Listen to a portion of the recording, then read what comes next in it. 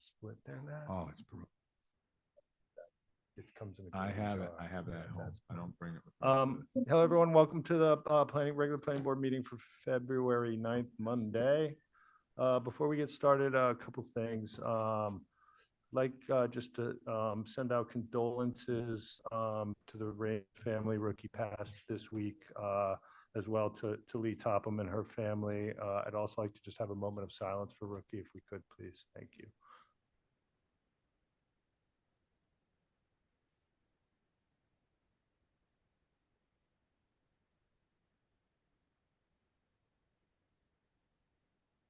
All right. On a much brighter note, it's Billy Saad's birthday today. Happy birthday, Billy Saad. Happy birthday, Billy.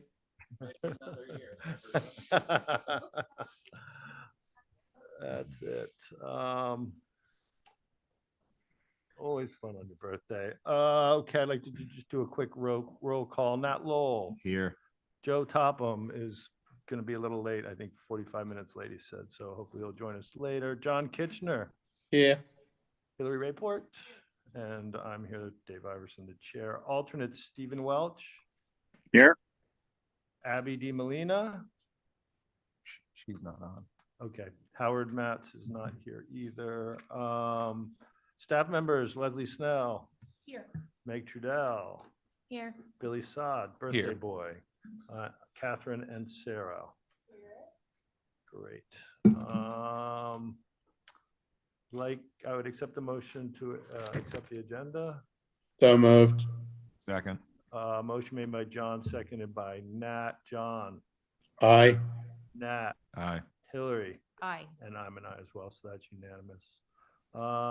Public comment for anything that's not on the agenda. Mike is yours.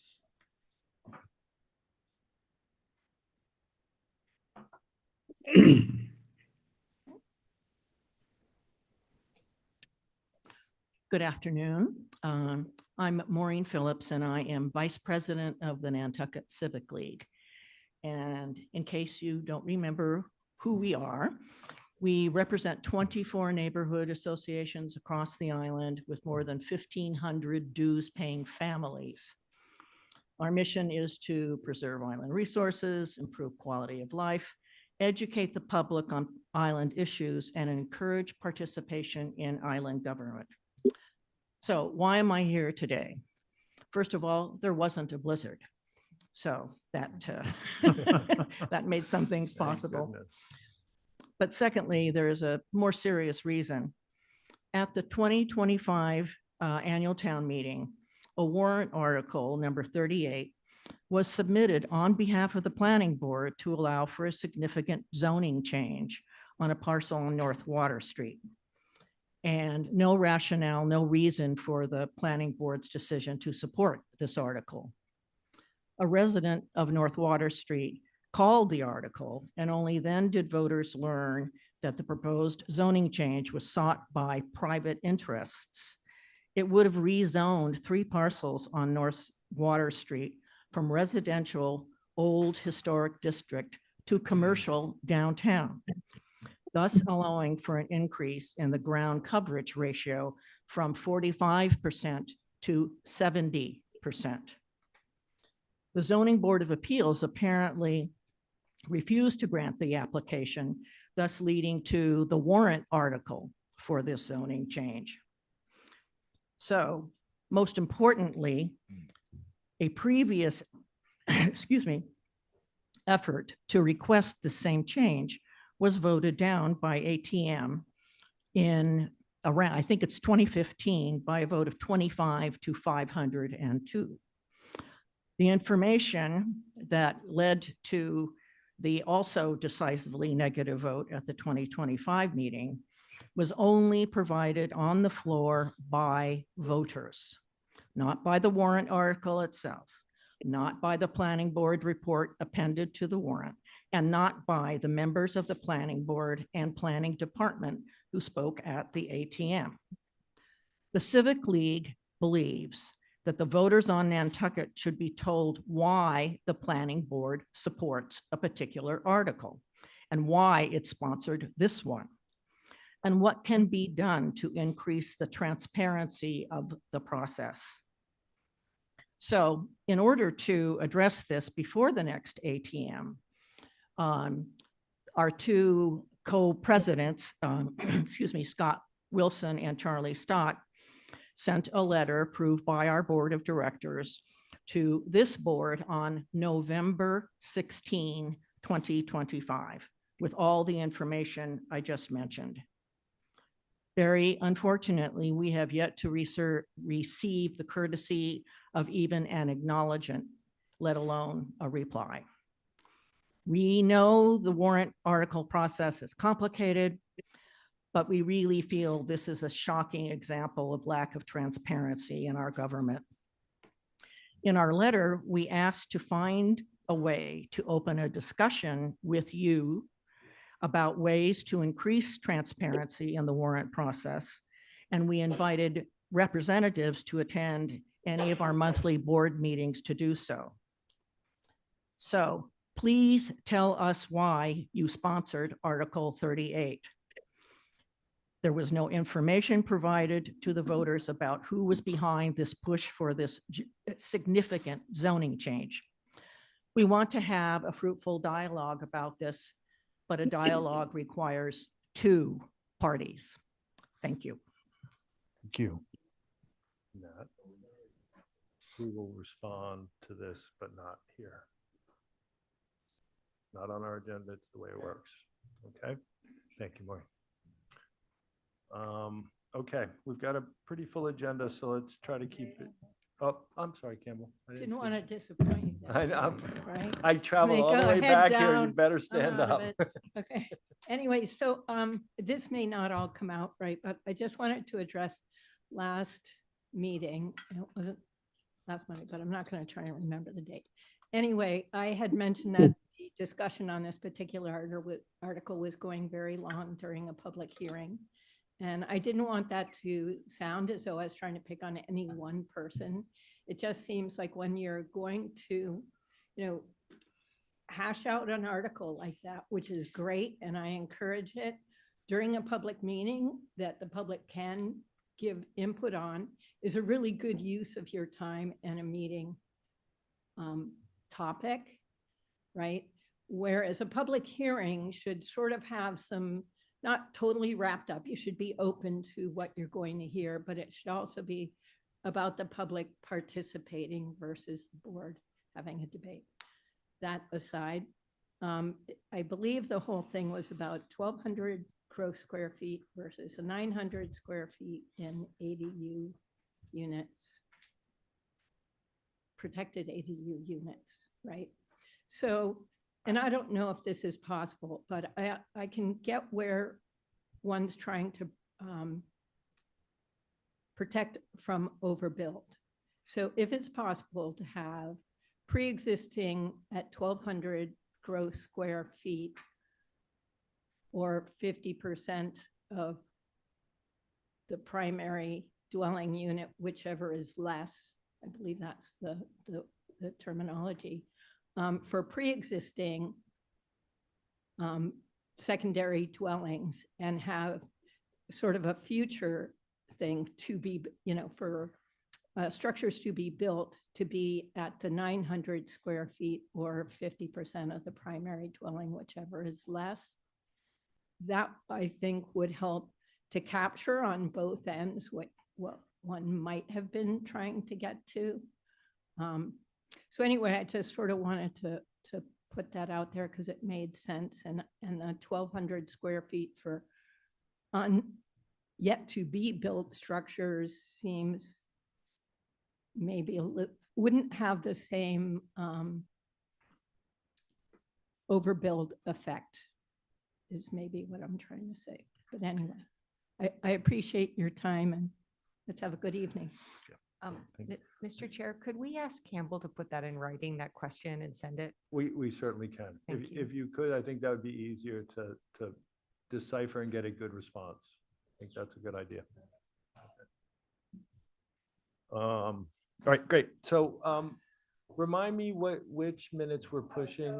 The January 12th and the 15th. Okay. So we're gonna Um, continue the 15th and the 12th. Yeah, Mr. Chair, I wanted to ask actually if we could continue the January and February minutes. I just didn't have time to get through It's a all lot. of them No, and So I'd like to give them my you attention. So you're all right with December? Is that the one we went over? The one in December you and I. Yeah, So yes, you're I'm okay. all right So- with December. Okay, and is everyone agreeable to that? Yeah. Pushing that? So we're gonna take a vote to approve December 8th, and we're gonna push everything else to March 9th, correct? Okay, Move So- approval of December 8th. great. Second, Motion made by Nat, seconded by Hillary. Nat, Aye. Hillary, aye. John, Aye. and I'm an aye as well.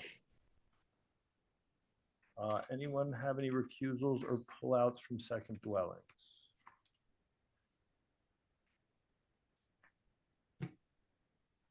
I would entertain. You could continue the 88 and 86 Buckmo Road Oh, to March 9th. We're waiting on some additional Okay. Yeah, information. So, I'll make the motion to approve. Well, all let right, me read through them, yeah, okay? let's do it that way. 35 MDV LLC at 35 Meadowview Drive, 3 Thurston's Way Realty, 3 Thurston's Way, 3 Sherburne Way Nominee Trust, 3 Sherburne Way, and 19 Sherburne Turnpike Nominee Trust, 19 Sherburne Turnpike. I entertain a motion on those. I'll move approval of 35 MDLC. You can just, Thir- I've the already th- read them all All off. right, I'll move approval of those 3. There's- Second. There's 4 actually. Well, now. no, we're continuing. 88, which is 88 and 86 are one item. Okay, well, that's what I mean. We're approving the 3. And we're Approving 4, continuing- we're approving 35 MDV, we're approving 3 Thurston's Way, we're approving 3 Sherburne Way and 19 Sherburne Turnpike. Where's 3 no. Sherburne Way? It's Huh? the same thing, Dave, the last one. 3 Thurstons and 19. I have 3 on my agenda. It's not Sherburne Way. Oh, I'm operating on. an Sherburne old Way is a agenda, so different road. I apologize. Yeah. I'm operating off of the draft agenda. Okay, I do that all the time. I apologize, Nat. Oh, it's all good. Okay, so, So we're yes, you're moving right. approval of 35 Yep. MDB, 3 Thurston's Way Realty Trust, and 19 Sherburne Turnpike Nominee Trust. do I have a second? Second. Motion made by Nat, seconded by John Nat. Aye. John, Aye. Hillary, I'm going to vote aye, but I did just want to comment for the benefit of the board members that it would be useful to look closely at this 35 Meadowview Drive to see what it's going to look like when we have secondaries and they're adding ADUs. Yep. I'm not going to bother to pull it out for discussion. I thought I about think- that. I think they have some limitations down there with sewer and other things too. and the pond right there. Yeah, there's a lot of restrictions in just the nature of the makeup of that area down there. Yeah. I mean, We don't have a ton of purview. as It well. meets our criteria. I think we have to approve it. Yeah. But as far as how we think about the ADU bylaws, we're coming up to town meeting. I think it's illustrative. And I think the Sherburne Turnpike is also. Great. But we don't have a tertiary now, right? We So don't we're have a kind of- tertiary, but Well, I'm just saying, so you can't build 4. Like that whole thing is fixed right, but from you can last year. build. I'm just being, Yeah, I just want to make That's sure we're correct. clear on that. Okay. okay. Point taken. Yeah, point taken. All right, great. And then- So you made the motion. And I voted aye. I think we. Aye, oh, And I think and, you need to vote, Mr. Chair. okay, and I vote aye as well. And so that's unanimous. And then I take a motion to continue 88 Pocomo Road, So moved, 86, 88 Pocomo Road till March 9th. so moved. Second, Second. Motion made by Nat, seconded by Hillary. Nat, Aye. Hillary, aye. John, Aye. and I'm an aye as well. So that's unanimous. On to A and Rs. Does anyone wish to pull any of these out? And we have one that has a public hearing first. So what we'll be voting on is 12 Marble Way, 17 Hooper Farm Road, 19 Hooper Farm Road, 19R Hooper Farm Road, and 9 Monomoy Road. Do I have a a motion on those. So, make a motion to endorse 12 Marble Way, 17 Hooper Farm, 19 Hooper Farm, 19R Hooper Farm, and 9 Monomoy. Okay, do I have a second? Second, Motion made by Nat, seconded by Hillary. Nat, Aye. Hillary, aye. John, Aye. I'm an aye as well. To entertain a motion to, oh, no, don't have to worry about that. On to previous plans.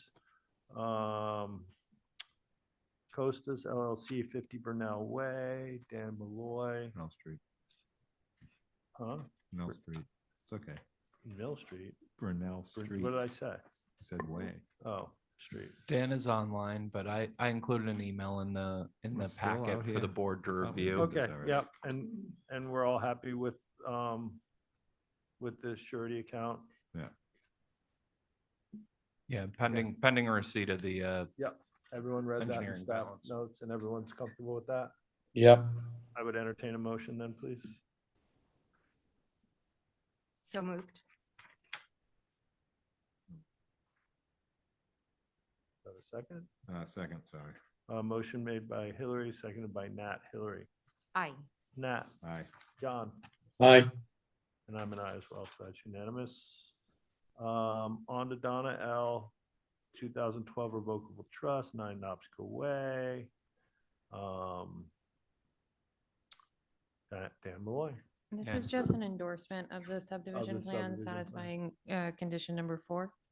So we just recommend that you endorse. Okay. Excuse me, I'll make a motion to endorse. No discussion first, everyone's good? Well, I actually Okay. have a question just Yep.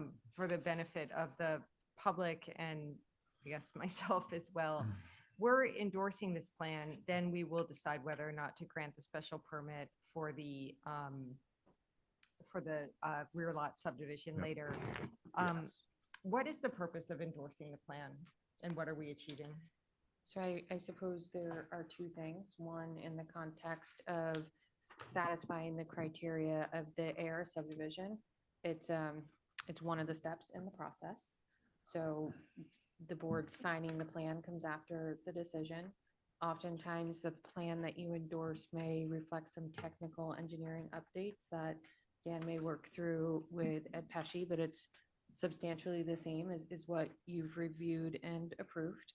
And then in terms of the rear lot subdivision, it serves as a criteria to be eligible for the rear lot subdivision special permit. You have to either have an AR with no waivers endorsed by the board, an AR with waivers where the decision has gone through the appeals process and then is endorsed by the board, or an ANR, which is allowed by right. So those are the different criteria to move forward with a rear lot Okay. special permit application.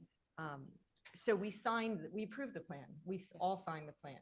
And now we're endorsing it again. And is that because there's small changes or no? No, it's just part a of the step process. in the It's a process. second surety. Yep. So I have a question for the chair about this. Mhm. I know we'll talk about this in association with the rear lot subdivision, so we can put it off till then. But, you know, personally, I feel like we kind of had a handshake about why we were granting all these waivers. And that then the thing that we were expecting, it didn't come back. It wasn't possible to bring it back. It's just was a different scenario than I think other people were treated differently in association with requests to grant waivers. We don't need to argue that.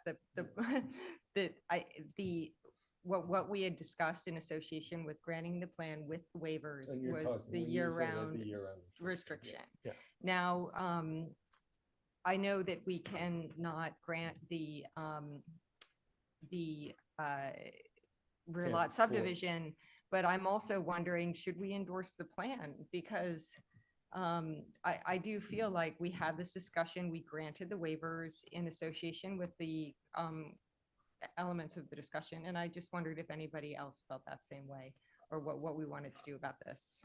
So how I feel is that there's still an opportunity to work out what's best here, right? Is either give them their 3 lot rear lot subdivision and restrict it to one dwelling in the end would mean 6 dwellings because they'd each get an ADU, or just let them have their by right. And I think, so I still think that it's a valuable discussion to have. In the end, they're going to get a subdivision.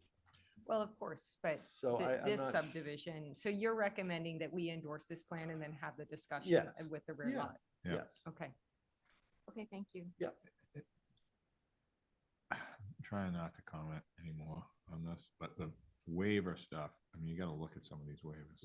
They're But like things that we but- don't, Right. we would, like nobody would roadway want. But I thing. didn't have the Yeah. opportunity I- to discuss that. Yeah. I know we've had this big Yeah. conversation for forever, it seems. Some of the stuff in the subdivision control law is like big city stuff that we don't want here. And if we ever did it, people would think we were crazy. So when you say the word waiver, it sounds like we're giving something away, but we're actually taking away something no one would want. So it's Right. kind of a mixed Yeah. conversation. You have to know what that even really means. We're not really waiving Oh, I understand. And stuff that's something that like given away. We're actually making it so we don't want these things to be in these small subdivisions. Not like a Right. large So road. I have a lot of comments about that, which I will Yeah. hold for when we have that discussion. Yeah, no, I know. Right. I'm just, Great. looking Yeah. at them and I'm like, Mhm. I'm having flashbacks. Okay. Okay. So you're good for now? Yes, Hillary? thank you. Okay. Yeah. All right. So I would entertain a motion to endorse this. Yeah, I'll make that motion to Okay. endorse the plan. Do I have a Yeah. second?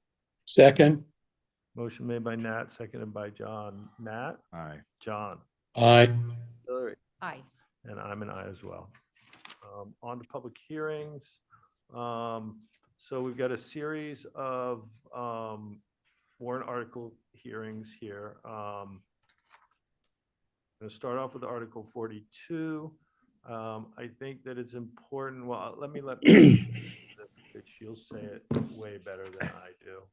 Oh, Yes. and we do have Leah Hill and Shannon Holst online for any questions, but Okay, I hope that there aren't many.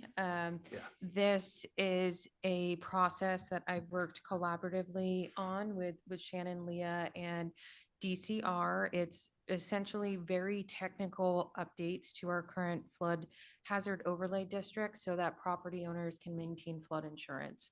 FEMA and DCR require this for all municipalities across the Commonwealth. And if it's not adopted and it's not reviewed in accordance to their standards and approved by them, we run the risk of losing flood insurance for property owners. So it's really important that this gets passed. And these updates have been reviewed and preliminarily approved by DCR. So I would ask that you go ahead and make a motion to approve these. great, well said. Board members, questions before we go to the public? Questions, comments? I'd love to hear it presented by, Shannon and Leah are the real experts. I'm looking forward to Okay, hearing from them about that.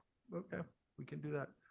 I think you'll hear a similar presentation as Yeah, I said the exact thing to them yeah. via email today. And I'll also mention that I serve as the planning board's representative on the Coastal Resiliency Advisory Committee, and we've discussed this.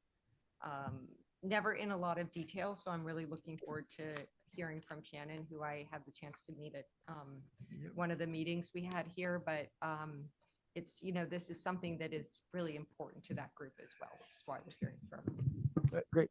Shannon, would you care to make a more detailed presentation? Sure. Megan covered it pretty well, but I can add to it. So, as was already said, this is required in order to maintain participation in the National Flood Insurance Program. Nantucket has about 800 policies with the National Flood Insurance Program, so there would be lots of folks who would suffer negative consequences if it weren't passed. So basically, these are things that were supposed to be in effect since the town joined the National Flood Insurance Program back in the 80s.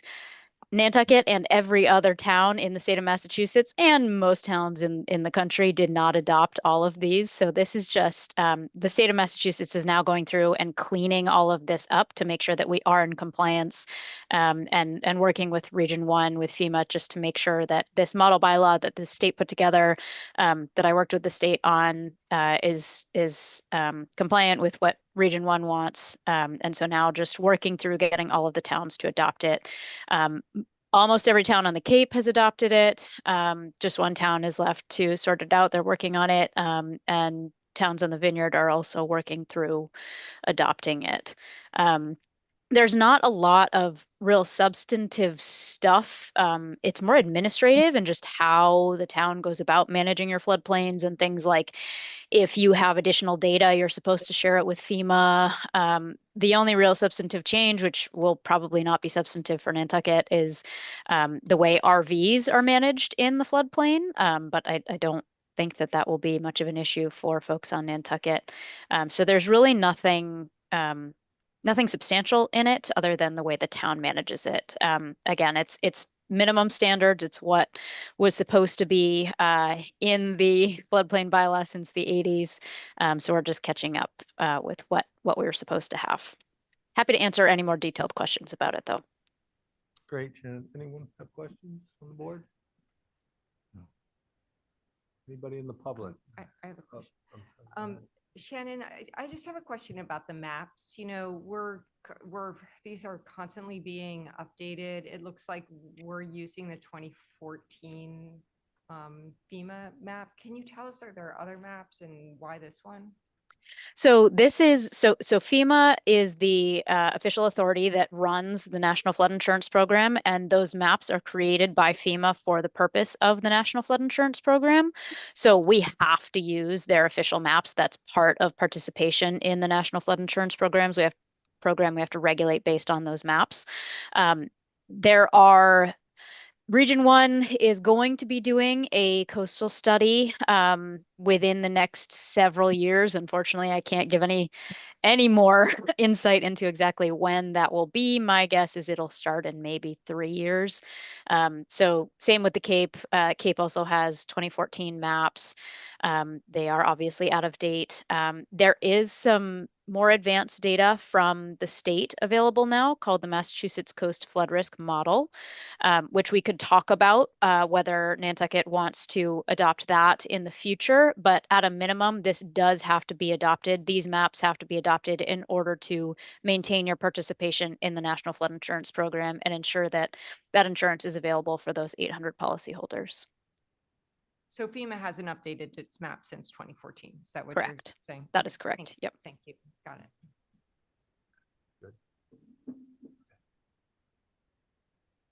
Just have a quick question. Hi, Campbell Sutton. So this, I noticed that this is for 2014. This was just stated, that flood map. There must be some new ones coming out, and one I'm wondering, will that require adjustment to what we're adopting now? Or will what's being adopted in terms of verbiage now apply to the new map? I can only assume one will be coming out, given the water variations that have been occurring. The other question I had was whether, I just had a chance to just scan some of this. So will this create more structures in this designated floodplain that will be on piers or elevated 4 or 5 feet, as we've seen some of the structures on Washington Street? Is that answerable? Is that So I directed to don't think the Shannon? bylaw itself creates any allowance that would allow for additional structures. In terms of the date on the map in DCR's review, they specified I had to include that date. So I would presume if updates need to happen in the future, they'll coordinate with our office to get those taken care of. But for now, we need to insert that date as a reference Right. point. But it will be used by those that are building or renovating or what have you to increase the heights of their buildings. I could take that if that's okay, Mr. Chairman. Yeah, that's. Yes, please, Yeah. Shannon. So with the date, that's correct. There are no new official maps from FEMA on the horizon with a definite date, again, sometime in the next several years.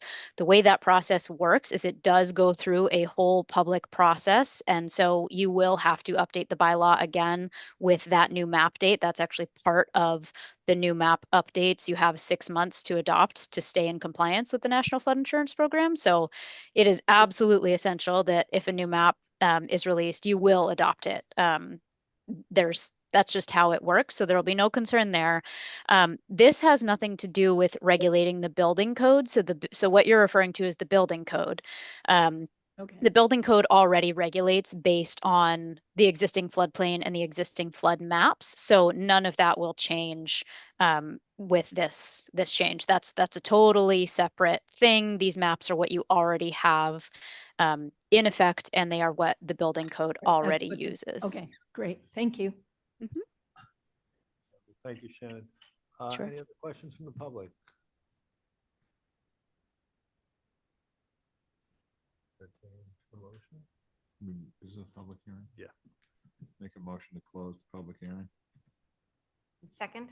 Motion made by Nat, seconded by Hillary. Nat, Aye. Hillary, Aye. John, Aye. and I'm an aye as well, so that's unanimous. Make a motion to give a positive recommendation. We looking for 2/3. that word, positive? And this is a 2/3. 2/3. 2/3, Okay. yep. Second. All right, motion made by Nat, seconded by John. Nat, Aye. John, Aye. Hillary, Aye. and I'm an aye as well. Okay, we are on to Article 51. Use chart definitions, second dwellings. Meg. Sure. So if you recall at your last meeting, I mentioned this was going to be re-advertised for today's meeting because the use chart changes for the districts listed are proposing to go from a yes to a no. The reason being is in commercial downtown RC, RC2, we eliminated primary dwelling as an option, so automatically second dwelling wouldn't be allowed. And then in the R1, SR1, ROH, SOH, R10 limited and R5 limited, in those districts, you currently can only have 2 dwelling units. So with the inclusion of the protected use ADU, they can still have 2 dwelling units. This just prohibits them from now being allowed 3 because the ADU is going to be allowed by right. So it keeps the density the same. This bylaw proposes to add additional language that merges some concepts of our existing tertiary bylaw into it. It also exempts property owned by community land trust from having to remain in common ownership, and finally puts density limitations in place that were also a part of the tertiary bylaw. All of these things may be waived by the planning board should a property owner need to move forward with a special permit request. So when I say all of these things, I mean the things in the definition. I do not mean the things in the use chart. Board questions? Yeah, I had a question on this, something that I thought about just suddenly occurred to me. So we're also getting rid of garage apartment. I'm gonna address my questions to you, Megan, if Oh, that's sure. okay. Yes. So we're getting rid of garage apartment because it's redundant Yes. with the other dwelling options. And I think we're gonna see most garage apartments are permitted probably as ADUs.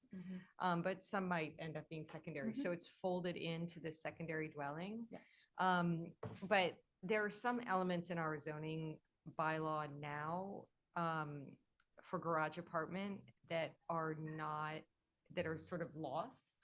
And I thought, let's talk about them so that we can be, intentional if that's really what we want, or if we might want to bring it in.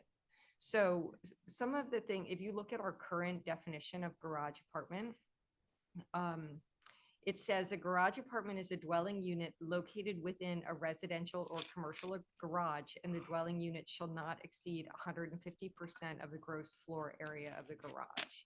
So since the only place that we talk about garage apartments now will be the secondary dwelling, I was wondering if we might feel that it's useful to keep that idea of the garage apartment cannot be greater than 150% of the gross floor area of the garage first. And the second one is that we are now introducing the concept of an attached garage apartment into the secondary dwelling.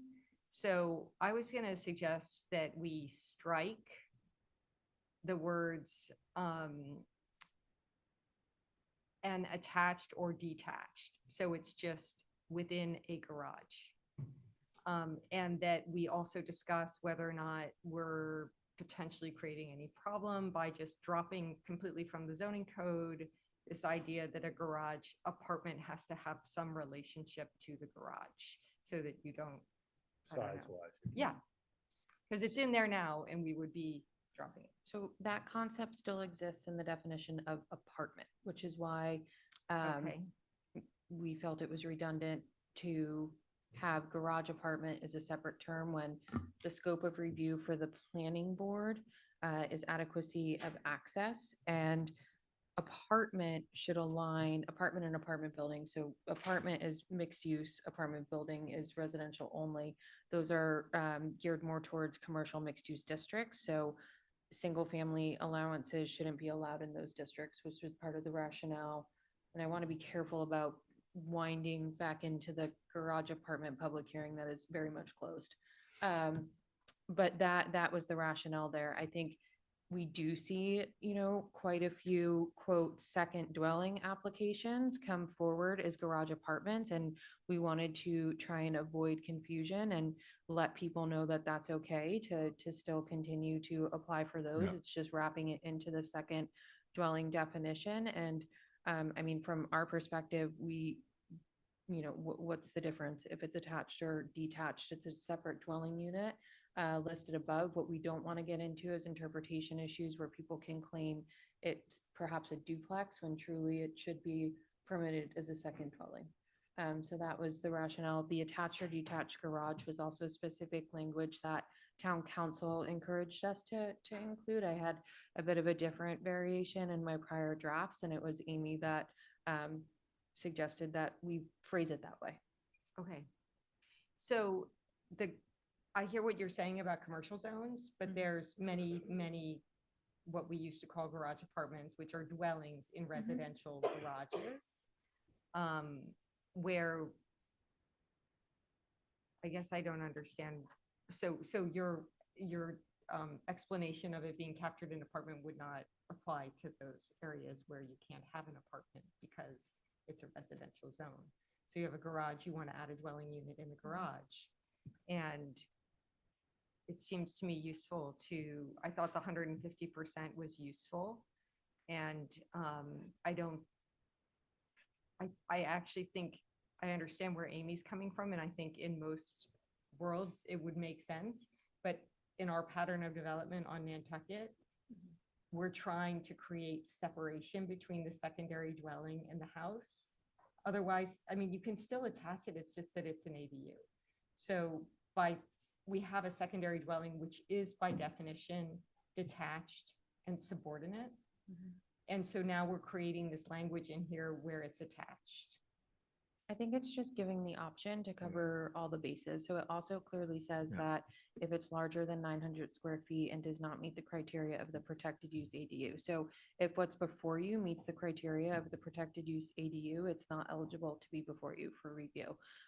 You can also apply for a standalone cottage. So that the logic that 150%, that ratio has to be off, then it wouldn't make sense to merge the definitions, which is the whole point of, I guess, eliminating terms and merging them together to reduce overall confusion.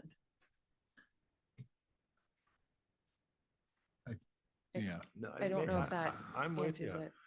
it. it's reducing the confusion because the states create more. I think that's what we're trying to do here. And also with sorry, Hillary, I don't mean to just jump in. I'm just thinking No, about it's a question for the when you board said the discussion, yeah. pattern of development thing is a good point.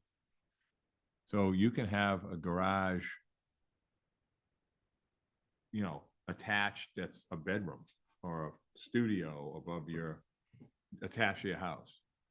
You can have a garage freestanding that has an unfinished second floor, let's say, and then all of a sudden it gets turned into a tertiary. I know we don't have them anymore. Now it would be an ADU for the most part, or a second dwelling.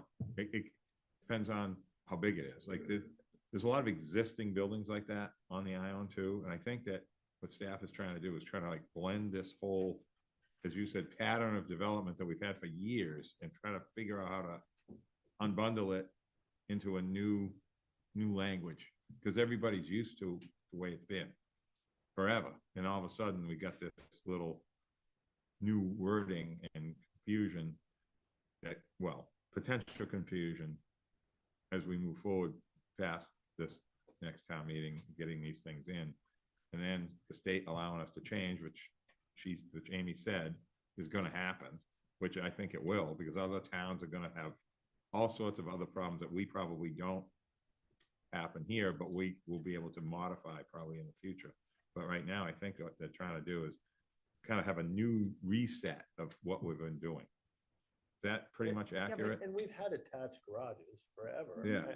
And so I don't see an issue. Someone might decide now with an ADU, like with a new ADU law, oh, look, I can have still have it space above attached. my attached garage and I'm Right. gonna turn it into an Yeah, ADU. that's, yep. And then it would be an ADU, Yes. but we're also creating space in our zoning code for people to create extremely large attached secondaries that are permitted as secondaries But what's the of difference between- garages. Well- And I hear you, but what's the difference between that and them just creating a giant second dwelling that isn't a garage? Well, because the second dwelling has to be 20% larger or smaller than the primary yeah, dwelling, and it has yeah. to be 10 feet away. And so within the definition of second dwelling, we're creating space for attached dwellings if instead of someone has a- relegating them to ADUs. And I hear you, but if someone has a large attached garage and a space above it that they would like to turn into an apartment, and it's bigger than 900 square feet, this allows them to turn that Right, into a and dwelling. that's a new thing, because what we said we wanted to do was keep our zoning code unchanged. So this is one way that we're changing it. And I just think we should be aware I'm that not sure we're really changing it, to be honest. That with doesn't you. add a new development permission. You could do that under our existing bylaw today. You can It would- create an attached garage apartment, attached by breezeway, if I'm correct, right? Of any size, as long as you meet ground cover and setbacks. So you can have a 6-bay garage attached to a single family home with a 5-bedroom apartment over it, if that was your desire, and you could make it work on your property. You can And do it that would have today. been permitted as a garage apartment. Yes. Uh, Through the same review process as second Okay, dwelling. so that Yes. was one way But I that think it did happen. what's Even though happening now is, we're folding it into secondary, which was Yes. something that previously had to be detached. A secondary had to be detached. A secondary dwelling did, so that's Yeah. why on your current applications, it's the same scope of review, it's slightly different terminology.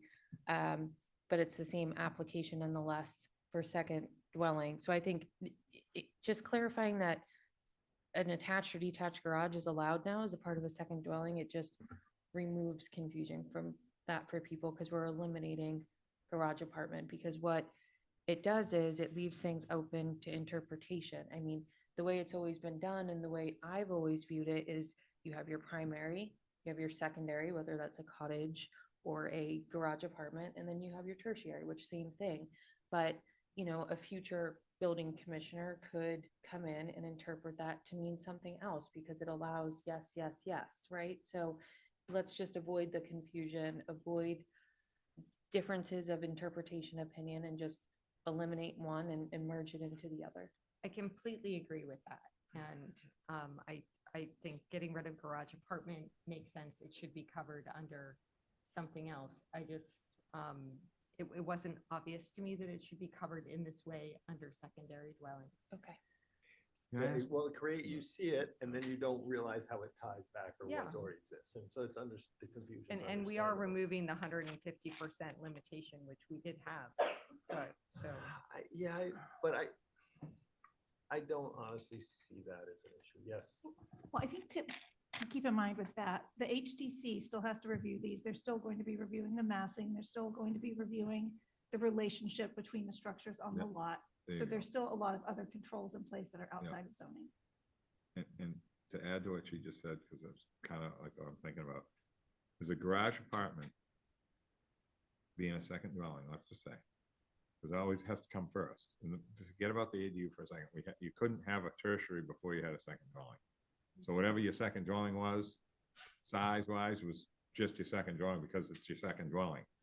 And if you built a new second dwelling bigger to be 20% less, then the other house becomes the tertiary. That's how it used to work. So with that said, if you build a garage apartment, Meg, and it's gonna be the second dwelling, how does that 20% differential work? Is it the whole building? It is, isn't it? It's not just what's above it. Okay, that's important because it fits into what Leslie just said about HCC. You still have to have that 20% difference Of the footprint. of the footprint of the actual structure. So that sort of keeps us in the pattern that we've been in. But the attached thing is, I mean, that's more of a convenience.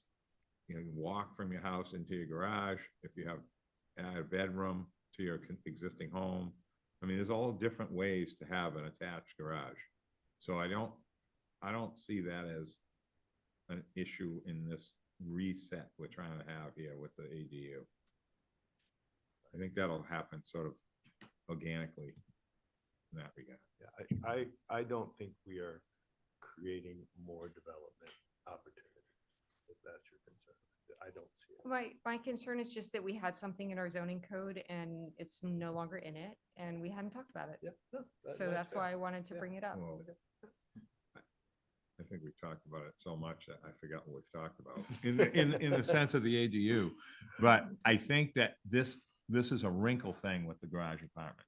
I mean, we had until R10 limited, until we reset Mizzenmast, Pine Valley, their second dwelling in their original decision from the mid-80s was a second dwelling was a garage only. Mhm. They didn't have, you couldn't build a second dwelling until we reset that zoning over there and got rid of the RC. So that's just a good example of how how we were thinking back in the, 1985. It's like, it's kind of hard to believe that was what was the agreement in that subdivision. So anyway, I'm gonna go to the Okay. public on this Yeah. one. Joe has his hand up too. Yeah, who does? Joe Topham has Oh, his hand Joe. welcome, Joe. Thank you, Mr. Chair. I kind of feel like the uh, garage apartment was created when people started renovating their garages with storage space above or a carriage house or something. So I just felt we, as a town or Massachusetts, quickly defined it. But I've always, every time I've read this, I'm like, why has this not just been made part of and enveloped into secondary dwellings? So I really don't think we're recreating anything, or I think we're just making it cleaner. Go to one spot. This is where you're going to go. This is how it's defined. I really think we're cleaning up a lot of language. I'm really kind of glad this is happening, to the town, and we're going to organize this. Regardless of what the state's doing, I think that we need to clean up this language. So thank you, Mr. Chair. Great, thank you, that's Joe. a good point. Right. Anyone in the public have a comment on this? Anybody online? No. Entertain a motion. Motion to Stop close. sign. That wasn't a sign, that was just breathing. Motion to close the public hearing. Second. Is that Joe? Okay, motion made by Nat, seconded by Joe. Nat, Aye. Joe, Aye. John, Aye. Hillary, Aye. and I'm an aye as well. Okay. It's a 2/3. This is 2/3, Mr. Chair. Yeah, I'll make a motion to give a positive recommendation for Article 51. All right, 2/3. And I'll second the Messiah's vote. All right. Motion made by Nat, seconded by Joe. Nat, Aye. Joe, Aye. John, Aye. Hillary, Aye. and I'm an aye as well. Okay, we are on to Article 58. Old South Road, Forest Ave, Rosebud Lane, Hinsdale Road. Meg. Can you actually, Billy, put up the map that I just sent around this afternoon?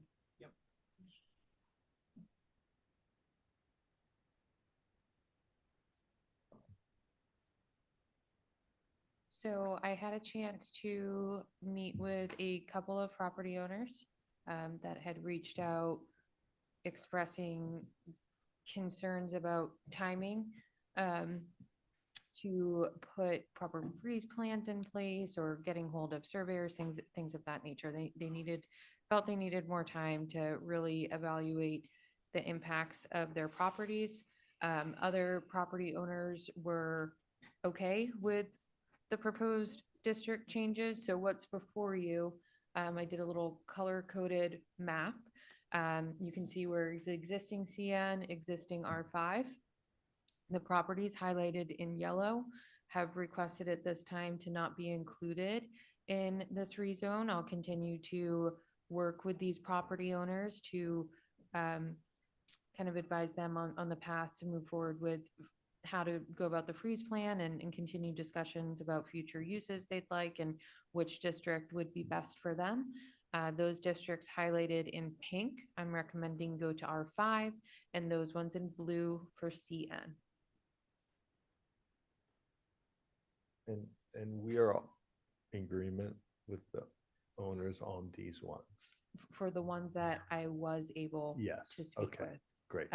There was a letter included in your packet from the owner of 42 Old South. I didn't actually speak to him, but I included him in the parcels to be removed because he did request to be removed. And those are RC2 now, right? They're RC2 How many now. RC2s do we have live? This is Not like a lot. the It's- end of it, right? This is one of the last. I have that number if you just stand by. I just asked for it. I think we should throw a party when RC2's gone. So there's a lot of developers that don't feel the same way, but Okay, so when we started phasing out RC2, I think we had about 1,300 acres. I have that number too, but not as handy. We're down to 45 acres. great. So it's been a huge reduction. Good job. All right, comments, questions from the board?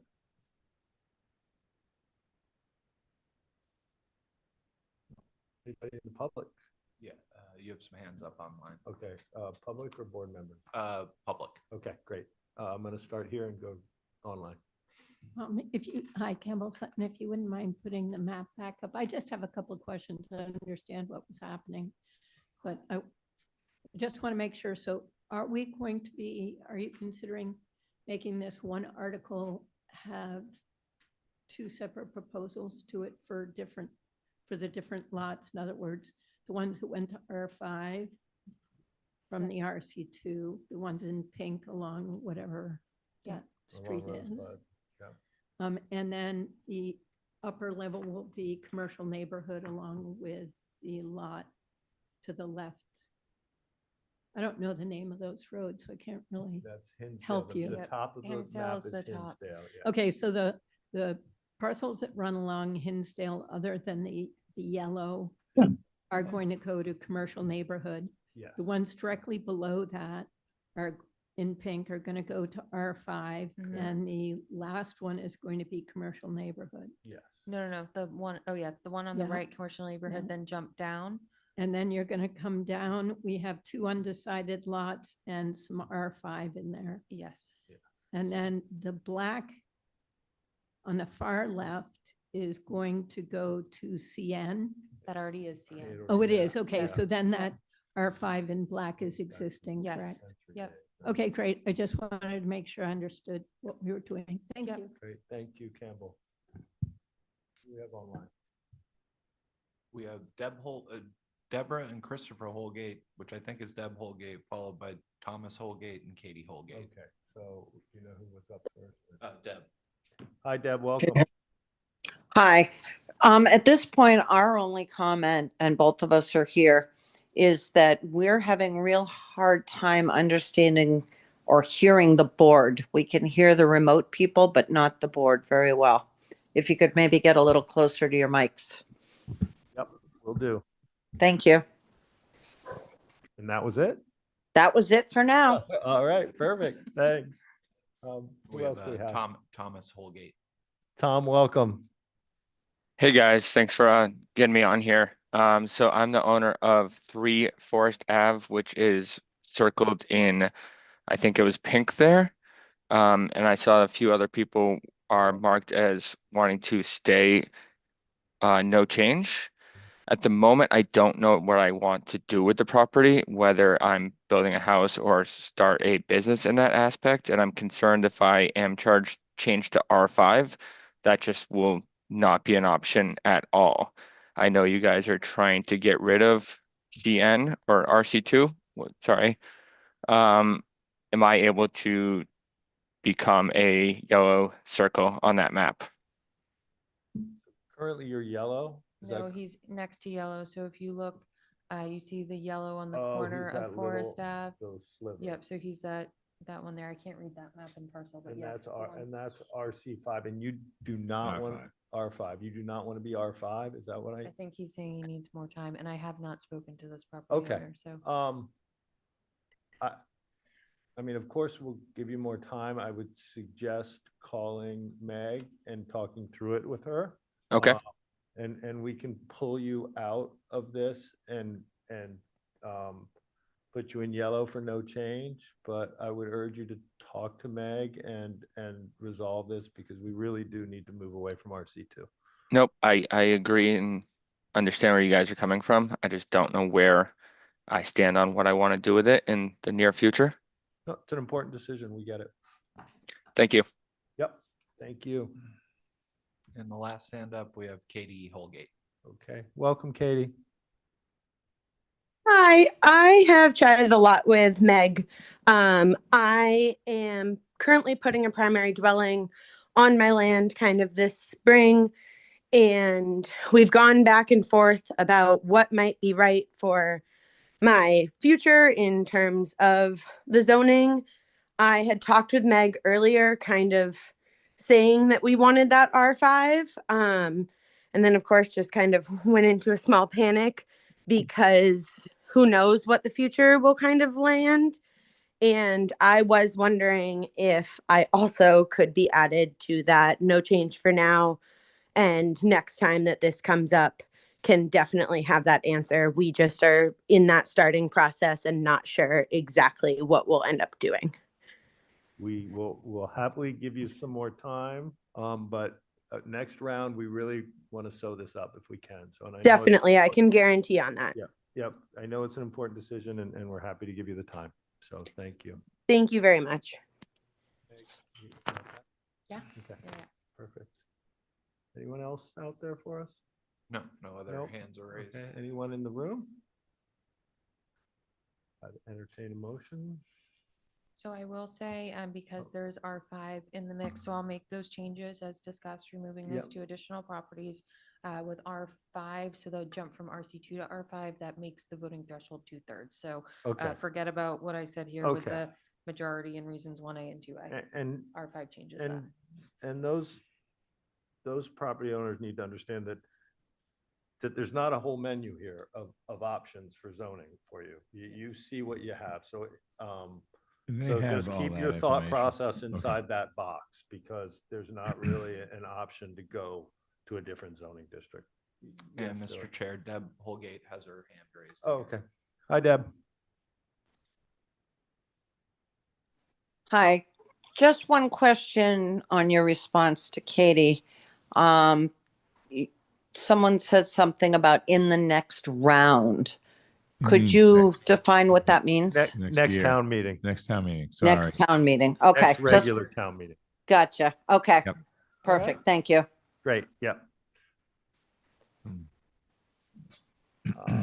So So it buys a year. which ones have now been? I'm no longer on. Yeah, so, we've taken The out one that's 3. 68782, right? 3, number 3. The So skinny that one? Taking those out two. These 3 two. And 3A. Yep, 3 and 3A. And 3A. Thank you. Okay, all right, so I'd entertain a motion. Nobody's hands up, correct? No. Okay, I would accept the motion to close the public hearing. So moved. Second. Motion made by Nat, seconded by Hillary. Nat, Aye. Hillary, Aye. John, Aye. Joe. We lose him? Joe? Aye. Thank you. And I'm an aye as well, so that's unanimous. As to our motion, Make a motion with the changes made. Meg's got it. Give a positive recommendation, which is no longer, it's a 2/3 now? Yes. Okay, okay. have a second? Second. Motion made by Nat, seconded by John. Nat, Aye. John, Aye. Joe, Aye. Hillary, Aye. and I'm an aye as well. All right, we are on to Article 60, RC2 to CN, Bartlett Farm Road, Lug 2, Lug 3.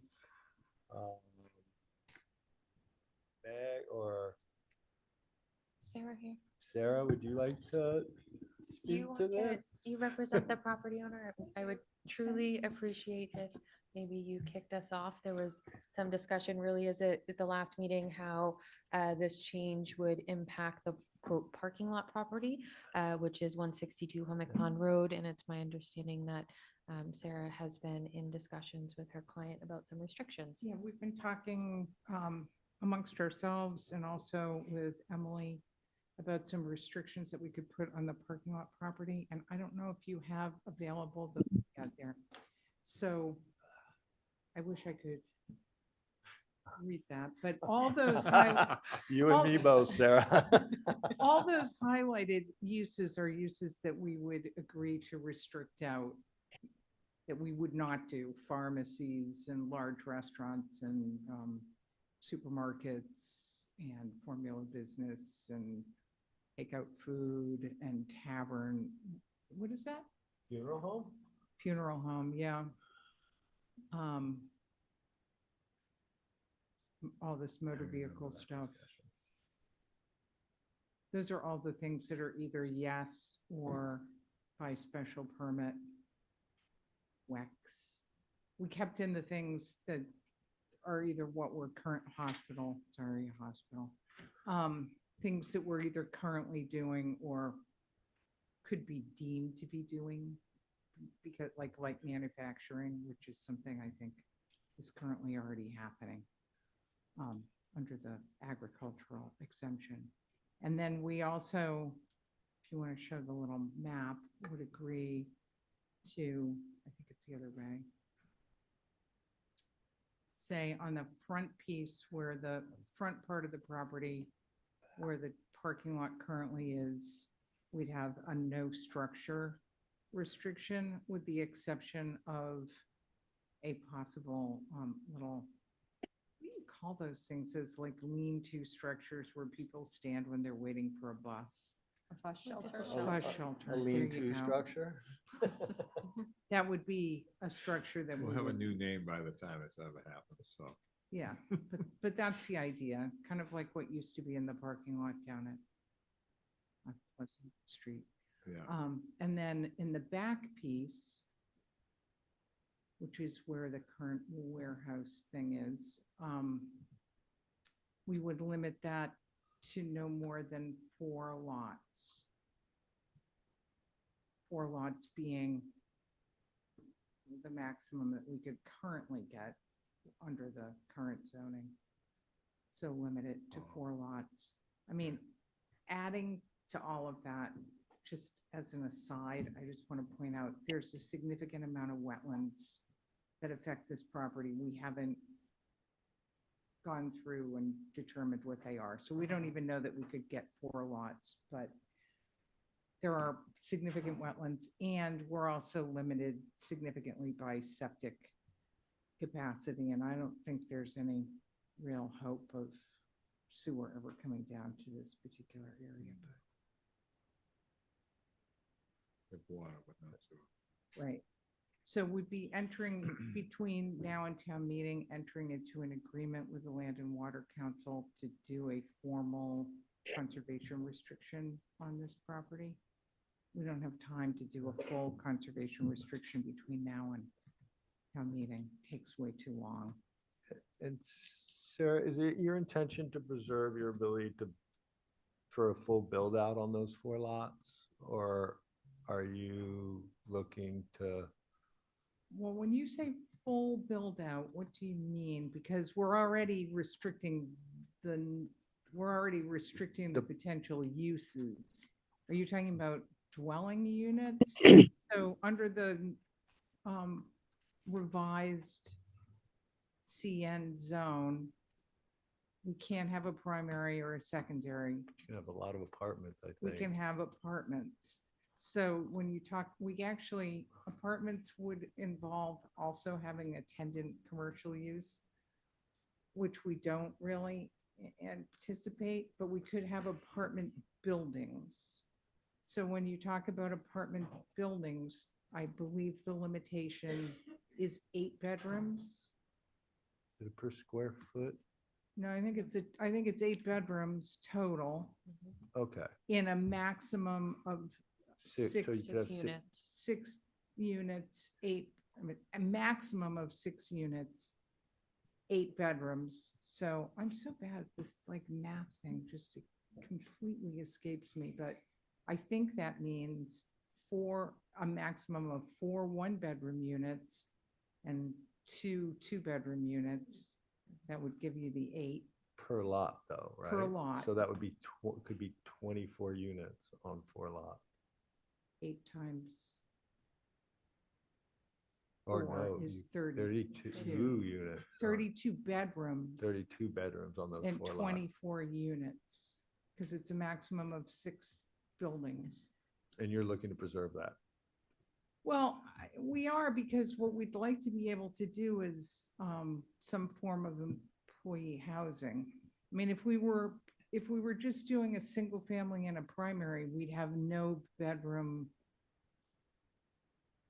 restriction at all. Yeah, and I'm just asking, Sarah, I'm not. I know, try- I not know. trying I'm to just cast thinking, I'm judgment. just trying to think it through. I yeah. mean, I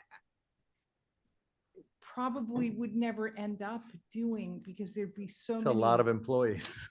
Well, it's a lot of employees. It's a lot of 1-bedroom units, and that we're really thinking then the more of septic, yeah. ways to house our employees and their families, and a 1-bedroom unit isn't going to do it. The other issue, of course, is that when you're talking about freestanding unit, every time you do a freestanding unit as opposed to a combined unit, you're increasing the cost. So it's kind of, yes, it is the worst case. So I don't want to tell Okay. you that isn't the worst case. No, but I just, it's important to understand what we're it's sort doing. of like a little cottage colony of 1-bedroom units. We don't really foresee that happening, honestly. It seems kind of Not super functional. not really, No. Okay. and not terribly practical. Board members' questions. Joe Topham, Sand is Okay. raised. Joe? Yeah, Mr. Chair, sorry, I just couldn't get my unmuted quick enough. I am going to recuse from this 2 applications. Okay, great. Thank you. Thanks.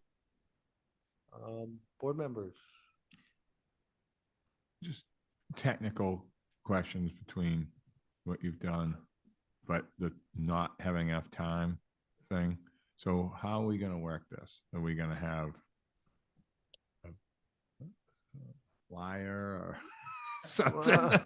What are we gonna do to make so the audience knows that this is clean and it just, we've had this happen before. Right. It'll be You know, on someone's green sheet. And it's everyone will guaranteed there's gonna be mean that it's something, 'cause this green is- vote, yes.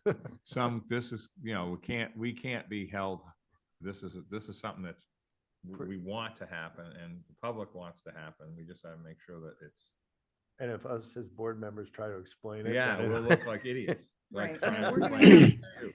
We're gonna have to do a flyer. We're gonna have to have the written agreement Yeah. with the Land and Water Council.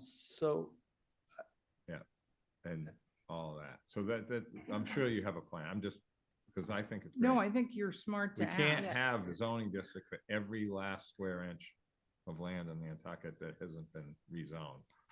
Right. So that's what we're doing right now. sunshine it, So creating it. in the past, you've incorporated these details in your comment. Yeah. So that way it's printed in the that too. warrant. Yep. So we can deal with that. Perhaps at the next meeting, we'll work with Sarah to draft something up. And in the interim, what will happen, just from a procedural standpoint, is Sarah will draft the document that details the restrictions. Leslie and I will review to make sure it's exactly as was discussed and voted on. We'll hold on to that in the office, and it's actually the select board that becomes the enforcement authority.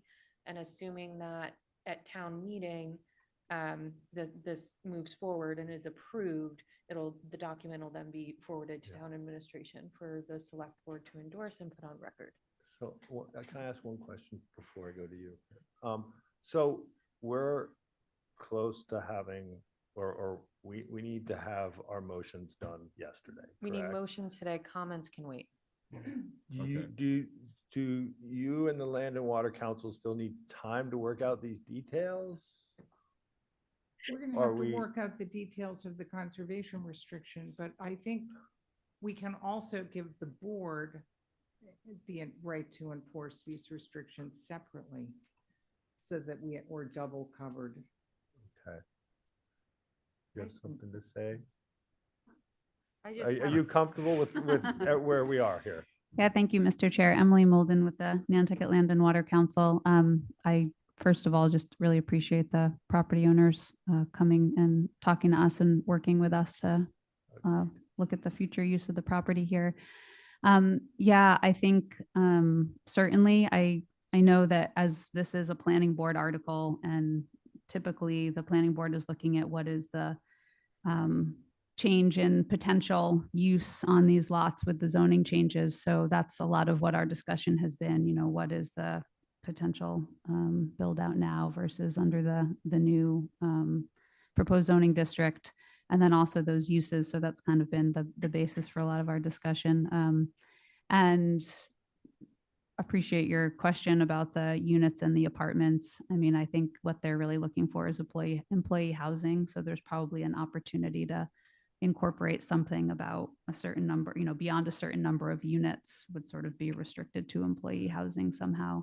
But I think otherwise, it's, as far as having an MOU by town meeting, that won't be a problem at all. The CR itself will take a little longer, but. Right. Great. Mhm. Great. Thank you. And when we say employee housing, I just want to be clear, we're not talking about dorms and. I can just see Cisco Estates #2 in my head. I'm sorry. I'm just. And I also, I mean, to be clear, like we're looking long-term, not at what the current owner's use is or desire for the property Yeah, and is, that's my but concern. right. over that, Because But, at some point, things may change. right. and In you never 50 or know what's gonna 100 happen. years, Yeah. right? That's exactly. No, that's I'm right. sorry to stall you out. Thank Yeah, you. thanks. Yeah, I'd Yeah. love to jump in here. Could I just get some background on why we're pursuing CN here? I know I know the objective is employee housing, but there are other ways to achieve that. So just a little color about like how this came about, why this zone as opposed to, because we also have to extend the town overlay district to have this zone. So why not one of the zones that's a commercial zone available in the country district? Just a little more about that. Well, first of all, when the Bartletts redid their zoning, they went to CN without extending the town district. And so CN was the district that was next to where we are. And we have the brewery piece, which is one of the dreaded RC2 pieces, which I know you want to get rid of. So this all came up in connection with that. Mm-hmm. And just trying to be consistent with what had happened with adjacent property. Right. And my understanding about that is that the reason why the Bartlett property is out there, because I think moving to town overlay district here is quite a big deal. So my understanding about why those CN districts are there is because they wanted to grow cannabis. And I so, don't, I have no idea what the yeah, that's, motivation for that that's what was. Megan let me know, was that it was driven by cannabis. And so it was really an accommodation because that was the only area where they could have a dispensary. And so this is the concern, of course, when we have a town and country zoning scheme and we've explicitly set aside the town area for the area where we're going to have intense development and the country area for the area that is going to be more scenic, less developed. And we have, you know, an existing master plan that says we want to keep that the way it is. We want to focus development. Then we have the Hummock Pond watershed issue, which everybody's hearing about a lot now. Certainly, we don't want to be seeing more development in that area. There's just a lot of reasons why suddenly identifying that this area should be one for infill, one for apartment buildings, is a concern. And then to have other people, in the same way we're pointing to Bartlett Farm saying, oh, well, that's CN, so we should have CN too. I mean, we have the VTech, we have VN in this area right across the street. It just seems like that would be let you do what you want to do and maybe be more consistent and not have to change our town and country areas. So was that discussed at all, the idea that you would have VN or VTech? Or it just didn't come up? I don't think it really came up. Okay. Well, I think we should have brought it up personally, because I think changing the town overlay district, extending it to an area adjacent to a pond that is threatened in terms of its water quality is a big deal. And I think it's a precedent that is a problematic precedent. In all honesty, I think it could be. I think with the amount of uses they're giving up here, it makes it a lot less of a risk that something bad is going to happen. They're giving up almost all the uses. That would be negative to the area. Yeah, I mean, And we have land and water council restrictions put on the property. So I understand what you're saying. You hate to see the overlay district grow outward. I think it's a big deal. And I think it's not something we should do lightly. And when we have alternatives that are there as accommodations in the country district. And R20 went all the way to the end of the pond at one time. I mean, I'm just saying, like, it's. We don't live in those days anymore. This is an area, though, that had a lot of different uses over time that were existing, that there was that whole sliver of R20 that went all the way out there, and there's still a lot of R20 still out in that area. And it's like, I think that this is a business and a use that went from sort of the other Bartlett's Farm, kind of back in the day, all this area, to sort of mix different uses. There was a lot of construction equipment out there before in the other section of this, in this area. I mean, I think that cleaning this up for the future is Emily said, I mean, trying to protect it for the future so it can't get overbuilt. I don't think there's ever going to be sewer out here. I don't believe that. Like, I just don't see any reason for it. And it would cost so much that it would be voted down for that section of the island. And I just think that this is a way to kind of protect what we're trying to do, but give them some more ability than LUG too. Isn't that what it's in now? The one side of it is. One side's an RC2 and the other side's an LUG2, right? Yeah, which is unbelievable. Like, that's crazy on both sides.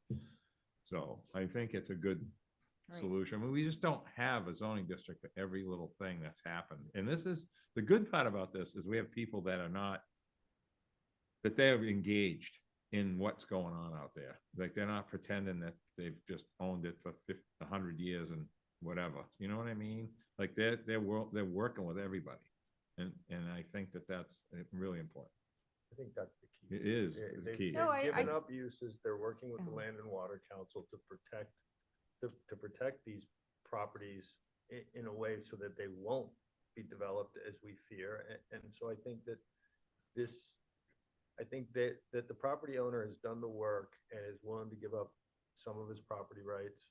And the Land and Water Council has been willing to take restrictions on it. And I think it takes the danger away, in my opinion, that you're concerned about. I think that I understand your concern, but I think that the work they've done, for me at least, alleviates a lot of that. So the property owner isn't giving up property rights. They're asking for more rights and not as many rights as the zone would convey. Well, So they're not giving up property rights. They're asking for more intense right. I just think, guys, that, you know, somehow CN got put on the table in the country overlay in an area where we have other zones that could allow this owner who we want to help do the sorts of things without precedent, without a lot of permutations and restrictions that are difficult. And to Nat's point, yes, we did make a lot of changes, and that's why, and it was hard because it really wasn't where it should have been. And you did make a lot of changes over years, and that's what we're trying to protect. So I don't see the fact that it used to be much worse as to be a reason to put it back in the town overlay district. And I think we should have never put this on the warrant. I mean, we didn't even get to talk about it before it was put on the warrant. Well, So we now we're talk about it here. We can't talk about it any other we can talk about which articles we want to put on the warrant before they go on the warrant. So we didn't get to talk about VN. So I think I've said my piece. I think I'd be happy to listen to the Land Council's solution, but I feel like we're here trying to solve problems instead of setting it up so that we didn't have so many problems to solve. Can I just, before you say anything, Emily, Sarah, can I just ask you a question? Of course. One of the things that you've conceded to, which I think is huge, and I think it got kind of slid over a little. So you've taken and agreed to having the number of future lots at what it would be with the current zoning. Like, that's gigantic because it's 7,500 square foot zoning that we're going to, and they're in 80,000 square foot zoning now. Am I correct in saying this? That's correct. Yeah, that's what I thought. And that kind of, like, to me, when you said that, I was like, ooh, this is really good. And then I didn't think about it again because there's all the other moving parts. And I'm like, I want to go back to that. That is a massive concession right there. To stick with what LUG2 allows in lot size in CN. That's, I mean, that's huge. You know, you're talking I an agree. amazing I agree. change. So that protects the future. If that ever got sold, I mean, I hate talking about stuff like this because I don't think that place is going anywhere. I mean, that place is unbelievable. It happened by itself, and with no plan, it just happened. And it's like, I mean, to keep with an 80,000 square foot lot is what they can do, and what they will do. Excuse me. What is a massive concession. The use part is key to this, and getting rid of all the uses that we don't want there, and they're willing to concede to. But that lot size thing is big. So I just wanted to bring that up because I don't think that got disagree with that. forgotten. No, I don't disagree with that. I've got John with his hand up. Yep. Sorry. John Kitchener? Yeah, thank you, Mr. Chair.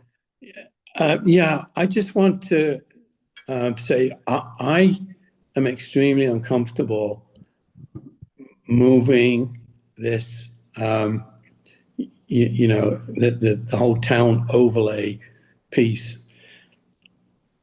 without the owner and Emily perhaps going back and taking a look at this to see if we can do anything within the current country overlay. At least can't we look at it before we just say yes to this? Thank you. I think if we were going to do that, we'd have to take this entire article off the Yeah, table. for this year. Right. Yeah. I mean, I think all of these articles that got put on the warrant without the planning board specifically looking at each one and saying, please put it on the warrant, have created some problems.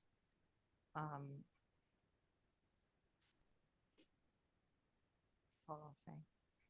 I mean, this did appear on our list of probable that has existed for over a year, I think.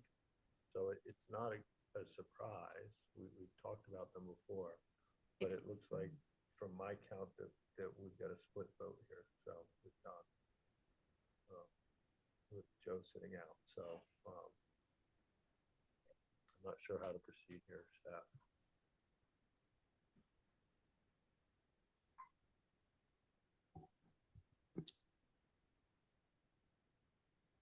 Well, I mean, a 2-2 vote isn't going to advance No, the article. no.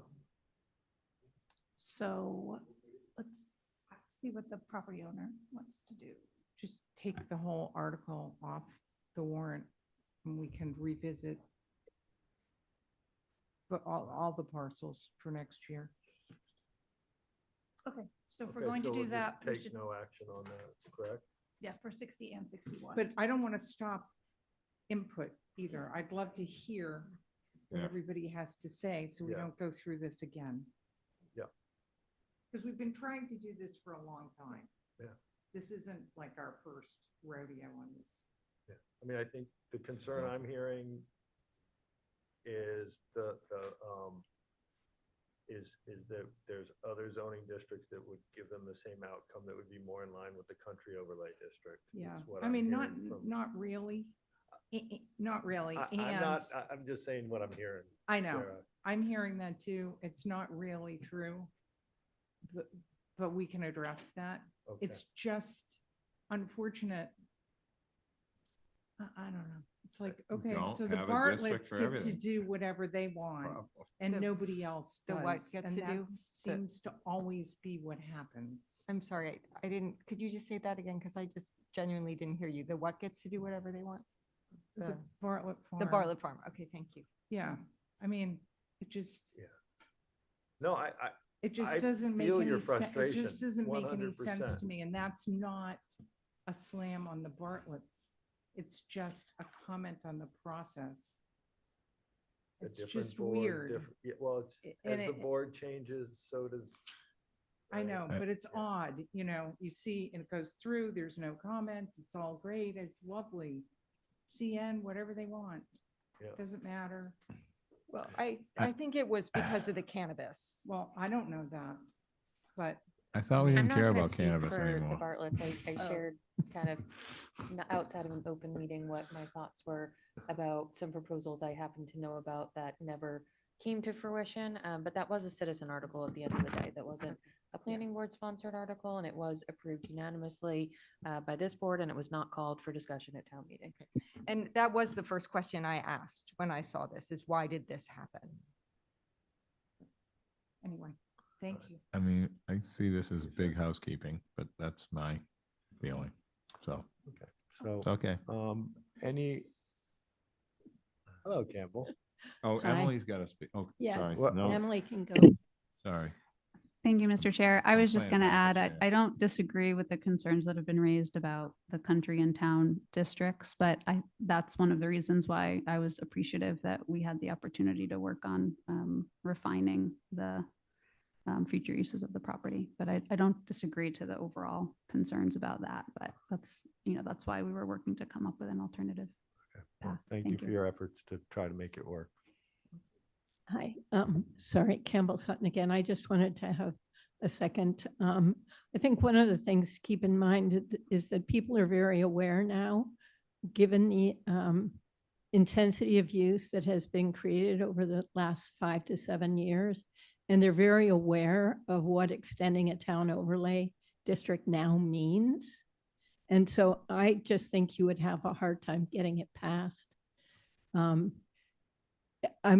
would be interested to hear about the commercial neighborhood being used within the country overlay district. If that's indeed what happened to Bartlett's, that might be a spot where there's some room for movement. But, I was going to vote against both articles, just period. There's VN, there's VTech in the area, actually closer than the CN, the commercial neighborhood. And I just, if we're trying to create, well, at one time, let me say, the board was making an effort to have like sort of your dense, less dense, a little less dense and country, right? And it seems like we're starting to just take density and rub it right up against the country overlay. And I have concerns about that. I think other people do too. So I was glad to hear the discussion on the commercial neighborhood. And if that's possible within the country overlay district, then that might be something to look at. Thank you. Right. Yep.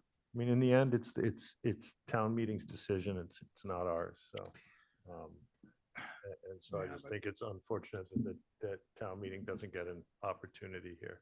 I guess someone could call They it. will. So, yeah, It'll be on the someone warrant. can call it. Yeah. Okay. But Anybody that's- else in the public?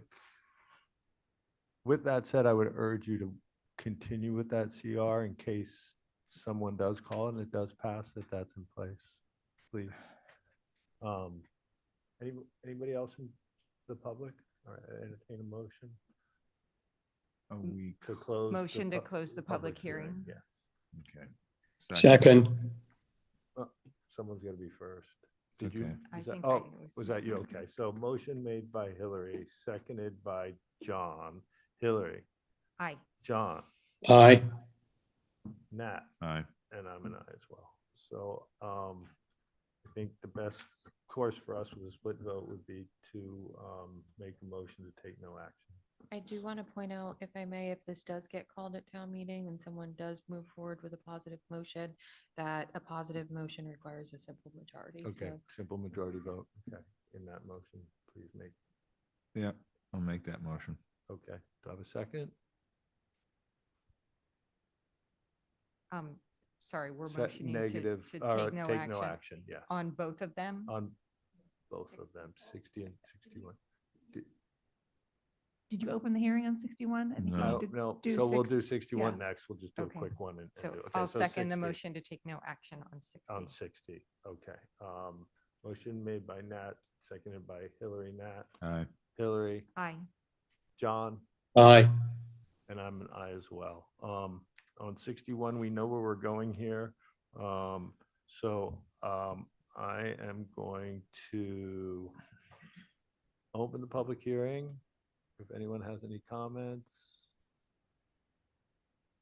Take a motion to close the public hearing. So moved. Second. Motion made by John, seconded by Hillary. John, Aye. Hillary, Aye. Nat, Aye. and I'm an aye as well. And then I'd entertain a motion, and would that be a simple majority on this as well? no, this is a 2/3. Okay, 2/3 to take no action. I would take that motion from someone, please.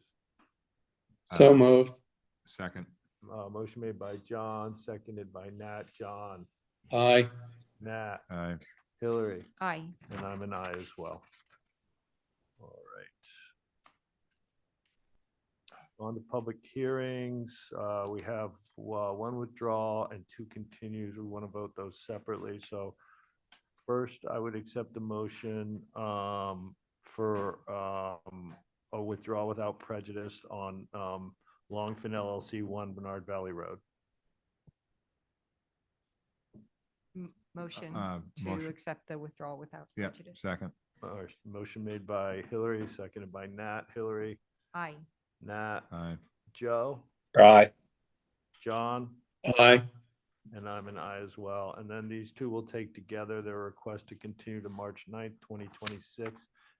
Maryland Lane Homeowners Association Trust, 9 Korea Lane, and 159 Orange Street Limited Partnership, 1 West Creek Road, both continue to March 9th, 2026. Make a motion to Continue. grant the quick, continue. All right. Do I have a second? Second. Motion made by Nat, seconded by Hillary. Nat, Aye. Hillary, Aye. Joe, Aye. John, Aye. and I'm an aye as well. All right, next is Christopher D. Wraith, 7 Milestone Road. Arthur Reed, is Arthur online? Yeah, I'm moving them over. All right now. right.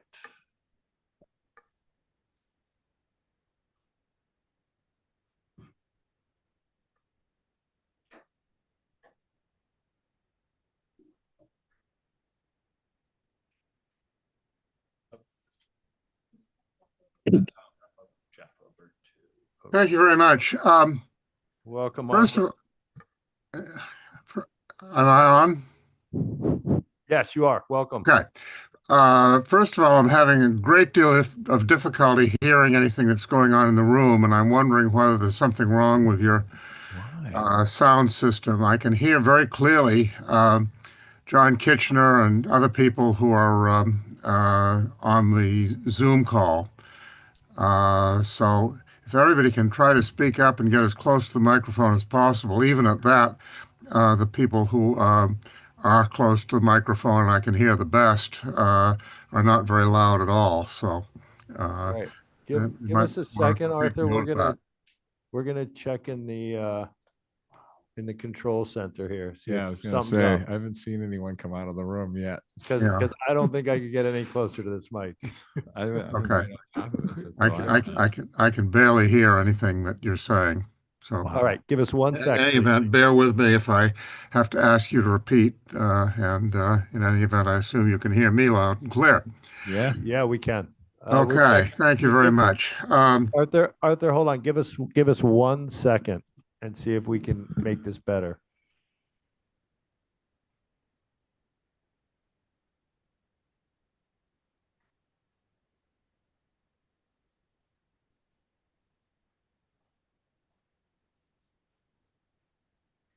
Okay. All right. Okay. All right. You go ahead, Arthur, and we'll do the best we can. Okay, thank you very much.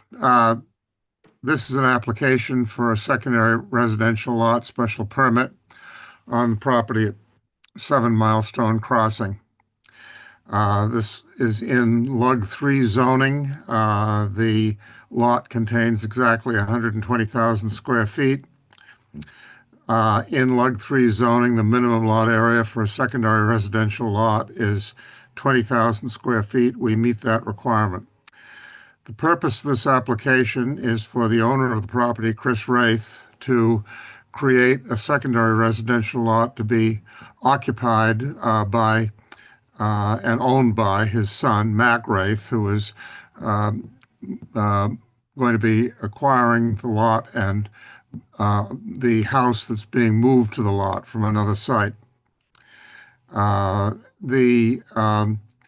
Under the provisions of the secondary residential lot, it is either subject to the covenant or is to be occupied by a qualified family member, which would include a child of the property owner of the main lot.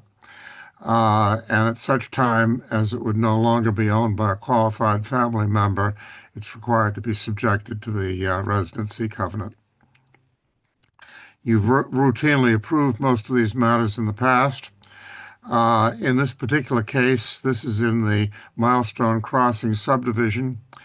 There was a deed restriction against subdivision. However, the deed restrictions in this subdivision expired in November. The right of enforcement of that restriction by the planning board was not a condition of the original decision, and therefore there's no need to modify the original decision in order to provide for the subdivision of this lot.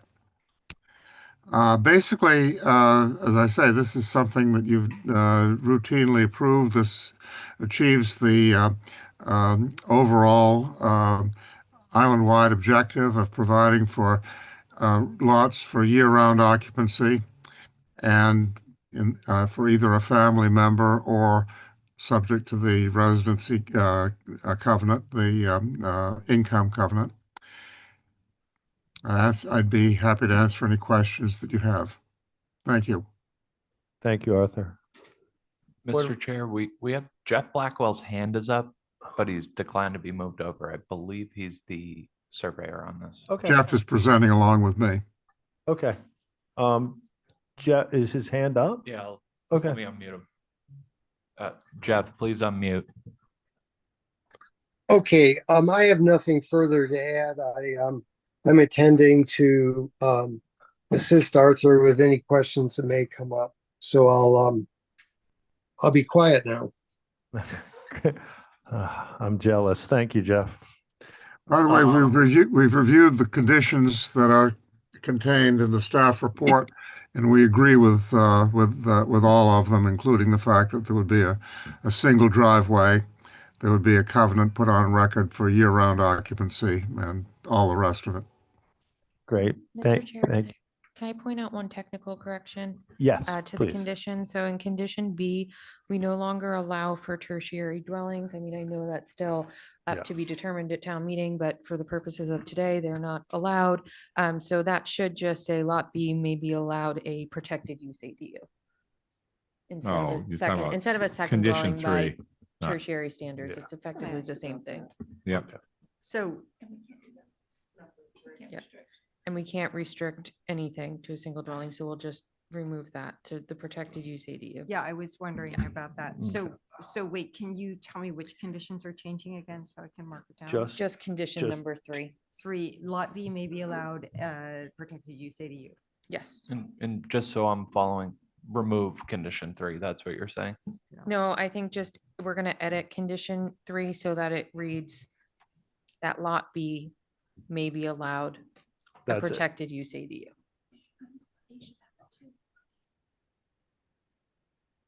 Not number 2. Well, lot A and lot B, they both, yeah.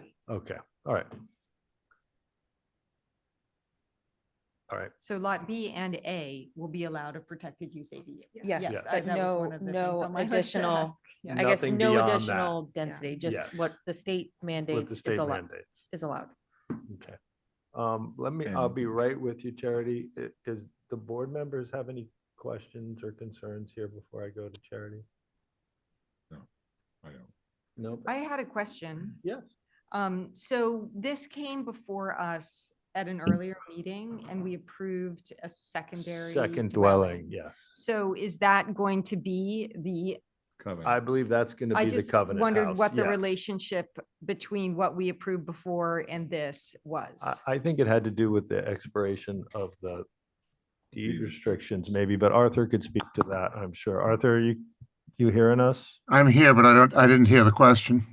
So Arthur, my question was relating to the approval we gave in October, I think it was, for the secondary dwelling and how that application relates to this application. That basically was done in order to enable the house to be moved to the lot pending our plans to come in with the secondary residential lot.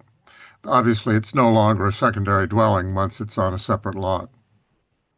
So do we need to note that in our permission because it's already there and it's not shown on this plan? No. Okay. Okay, good. It's a secondary dwelling. It's just a covenant, secondary. It I was just wanna secondary, make sure- But I once know, we I- create the covenant lot, it's no longer a secondary. It's a dwelling. primary It's a dwelling. covenant lot, Yeah, but it's. yeah. I just want to make acting as sure the second everyone, dwelling. like that was all going to roll into this. Yes, That's what I'm yes. asking. That is. And the it permit to is. move the house, that's important, obviously, because it isn't that easy to move a house No. here. And just for the record, that Looks like permit's it been is, but it's issued, it's not. under construction. So there's a building permit issued for that already. Okay. Nobody can hear anything. What did you just say? So the building permit has already been issued and construction's underway. Okay, do we have anyone online before I go to Charity? You have one hand up. Is it a member or No, Okay. no, a member of the public. Okay, I will be to them. I Charity's wonder if been we're standing louder here for a now. while. Charity, the floor is yours.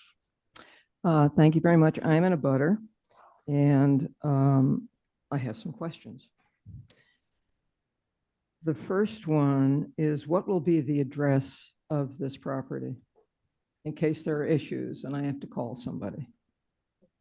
7A. Is it going to be 7.5 Milestone Crossing or is it going to be 7A Milestone Crossing? So we can't answer that. The assessor's office is responsible for administrating addresses. Okay, I just wanted to be clear on that. And another simple question is, let's say that this entire property is sold. This is a covenant house. That driveway goes through Lot A to get to Lot B. Is it appropriate for lot, this has nothing to do with me really, but should not Lot A give an easement to Lot B for the use of that driveway to get to that property? Eventually, yes, but you can't grant an easement to yourself. So All they right, I can't. just And noticed I can that. I expand would on that. not want to have to deal with that myself. I can, The original intent is to have Chris's son live in that house. And I want to know whether or not, as a full-time resident, whether the covenant rules apply to that. Time out one second. I'm Yeah. sorry. I think he turned it up and now we have a lot of feedback going on. So. Yeah, no, I get it. So maybe turn it down a little bit and we'll have to yell. Thank you. I'm sorry. This doesn't happen to the select board. I Because could they're the hear you select quite board, well right? just Yeah, then. We're just the planning board. Okay, Mr. Chair, it's perfect now. We can hear you perfectly. okay. All right. I'm sorry Had to for the say it. disruption, Charity. Okay, so my question is, do the same rules of the covenant program apply to this dwelling? Or is there a distinction if it is occupied by a family member? And what are those differences? Same. It's the same, I believe. And if it goes, they don't have to qualify. They Yeah, don't have that to part of it. qualify financially if you're a family Only if you're member. a family. But if it's ever to be sold in the open market, it They would have have to to qualify qualify. for the covenant program. So it will always be a covenant lot. It just, the rule will change if a non-family owner purchases it. And Yeah. what I'm trying to clarify is, according to my correspondence with Ann Kuzba, this has to be occupied by a year-round resident for 10 months of the year. Yeah. There are no short-term rentals permitted, which is good news. I think it's a And- one-bedroom house. I beg your isn't it? pardon? I think it is, but go on. I think it's a one-bedroom house. I could be No, wrong. it's a Oh, two-bedroom it is. cottage. It's a Okay. very lovely looking house. Yeah. Okay. Unfortunately, I'm going to get to see the back of it. Actually, I won't be seeing it. So it's a two-bedroom cottage, and the occupant, whether it's a new owner or Chris' son, would be permitted to rent out one room in that cottage as long as he is living in the cottage. He will not be permitted to rent the dwelling itself if he is not in residence. I just want to make sure I have all these rules clear for obvious reasons. Okay. I can wait till you're done. I was just going to I'm sorry. clarify, I was going to clarify something, but I'll wait to. No, I'm Okay. finished with that. I subject. think if he does build the ADU, even though it's a covenant lot, that ADU, it could be short-term rented.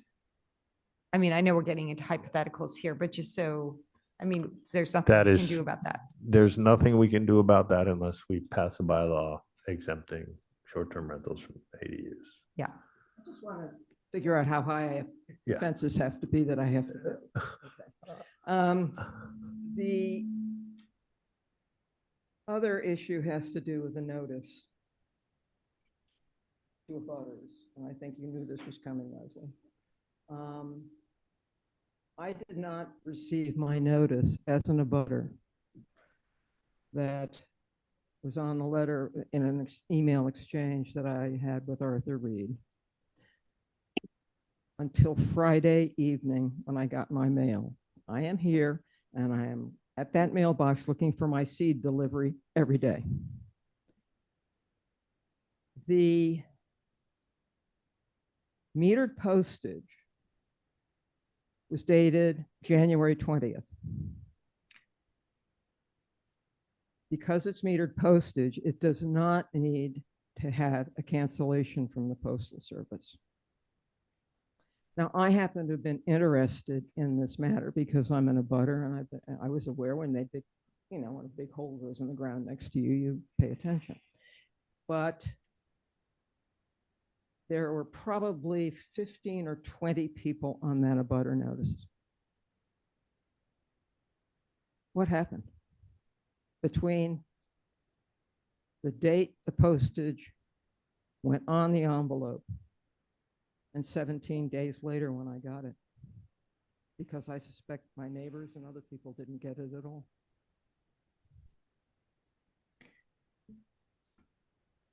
This is part of a long discussion that the way the mail works. Regular mail versus registered mail is like completely, this was regular? Well, 17 days? regular mail is certainly better than registered, that's for sure. I think you could do better. But whose fault is that? Is it our fault? Whose The fault mail? is it going to be? I'm just saying. Abutters do not get notices until after this hearing, and they have no chance to ask a question. Mr. Chair, I can't act Charity. You can't hear Charity? Is that what you said, Joe? Correct. Wow. Yeah, yeah. We're all So having weird. hearing problems. So speak like you almost got to be right next to it. Is, I have dealt with metered mail before, and it generally gets put in a box. And then when somebody's going to the post office, they take it because it doesn't have to go through cancellation. So I just think there needs to be an improvement in that process. I think what Charity is saying, if I may, is that she really just wants to make sure when the plus office runs the mail through the Pitney Bowes meter, that it goes to the post office the same day. Is that what you're saying? Correct. Okay, so we And the should other make sure thing to- that that happens. The other thing I'd if it like to point doesn't, I out don't is know. There's many reasons why. even the mail doesn't notice run. that I got, that was not dated. It was just a general notice. Billy told me that it was sent to him on the 16th. That's fine. But I mean, it is just, I think you're running a risk when I hear all of these people talking about the article, and they're obviously abutters, they're participating in zoning changes and so forth. They're all aware. So it seems to me that abutters should be made aware much more efficiently than that. Emails, Thank you, Charity. but it's not legal or Mr. Chair, whatever. if I Yeah, could just say, yeah. our staff is very good about taking the mail to the post office on a daily basis. So I don't know what happened with the US Postal Service in those 17 days, but I can assure you that we don't have letters for abutters sitting around in our office not going to the mail. We know how important it is that the abutters receive their notifications. They are to be notified. They also have the opportunity to read the notices in the Inquirer and Mirror on the town website and other places, talk to each other. What's important is they are notified that a meeting is taking place. Ms. Benz clearly was notified. She's here. I can't speak for other abutters, but I can tell you that our office fulfilled our obligations. Thank you. Mr. Chair, I Yeah. just wanted to provide that slight extra bit of context for you all. The last deadline was January 12th. The legal ad was sent to the INM on the 16th, which is the same date that I had on a scan sheet saying that the mailings went out that day. That's 4 days. And my best guess, it was a Friday. Monday was MLK. Tuesday was a snowstorm. Yet Catherine went into that office in a snowstorm and had those envelopes metered. So I don't know what else to say. We're trying our So best. it sounds like we should, is Louis DeJoy still running the postal service? No, the most important thing that I've heard is the multiple assurances from staff that the notices are going out promptly. So, we've had a lot of bad weather, and I think everybody here really values those notices getting to people on time. We've actually had a whole long conversation at the end of a long meeting about what we could do. And the staff is getting them to the post office promptly. And I don't know, maybe we could look into what's happening with the mail delivery on the island. And I mean, I think see if there's the problem something. is there's a lot here we don't have control over. And I think that staff is well aware of how important it is with the part we do have control over. So I'd still like to see a backup email that people could opt in for. And I think that maybe that might be something that town administration could do for us. we've been putting forward that idea for a while and it doesn't seem to get any traction. So, You have two members okay, of the public. great. Servants. Who was up first? Billy Cassidy and Meredith Lepre. So Billy, please unmute. Mr. Cassidy, welcome. Hey, everyone. Sadly, I have been able to hear every single. So I just wanted to say that Chris Wraith and his family both immediate and extended, represent the best of us. And I hope that this board will unanimously and relatively immediately approve this and move on. Thank you. You love to hear us speak, Billy. Be honest. Of course I do. The junkie. We have Meredith Lepre. Yep, hang on. Meredith, please unmute. Welcome, Mary. Hey, sorry to disappoint you guys. It's Matt Peel. Oh God. I heard that one I'm too. kidding you, Matt. I just want to speak on Charity's point about the notices, and I just want to bring it to the board's attention. Also, we're having a very big problem with National Grid notices. I let the energy coordinator know, but we never. I received a notice for one of the house moves over on Skyline that they were shutting off the power. I got it 3 days after. So I think the USPS is having a very, very tough time. And, you know, I don't know. I know this is kind of out of your guys' realm, but I wanted to bring it to your attention. Maybe there's something that you guys can do or talk to them. But notices, you know, from National Grid, from you guys, everything are becoming a very big problem getting to people on time. So I'm relieved to know it's not just us. Thank you, Matt. All right. On to the merits.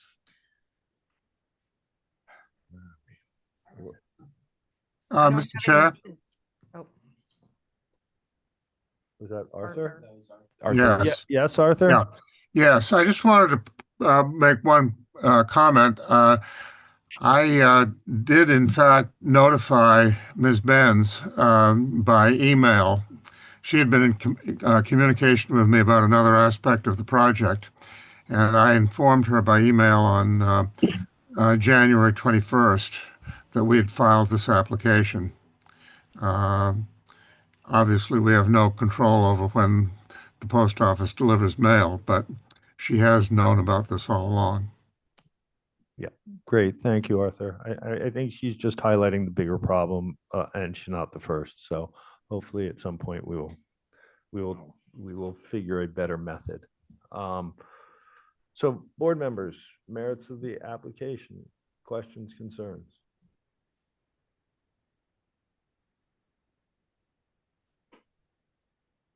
Nope. I mean, this is as straightforward as it comes, in my opinion. Yeah, we gotta close. Okay, anyone else on? We have to close. Online No yet? other hands are Okay. up online. Anybody in the room like to speak to this application? Okay, I'd entertain a motion then. What? Oh, Yeah.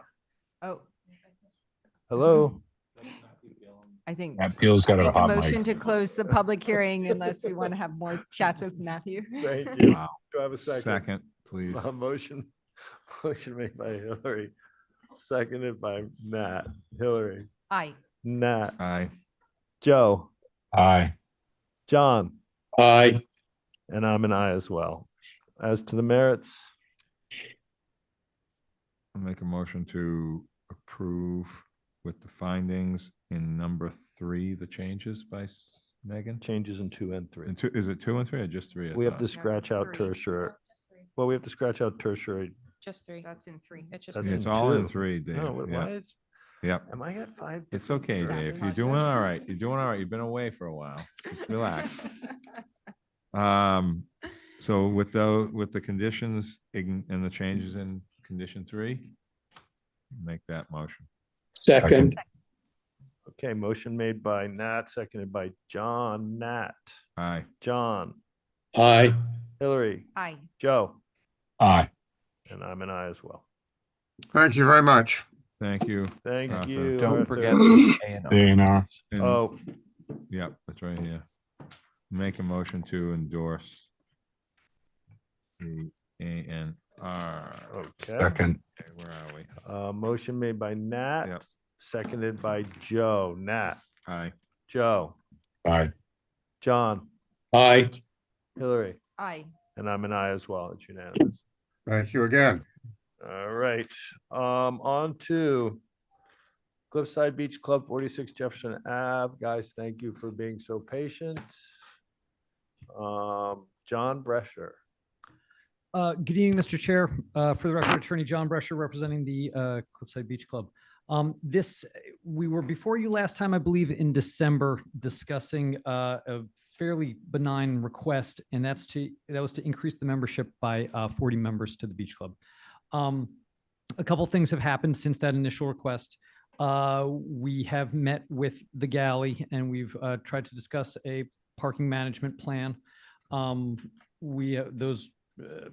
I wouldn't say it's really had a fruitful result. What it has been generated is the parking management plan that you see that we have submitted to the packet. Again, I'd like to point out that this is just an increase in membership. So if you look at the original application that we presented, it's pretty light because the parking works as it does. So it's really just an expansion of the use more than anything else. Nothing is changing on the ground. It's just the increase in membership. I'll also note that from the staff report, that there was a comment about, if the board is nervous about the number of members or the number of memberships that we're asking for, we'd be happy to reduce that number to 20 if that helps sort of assuage the board's concerns. Because there is no, we've had lots of discussions about this, and I think the interesting part about this particular request is that A, there is no existing parking problem. B, we want this parking to succeed more than anybody else. One of the things that's attractive about the Cliffside membership is that you can park. So if that is a service that sort of compromises the membership, that doesn't work for us. That's not ideal. So we are the best parking enforcement on this property. Again, I think that one of the concerns that came from this, from some of the meetings that we had with the galley, was to the continuation of the valet management plan. And per the parking management plan, we're committing to doing so. Because again, it works. There are no complaints. It will continue to work, and we think that just to be on the safe side, that's why we'd say, okay, we originally asked for an increase in 40 memberships. We'd reduce that to 20. To make sure that we can continue to ensure that the parking works. Thank you. I think that's all. Yeah, no, I'm not sure why you're negotiating away so quickly, but board members, yes. Yeah. So I'm sorry, I know there was a lot of information in the packet about like the last 40 years of relationships between the two organizations and the MCD, but I thought maybe I could understand with greater alacrity if you could just explain the parking is shared, but there's some that the galley contributes, and then you guys, the Cliffside, lets them, park a little bit in their area. And then there's some that Cliffside, so you each have your own areas, and there's like easements That's across the correct. two. Now, I just want to, I noticed one thing in the document, which is that Cliffside Beach Club should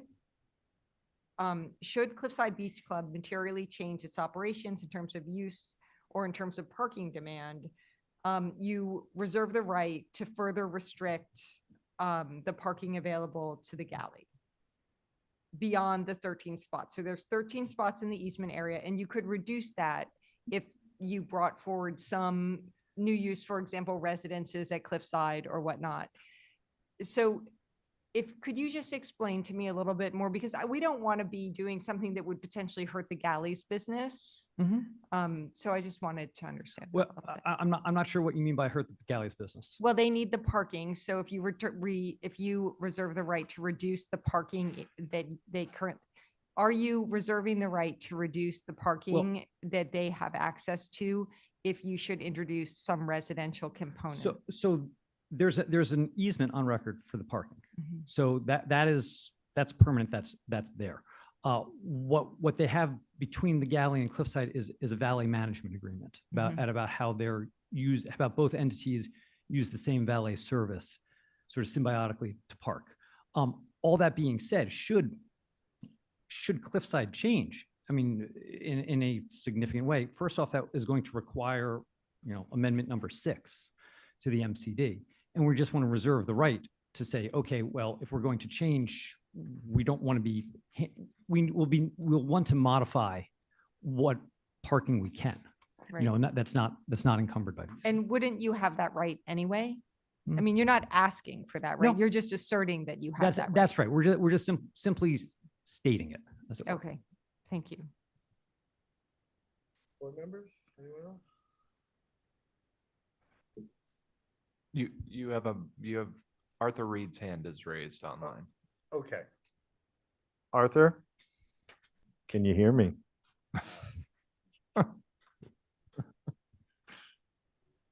Thank you. Can you hear me now? Yes, we can. Okay. I represent the galley. And John is correct. We've had a meeting. I've had a couple of meetings, cordial meetings at which all of this has been discussed. And basically, the position of the galley is that we have no objection to the Cliffside increasing its membership, provided that there is a management plan for the parking in effect between the parties that reflects how the parking is actually being handled, namely by the valet service that has been taking care of the parking for both properties. There is an agreement in place between the galley and Cliffside that's been in place for many years that goes back before the use of the valet service. And that has an area within the Cliffside-owned property where there is shared parking, but with at least 13 of those spaces to be available for the galley at all times. Well, that isn't exactly the way it works for either party at the present time because the valet service is in place. And if there's going to be an increase in the number of members at the Cliffside, seeing that this is the time at which there should be a permanent arrangement in place between the parties and also incorporated into the planning board decision that would reflect and perpetuate the valet arrangement as long as these two establishments are operating. And the plan that you have before you that's up on the screen actually is not a surveyor's plan. It was done by the architect. And while I like and trust the work that architects do in designing buildings, I like to see site plans prepared by a surveyor. And I think that there are certain things that need to be addressed on that plan. Certain of the parking spaces that are shown within the area of the parking easement, shared parking easement, extend out over the line so that either that needs some adjustment or the line of the easement may need some adjustment. In any event, we need to have a solid agreement in place between the parties. And when that's in place and the interests of all parties are protected, I think it would be appropriate for you to proceed to approve the increase in membership, but not until that has been effectuated. I believe David Silva is in the room, one of the principals of the galley, and I'm sure he'd be happy to make some comments as well. Thank you. Thank you, Arthur. So I've spent an inordinate amount of time in that neighborhood. Not saying it's productive, but a lot of time. And one thing that I often notice is how there's no public parking in the street, but there's a wide open parking space with nobody in it at Cliffside. So, and I know I'm not there, and I'm there often, and maybe not in their busiest times, but I think whatever they're doing to manage that parking, from my observations, seems to work. I'm concerned about 40 more members, but I think that it might be wise to, as a board, to give them 20 members on a probationary period for a year and revisit this and revisit the parking after a year and see if that's 20 works and if 40 is viable or not. That's kind of where I'm coming from right now, but I'd definitely like to hear from the board. I'd like to hear from David on their thoughts on that. Hi, Campbell Sutton again. Yes, I was thinking the same thing in terms of 20 in the probationary period. However, the 1 year only covers one season. So I was thinking maybe try and do 48 months or, to fit in 2 seasons to see how it works out between the galley and then open it up for greater membership if it's warranted. I think it'll become apparent very quickly if it doesn't work out. Come to the mic and state your name, please.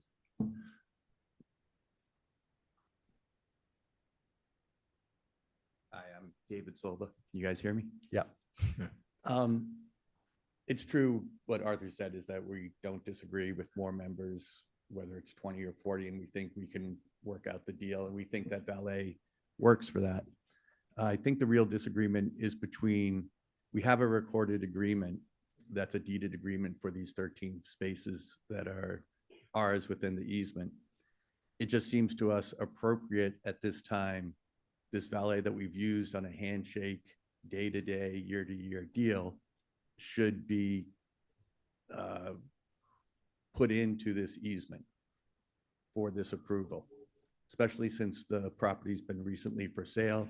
If it was just my uncle over there, no problem, but the fact that a new owner could come and say whatever they want without this agreement being in place, that's our biggest, we know how the valet works.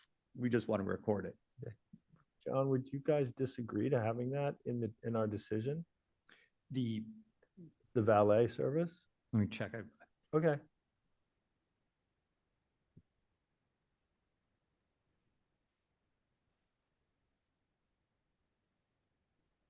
Yes, absolutely. We're agreeing to keep the valet sort of as, and I think it's in the record as part of that parking management It would be in plan. our decision. Yeah. We can put that in the decision, right, staff? So, But what we're asking for is that it's deeded the same way so the deeded agreement that's recorded that runs with the property is an easement agreement that allows us at all times 13 spaces. Then there's other spaces in that easement too. What we're asking for is that we change that agreement to include the valet and in the deed, in that's the beyond deed our. and specifically show how that works. We could. And it's not, I don't think it's. We could put it in the that MCD. incredible. Correct? So that's a private deed restriction. Yeah. They would have to work that out outside of this process. Mhm. But what you can do is you can attach the parking management plan that was included in your packet that does detail these things as an exhibit to the decision. That decision is then on record attached to the deed. So, there may or may not be additional cleanup that John and Arthur will have to work out. That's beyond what we're reviewing today, but we can. But it's binding. Yeah, we can do that. Would be binding to the decision. There's a few other issues with the easement in the parking as shown in that plan, as Arthur pointed out. It's an architectural plan. There's a new ADA space in there. There's parking that, from my being down there, looks like it's available for a valet, but they're not actual parking spaces unless you're valeting. So there's a few things to clear up that we could clear So up. a surveyed plan with. A surveyed plan, and also just let's agree how it works. These are the parking spaces that exist. This is how we're going to use it. It's not, we know how we do it. I just would like to have it. I mean, my experience is you guys do it well. However you've done it. It's been very, the valet company is great and they do a great Yeah, job. so it's how to honor that in a binding way to make everyone comfortable is what we're looking for. Exactly. And again, if it's these guys forever, I wouldn't have a problem. The fact that it could be somebody new is what frightens me. Yeah, and that's real. So I'm glad that this is getting to the end. It seems like we're getting to the end here. a little Yeah, bit. It's so good. I'm not sure What where. about this whole, I think Campbell meant 24 months, and she said 48, but I think that's what she meant. Because we've done that before with other, I like mean, West really, Ender. it's 4 months No, at the most. no, I right? meant, no, 2, I think she was talking about years, like 2 years But versus. if we did a 1. probationary for a year, I Yeah. think any problems would arise. Well, at that's that true. time. Yeah, I mean, And I'm then we just- could give them, if Harvey. it worked out, we could give them the other 20 and have them back in another year. to But make I sure think the- it's right. And we I also, don't think the problem, I don't think anyone expects any problems with the membership. The problem is that the parking is on a handshake and at least one person wants that to stop. So I if they're agree, but I amenable- think that there's no way you can say 40 more people don't. I mean, even if 4 of them come and park, it's a different.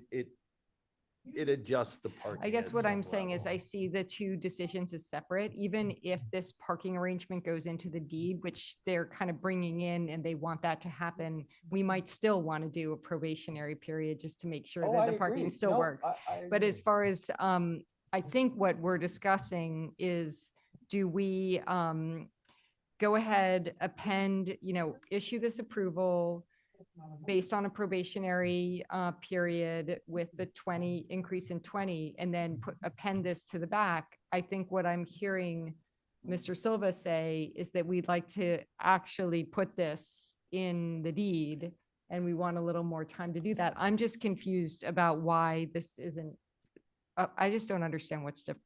Because they can't, the 2 sides can't agree. Well, we have, That's what it's about. So they And- agree, and I don't mean except it in a they can't bad way. agree. I'm just saying no, that- no, no. that I, it's- I, it's- I think partly it's direction from the board. If you were to say, yes, go do this and come back in the March meeting, I think there'd be more impetus to get it done. I mean, I'm not, for me, I would like to see a surveyed plan of the parking with everything identified correctly for your benefit and for your benefit.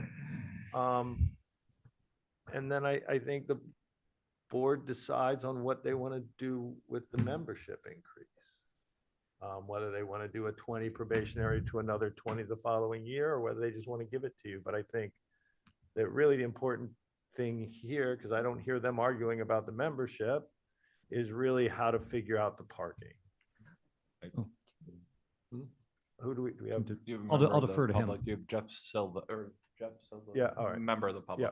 No, it's, well, not really. I but don't yeah. know. Yeah, He's my brother. David's Oh, brother. sorry. Co-owner of the restaurant. Welcome, Jeff. Hey, guys, thank you for having me on. I hope you can hear me okay. We can. Great. Again, I think what everyone's talking about is pointing in the right direction, and the work to be done on the, the survey plan and how the valet will work and memorializing it in a more permanent way. We're really trying to get that done before any membership, whether probationary or otherwise, is granted. It's, we're getting close, but there is more work to be done. So I'd take that into consideration. Okay, so I think for us as a board, I really would like you guys to sit down and figure this out. And I know you've tried, and I know it's not easy, but I think if we start with a surveyed plan, so everyone knows exactly where everything is, and if you can't, then come back to us and we'll. Mr. Chair, I appreciate that perspective. The fact is, I think we've had 4 meetings and we're still here. And this is why we're trying to move forward, because it feels as though occasionally the goalposts are being moved on us on this. And to a degree, I understand. I mean, we have the parking management plan to be attached to the decision. We are not as inclined to have that as part of an easement. We'd like it tied to the decision. And I think that's where the big difference is going to be. And staff permanence wise, tied to the decision, if the property sells, it is still tied to the decision, correct? Yeah. Mm-hmm. So it gives them the protection.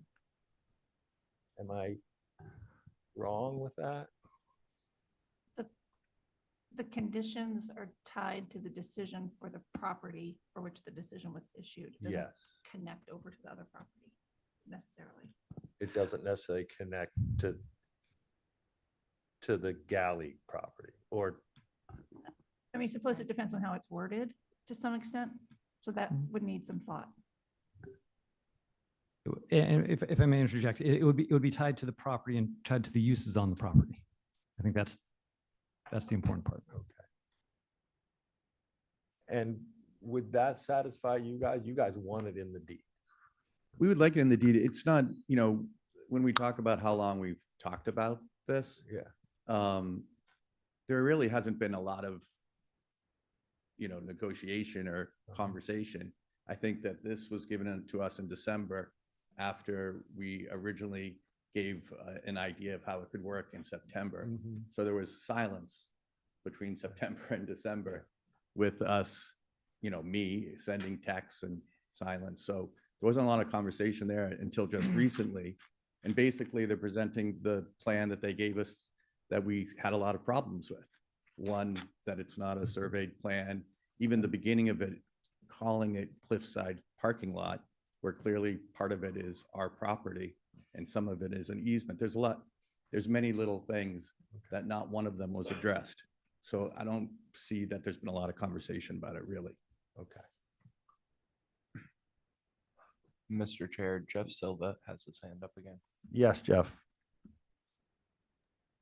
Yeah, thank you again. I just wanted to continue with, we really would like to have just a bit more dialogue. We've had a couple of meetings. I don't know how substantial they've really been in terms of back and forth.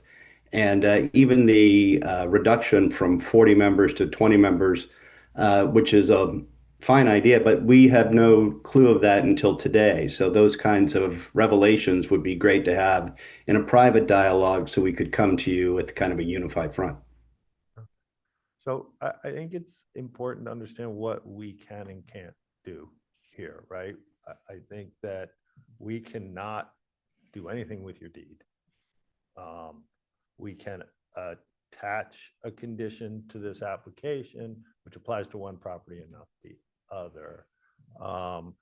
Is the concern of your client that deeding that would somehow affect his property value at sale? Or what's, because I would really like you guys to work that out if you could. And I know it sounds like, but I think it's important. I mean, we can put it in our decision, but it sounds like that's not the protection they're comfortable with. And I'd like everyone to either walk away out of this room both unhappy or both happy, one or the other, but not one happier than the other.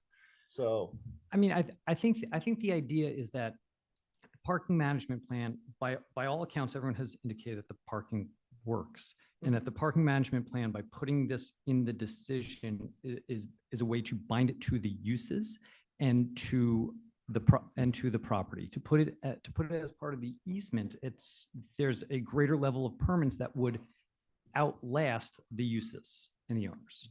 And I think there is a concern there. Not just philosophically. And I understand that, and that's why we can't compel someone to put something in a deed. Right. yeah. But I think I would like to see a surveyed plan that you guys are both happy with. I would, and as you can hear, we don't have a problem putting that, at least from what I can tell. No one's on this board said, no, we wouldn't put it in the decision. But as far as getting it in the deed, that's beyond it. Well, no, I have another comment about the deed. So even if you didn't put it in the deed, let's say that's beyond your purvey, having the deed as it is recorded in the plan, which it's not in this parking management plan. And the way this conversation originally came up, the first time I contacted my uncle was in June, because I looked back at the 2005 agreement, MCD, and there was language in there that just, I didn't want codified because it didn't reflect what the deed said. It referred to these 13 spots as shared and not for our exclusive use. So that's how it started. Where like, oh, okay, there's been some, in my point of view anyway, misrepresentation of the deed. So we'd like, at least like the deed to be part of the plan. And it specifically saying how that works. And if there's valet within the easement area that we control most of the parking in, that we talk about how that works, whether it's deeded or not. And Mr. Chair, I think part of the concern is that a lot of this tends to go beyond the scope of just us asking for membership, and that we are trying to keep it simple. I know. We're way beyond. I know, Any I know, talk and about that's- deeds is way beyond the- what and we w- are ex- sitting in this room to do. But I do think, But I understand his concern, and I listen. Both you and the Currys run amazing businesses that are very, very successful. The parking seems to work. I hate to see, and your family, so I hate to see this happen. So, I mean, we can certainly make a decision on the parking. We can attach, the parking plan to our decision. But beyond that, putting your concerns into the deed, have them represented in the deed is so far out of our scope. It's what I'm not asking for it to be represented in the deed now that I understand it's outside of your scope, but for the deed to at least be part of the plan. This plan that's written has no input from us at all. It should be at least, I mean, we're talking about an easement that we control most of the parking in. And we have no say to what that looks like for approval. Doesn't seem. So you're comfortable with how your parking agreement has worked? It is just some details in the language that you're not happy with. Is that a fair representation? Yeah, I don't think this language represents how it works even. Okay. In what's in before you. I think we can create that. We can say how we use it and, you know, how the valet works, where those spots are, you know, where cars park. I need some help here. well, can I make a comment? Yes, of course. Yeah, I think, I mean, this is why we have public hearings for things like this, so that Right. people can come and say, this affects me. I'm in a butter. You're more than in a butter because they're easements and it's a shared relationship. And what I'm hearing is just, you know, you've heard what we've had to say about the request about the deed, but it seems like there's a lot of kind of housekeeping that needs to happen to get the MCD. Maybe it's gotten a little far afield from what the reality is, and we don't have a surveyed plan. So maybe we could come back with that information And maybe have you a- guys have could a- have a right. surveyed plan and one more shot at the parking agreement. I would love to have one more shot at the parking agreement and work it out. Well, I'm demanding it. How do you like that? No, but Not really, but okay. I'm encouraging it. Like, I think that we should continue this. You guys should come back with a surveyed plan and your very best shot at a parking agreement. And that parking agreement will get attached to our decision. And that is the best we can do, I believe. I agree. And just to be clear, Mr. Chair, we're going to try to limit the scope of what's in that parking plan to what's before us in the application. Not going too far afield. I want you guys to work together for the best result for both businesses, both property owners. What are the types of things, if I can ask, that you are concerned about that we are unlikely to see come back from you when you come back? Through you, Mr. Yes. Chair, there were some concerns that were addressed in previous discussions that were beyond the scope of parking, a beach gate perhaps. Right. We just are concerned about parking. As are we, which Um, is part of the So frustration of why again, I we're would here. urge both sides to do their best, because again, I don't want to pick winners and losers here. I want everyone to walk out either feeling like they got screwed, both of them, or they got what they want. Like, And- I don't know what to say, like, And, that's, but. and one more point to Yeah. this, if I may, sorry to interrupt you, but again, everybody agrees that the parking works. That's part of the difficulty in all of this, that everybody agrees that it does work and that we have a plan that we're willing to attach to the But you decision. have to That's- understand that there's a business owner entangled in this that needs more for the security of his business, I think, is what I'm hearing. And I think that it's a fair ask.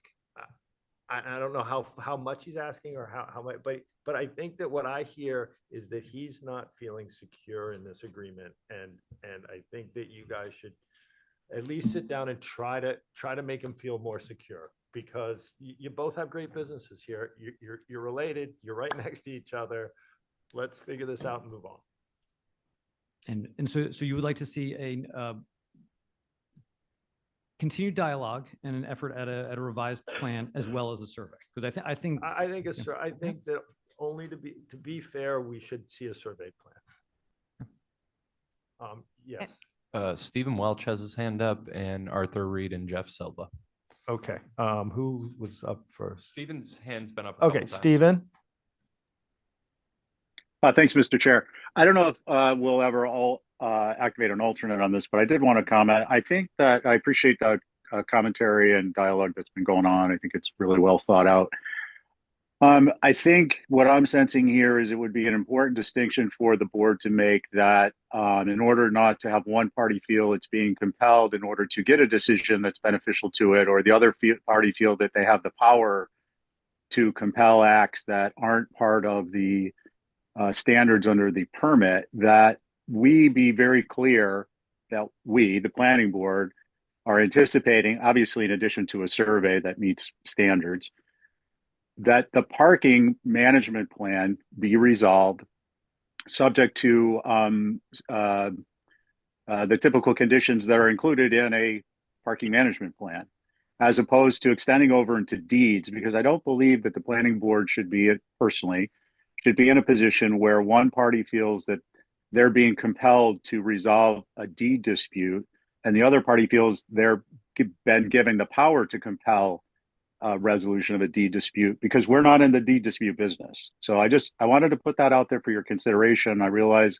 it's a little late in the discussion because people have been talking, but I think those are important points to consider, not necessarily discuss this evening, but for everyone to keep in mind and when this comes back. Thank you, Mr. Chair. Yeah, no, thank you, Stephen. I think we've been very clear about the deed issue that we can't resolve that, but we're happy to codify a parking plan and attach it to the decision, and that's the best we can really do. And we understand that now that it's been clarified. I would like the deed just to be, here it is, as written. Yeah. Well, I mean, I think it's there. You might have to adjust your expectations Okay. on that, but Right. but we're more than happy to codify an agreement in your parking and then talk about their membership at the next meeting. Okay. Okay, so a survey plan and an updated parking plan that hopefully makes both sides happy or unhappy, and we'll give you hopefully a decision next time around. Yes, I'm sorry. You have two more hands. You have Arthur. I'm sorry, Jeff Silva, then Arthur. Okay, Reed. Jeff. Yeah, thanks, Dave and Chairperson. Yeah, I just wanted to reiterate that John had mentioned that we'd get the surveyed plan and a revised parking management plan, because the parking management plan as currently submitted, we haven't had input on that language. That is just their first draft and no input from us. So we look forward to a revision of that language. Great. So yeah, we want to see a parking management plan that hopefully everyone can agree on. Arthur Reed. And Arthur, you can tell me everything I've done wrong now. I don't think you've done anything wrong, Dave. I think you're doing a great job. But seriously, John made the point that the existing parking arrangements work down there, and the answer to that is they do. But they do under in the absence of a formal agreement between the parties, and it doesn't work unless there is a formal agreement between the parties in place. All we want to do is to get that agreement in place so that it's a fair agreement that's agreed upon by the parties that will remain in effect. Obviously, all the permission that you give them for anything that's sort of dependent upon that parking plan doesn't work unless we're also a party to it. So it's our objective to get that worked out, and hopefully we will between now and the next meeting. But it is something that both parties have to agree to in order for it to work. Thank you. Agreed. And that is your charge, John and Arthur. So we'll see you in March with an agreed upon parking plan, please. Kumbaya, And, Mr. Chair. and a survey of the Yes. parking area. Yes. Great. Okay. I would enter, to wait first. Oh, no, I don't have to wait, do I? I've got, We have to is con- Joe still we just have online? to continue. Yeah, but is Joe still online? Joe, okay. So I would entertain a motion to continue to March 9th. I'll make that motion. Second. Motion made by Nat, seconded by Joe. Nat, Aye. Joe, Aye. John, Aye. and I'm an aye as well. Thank you. Gentlemen, you got work in front of you. Thank you. All right. I'm gonna wait for our fifth member to come back before I start this.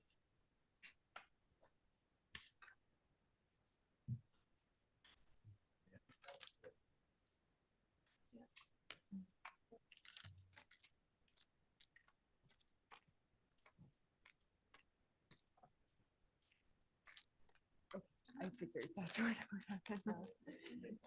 what Okay, we are, next is James Vaughn, 18 and 20 Somerset Lane, Dan Malloy. Evening, everybody. Dan Malloy here for the applicant.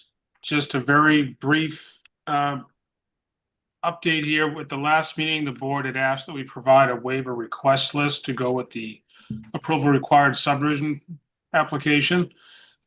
We have provided that, is in your packet.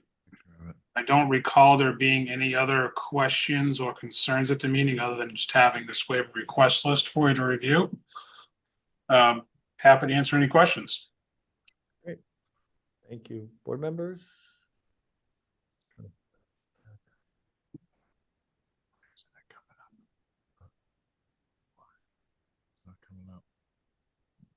Anybody have? I'm just trying to remember. This is a 40-something-year-old. Oh, right.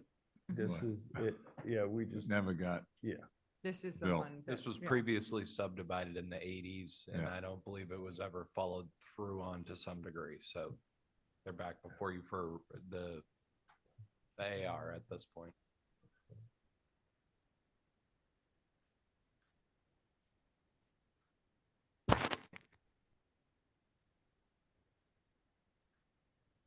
With us.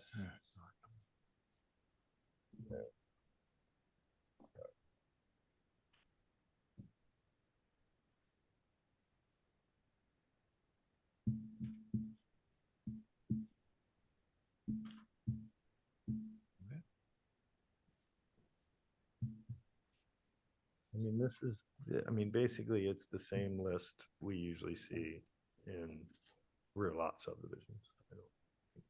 That's correct. There's nothing extraordinary here with this request. No. And the waiver request is essentially in line with what was previously approved in the old subdivision. And and you're gonna put that road in that it shows? Well, the intent here is to follow it up with a rear lot subdivision. Okay, so that road won't exist? Correct. It'll do, okay. So I have the same comment about this. And so Nat and I can now continue our conversation from earlier in the meeting. Maybe I should save it with the, the waiver thing. save it for when, after we hear from the public. Okay. Do we have Emily? Welcome. Thank you, Mr. Chair. Emily Molden with the Nantucket Land and Water Council. I just wanted to say that I appreciate having the list of waivers provided. I think that's really helpful. And I certainly recognize that this application was previously approved and just not constructed. And so they're coming back again now. I just think it's important to acknowledge that I mean, obviously, this many waivers are being requested because the lot, as it stands on its own, doesn't have the area that it needs for 2 new lots and the typical roadway that our regulations and requirements require. And also that in the zoning district, this property owner does have the opportunity for a secondary residential lot. And so I just think that it's important for the board to keep all of that in mind when considering the finding that it's in alignment with the subdivision rules and regs. I just think that it is an awful lot of waivers and maybe more than you typically would allow for a roadway lot. Thank you. Thank you. The original waivers are almost identical. I'm looking at them. And it was approved with those waivers. I think for me, the bigger question on this application is how many lots are similar to this on this road that have this same opportunity? And is that what we want these neighborhoods to look like? I think is really the question. And I'm not saying I'm for or against. I'm just saying I think that that's a question that we should think of as a board, right? Because not only on this side of the street, but across the street, we have another application in this meeting that would like to do a rear lot as well. So for me, it's the bigger question is, you know, is this just the first domino to fall? And if so, is that the precedent we want to set? So that's my thought.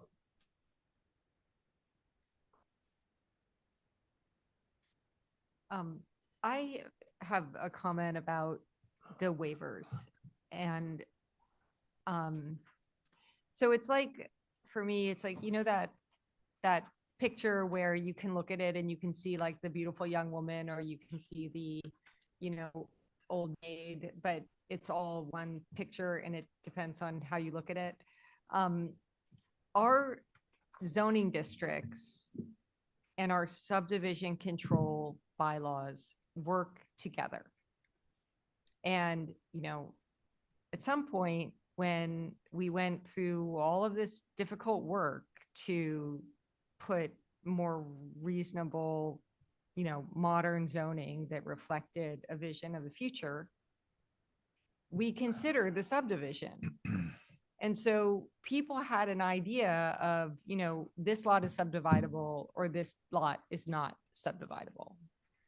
So I think if we are going to say these subdivision control laws, we don't want 20-foot roads. We don't want 40-foot layouts. We want 14-foot roads because that's really what Nantucket is about. It's a little bit like moving the goalposts on our zoning. So I am not, I mean, we have a probably, you know, 1.5-year old mandate out there to review our subdivision control act. And we also have a master plan in place that, and I think we should proceed with all of those, but the two are related. And I don't think we can say, you know, we really want to change our subdivision control act without then going and saying, you know, suddenly we're really mixing up what people can expect will and won't be developed. So I'm not comfortable with, and we also had a request that we really talk about this rear lot thing as a special project discussion. Emily made that request in September, I think, and we all said it was a good idea. So I'm not comfortable issuing a bunch of waivers for with the idea of it leading to a rear lot subdivision until we look at this whole thing. Because I think it moves the goalpost, it leads to unanticipated density, and you can't consider one without considering the other. I mean, we're given the ability to give waivers for a reason. So I don't necessarily agree with all of what you said, but I do with some of it. Wow. I'm just gonna say wow for a second. I'm just gonna say wow. Okay. When, way back, when the real lot was conceived or approved, whatever we want to call it, we were seeing 40-foot roads in like areas that just makes no sense. And there's a lot of it you see now, right? That are there today because there was no other alternative.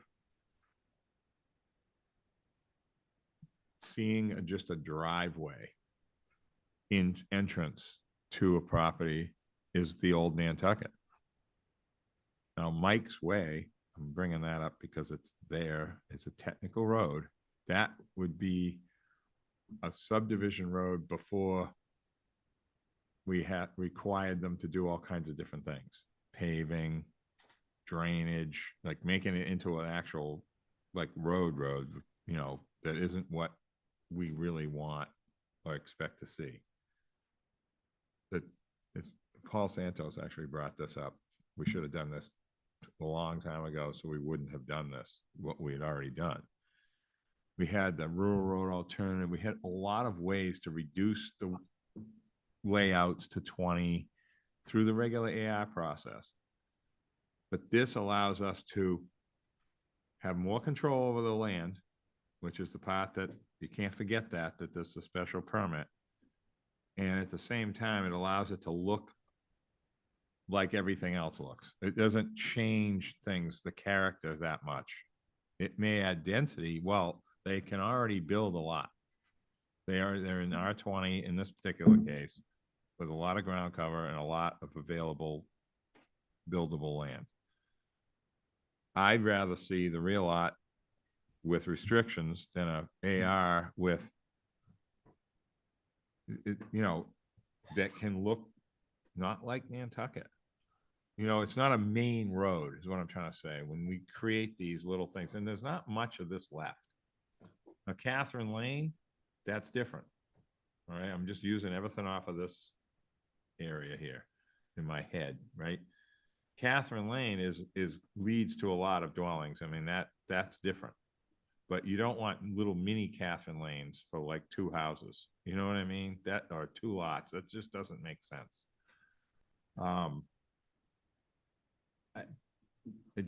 don't know. I think that the real lot, it gives us more control, but yet it makes it, the end result is better looking than what it would be. Can I respond? I totally agree with you. I think the rear lot is powerful, and we certainly don't want, you know, okay. Yeah. So I agree I'll with, be right with you. I agree people. with that, Nat. But what I would suggest is that first we have to create a subdivision. So instead of starting with, okay, I can kind of make a subdivision work and here's how I'm going to make it work. Because we're never going to, the goal is to get them not to do the roadway lot, don't build it. But that doesn't mean that we don't want to see, here's how we got to the subdivision.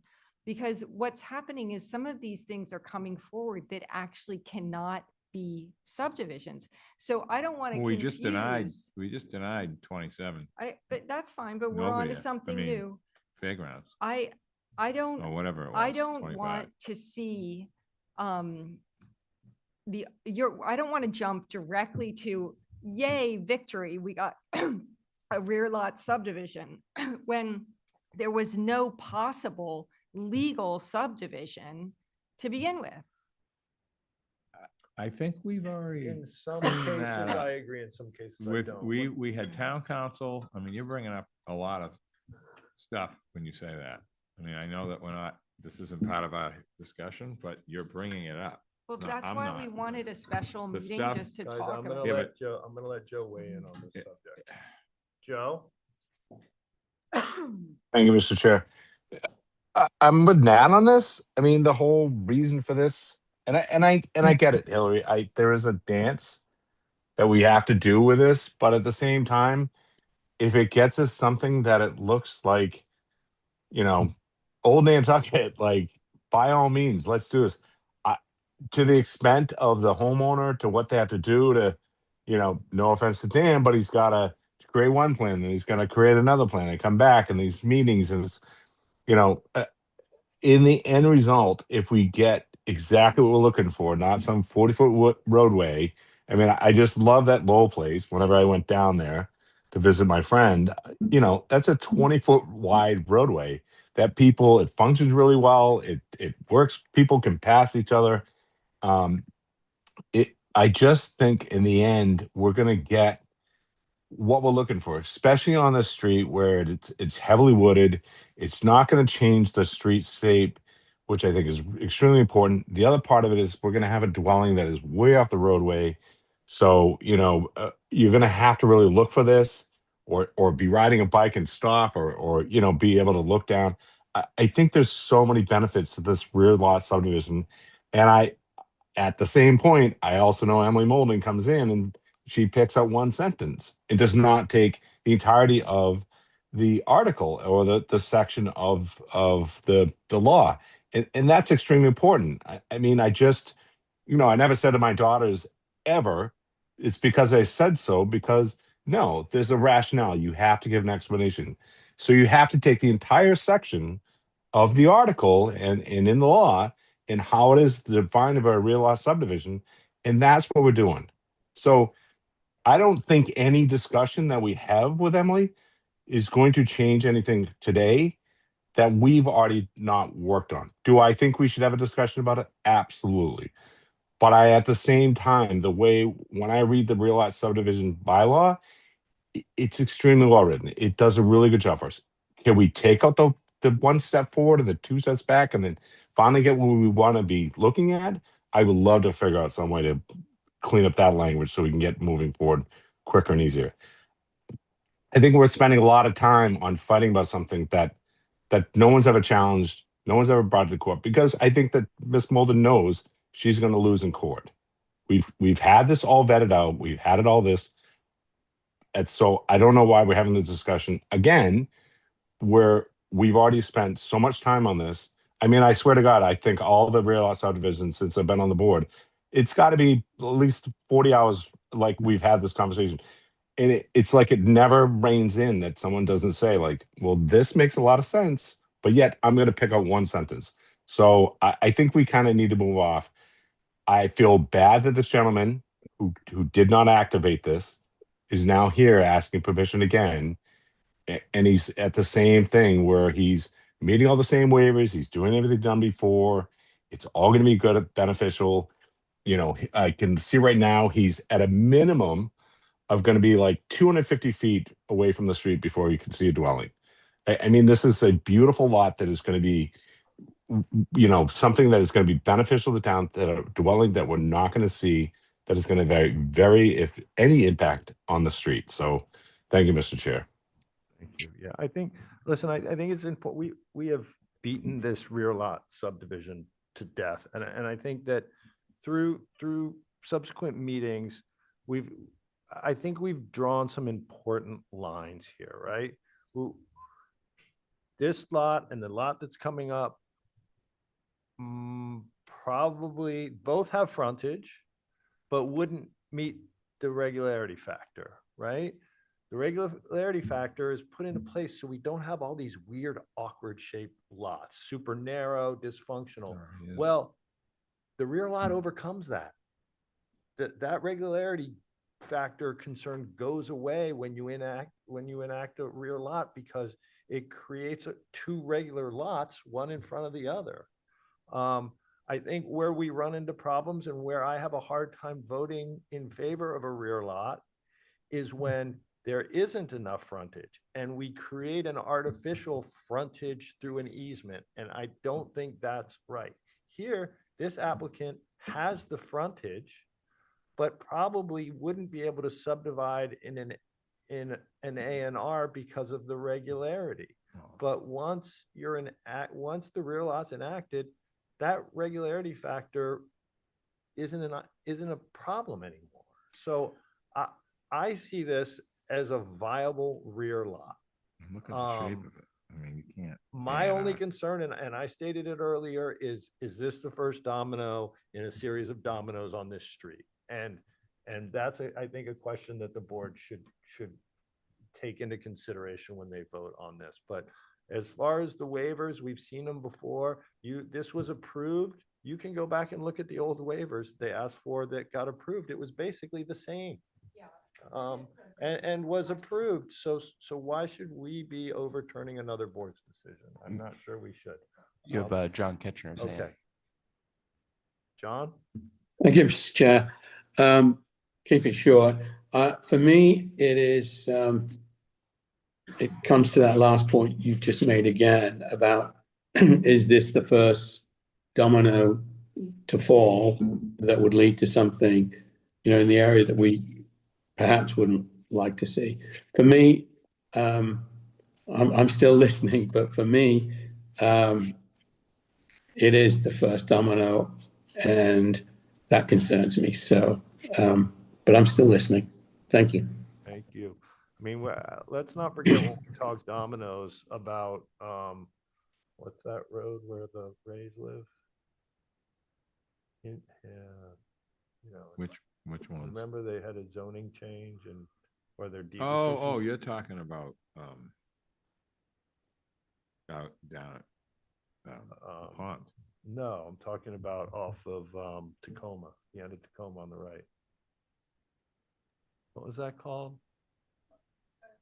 What's the road the Rays live on? No, Remember? you're talking about Bayberry, Bayberry, yeah. 20. Right? Oh, So yeah, when yeah. we talk about Yeah, I'm dominoes, sorry. and I'm leading, that's the domino talk. Different We're like, Rays. oh, the deed restrictions expired. The first owner decides he's gonna subdivide his property, and we're like, This is- first domino, stop, we're gonna change this. Well, none of the neighbors wanted Okay, it changed. So so- I'm not sure, that's where the domino concern falls apart. Do the neighbors want it? If the neighbors want it, who are we to stop it? They have a legal right to do it. Okay, so if you took, I'm just looking, I don't mean to, this is, I'm just being devil's advocate. workshop planning meeting here.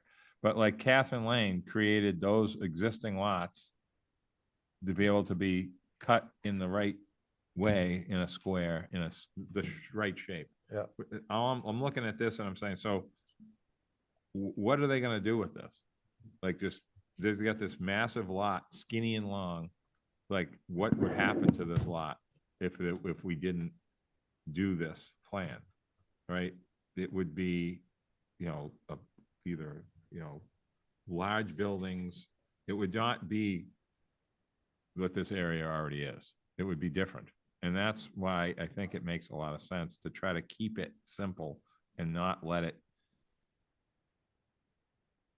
become just ground cover in a huge lot with 12.5%. It Well, just I mean, doesn't make sense If to the do that. neighborhood doesn't want subdivision, they should ask for a zoning Well, change that wouldn't allow them to have It's subdivision. already if they want. developed though, and that's the catch. That's what we just ran into with Yeah. with the situation at Fairgrounds, is like you've got this last remaining funky lot. Yeah, but he had no. No, fee. and we Yeah, denied it, yes. and they have a lot of ground cover in a skinny lot that's left like that. Yeah. So it's just, I look at this as just the sort of the end of, I don't look at it the beginning, I look at it sort of as the end. Most of these properties are developed the way they're gonna stay. There's gonna be some change, but it's not gonna be that big. I mean, I I have don't see it. concerns, but without 5 abutters in front of me going, don't let them do it, I'm worried about my neighborhood. It's hard to say no because I think that this is a legitimate subdivision. It'll, Hi. Hi, my name is Karen Gello, and I live at 44 Somerset Lane. I'm actually here because I have concerns about the subdivision at 37 Somerset Lane, but I think there are they are similar. I am against all the subdivision, but the concerns I have more to do with sort of the infrastructure, if you will. The drainage on Somerset Lane is really poor already. Did you send the pictures? I sent pictures and I sent a letter. Is that in front of, no, it's not in front of this though, that's in front of the. In front of no, the okay. 30, but I just wanted to say that this is consistent with what my concerns are And I want, you were asking for people to say something, so I wanted to let you know I live in the neighborhood and I am concerned about the density increase, traffic and safety on the road increase and precedent. So, thank you. Thank you. How far away are we from the bike path? I was just gonna The bring bike that up. path is on Hummock Pond. No, see, that's not what she's Oh, in talking terms about. of developing the bike path. Talking Okay. No, about- but I mean, how far away till it's It- actually built? See, now we're getting into different conversations, but Right-of-way issues. it's, because it's a 30-foot layout. Because That's what that the would, problem that, is. no, the problem road. is the That's part of it. land bank Well, or the No. land but it's a council 30-foot at the layout. end? There's not enough space. They have to, Well, just because that's an infrastructure upgrade that would help the safety. that's of been that in the road. works for a Yeah, while. And we've to been run a working, bike path that's been in the down it. works for a long And time. that will clean up the drainage Yeah. and get the road sort of, that's a big cut through. It is. And it's, is. and when you And it's talk gotten about worse puddling, over I the mean, there's years. reasons that these things happen. Yeah. Okay, it doesn't mean just because there's more houses, it makes more puddling or more problems. It's, these roads were not built with berms, they're not wide enough, they don't have the right drainage.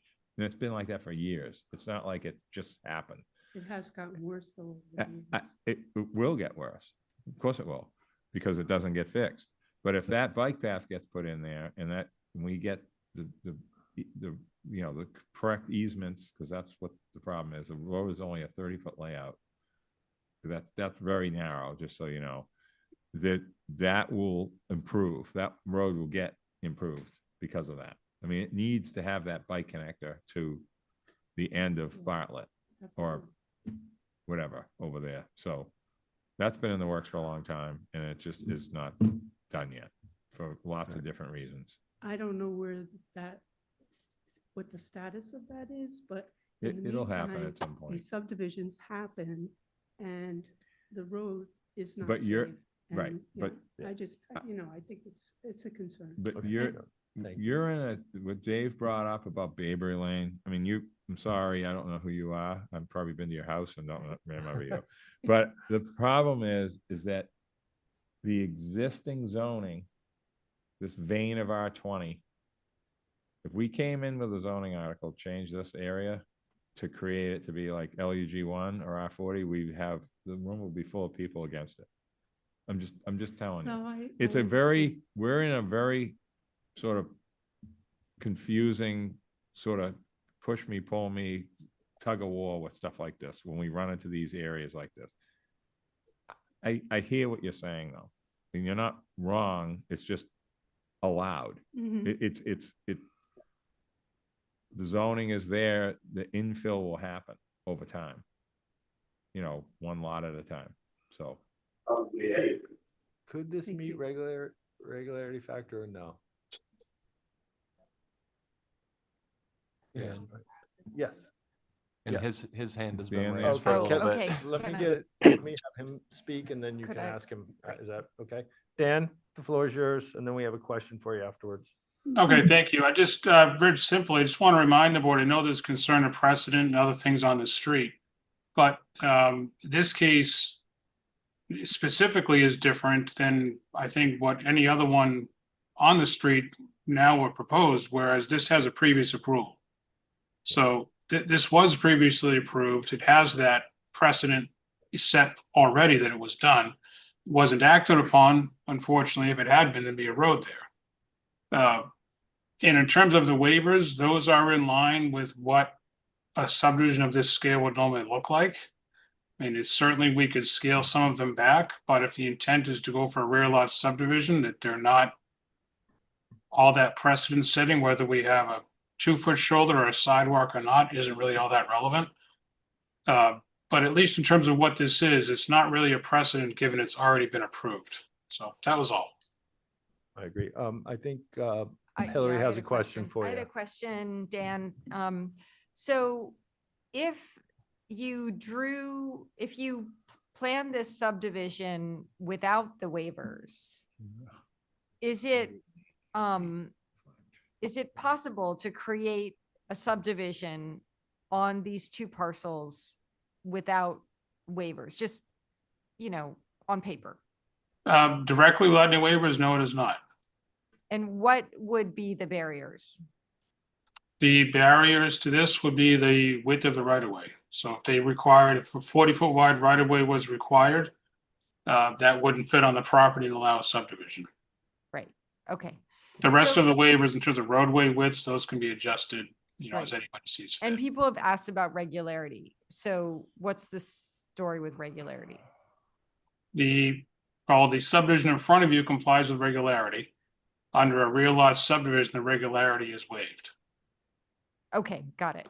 But regularity is not an issue. So the issue is that if we didn't give the waivers and you're going after a rear lot, you would not be able to draw on paper a subdivision because the roadway is too wide. And so can I just make some comments or did we have other questions? Joe has his hand up, yeah. Let's let everyone get. No, their Hillary, keep word in. going. Okay, keep going. Really? Is Yeah. that a trap? Might be. Careful. Okay. All right, let's so- not think the worst of your other fellow board member. Please. Jesus. I'm feeling a little out on a limb here, Joe, but you know me, I'll keep going. No, about it being a prior approval. This was approved in the 80s. Is that right? 82. 82. Boat was in Woods Hole. So the steamship was in Woods That Hole. makes a big difference. Yeah. And the and- airport How wasn't things in the- were. and the And- airport and where wasn't was in- Nat Lowell? in the So was yeah, ice- it was a completely different gas world. station in So Wakefield. I don't think we can say, well, it was right for Nantucket in 1982, therefore it should be right for Nantucket today. I mean, we have much different tolerances. We have a different plan. I mean, we have a current master plan that you guys aren't going to believe this, but the current master plan says on give me a minute, page 31. This is the 2009 master plan. This plan's intent is to reduce overall build out, not just in terms of dwelling units, but also in other intensity related factors. And that's why we got rid of all the high density zoning. Like Right, so we OC2. have this zoning and given, if anybody who bought this property or bought next to this property and looked at our subdivision control act would say, well, they won't be able to subdivide this property because they'd never be able to get a roadway in there. So I hear you about our discretion. I really do. And I understand that there are areas where, we could create an elegant extra lot, but I'm listening to the person who came here to speak. I'm reading our own master plan. I'm listening to the visioning statement that we went under where people are saying we do not need more market rate lots. We need to create density for affordable housing and year-round housing. And I'm not seeing how this subdivision that we can't actually create unless we change our approach fits with what our community is telling us they want. I don't. That was a lot. And I don't mean a lot of land. That was a lot. The road is there. That is a AR subdivision that could be approved today if we didn't have the real lot subdivision bylaw, that would be legal to do right now. With waivers. Yeah, but look at the list. I mean, just. the list waivers is are crazy. Identical to what the I know, list is and that's now. why it makes no sense here.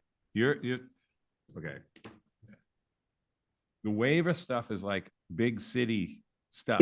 Like no one wants that. They think we were crazy doing some of I these things. understand that. So on one hand, you're saying the public is saying to do something. I think we're doing the best we can with these this is one of those unusual spots that has a little bit more density than maybe it would have had if zoning was planned perfectly in the late 70s, because R20 came later. R2 it was called before they called it R20.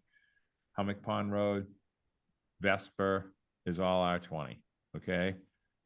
Actually, it's a great zoning district, but this is a little farther out of town, but that's what they have. It's like done. You can't like unwind that R20 and just make it something else just because we don't like this one lot that needs this relief from the real lot to get to build, you know, to subdivide it in a normal manner.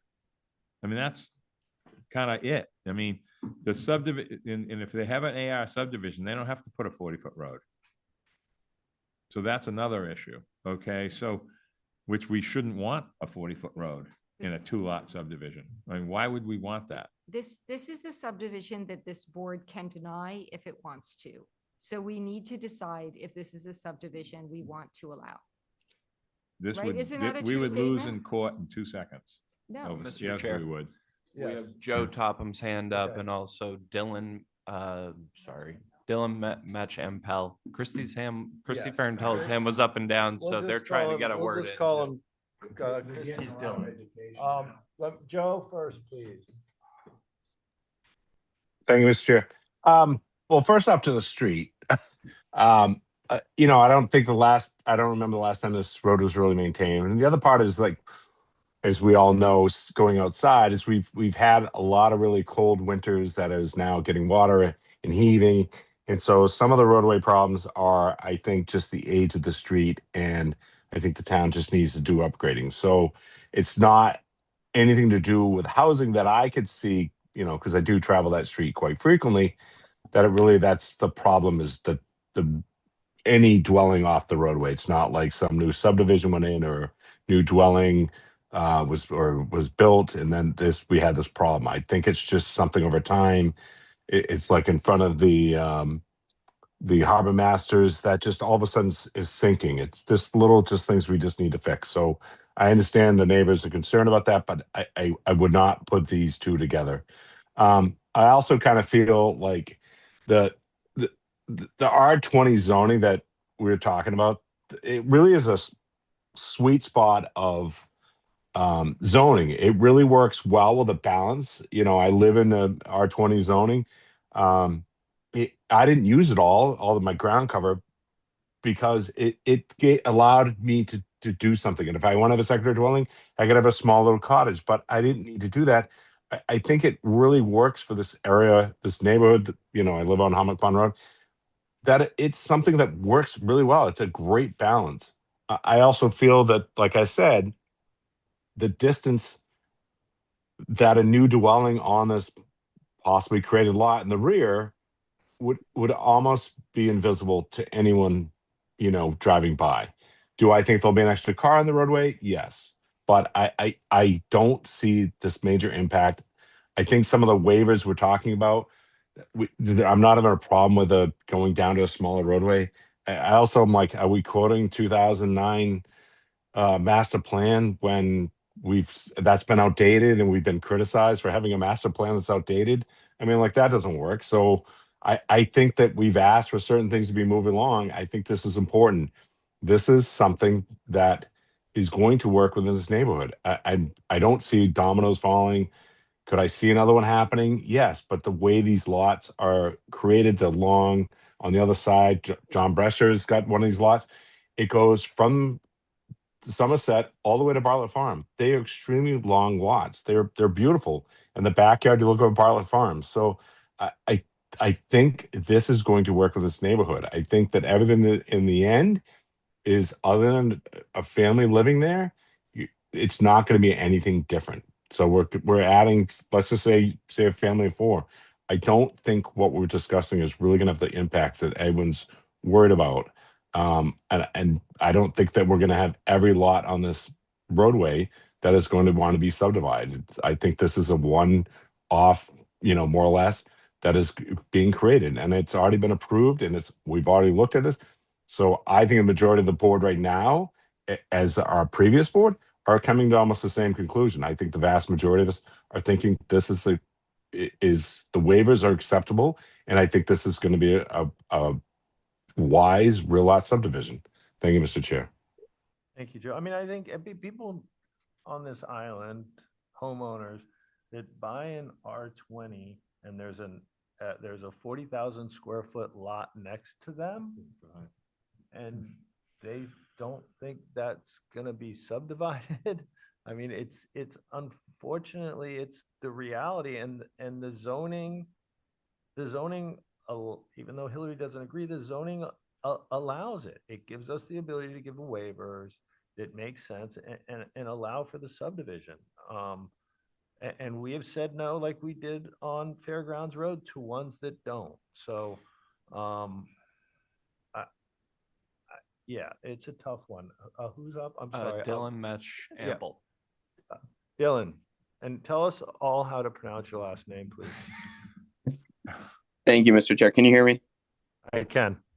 My last name is pronounced Metch Ampel, but Christie's Dylan is just fine, which is what now.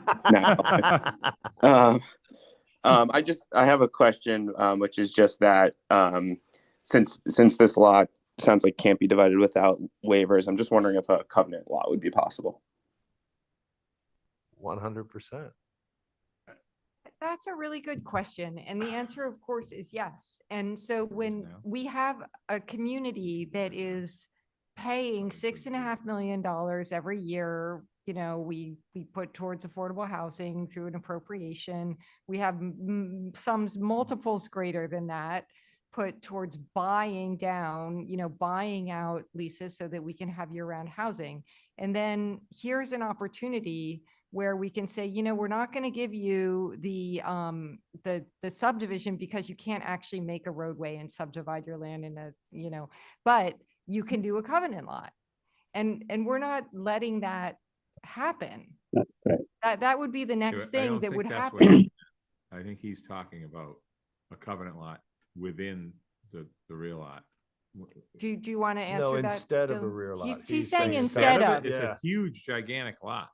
Well, For R20. I think that it's that would an be a swimming I pool think it's an compound unrealistic property. ask. That's what that to- would be. I think it's an unrealistic ask to have someone sell a Four lot covenants, worth you $1 can fit 'em. million for $350,000. I just think that unfortunately, until we can rework the covenant system, I think you're asking for, you know, an angel donation. Do they get a tax return, a tax break on that lot that they're selling for a third of the price? I strongly believe in the covenant system. I strongly want to see more of them. I want to see it work, but there's a lot of people out here that can't afford that hit, don't want to take that hit, and they want market price for their house. And it's unfortunate, but in a perfect world, yes, people would build covenants instead. Dylan, you know, you see the pushback. In fairness, I thought Dylan was asking, can we require a covenant lot with one of the lots that we create? Oh, is that what That's you were I asking, thought he was Dylan? asking. Where'd he go? Dylan, Well, I think both questions are worthwhile. I was really asking what you answered, Mr. Chair, about the entire lot, since it sounds like it's not possible without the waiver. But it is good to know that it would be possible, even if it was subdivided. Yeah, unfortunately, I don't think we definitely don't have the ability as a board to mandate that. We're working on year round first. Let's get that sewn up. I thought the answer was it is possible, but it's not financially attractive to the person. So it's impractical that it would ever become a covenant lot. I think what that, you were I think it's, I don't think it would ever become, unless we have an angel Right. property owner. So by not letting this lot get subdivided, there'll never be a covenant lot.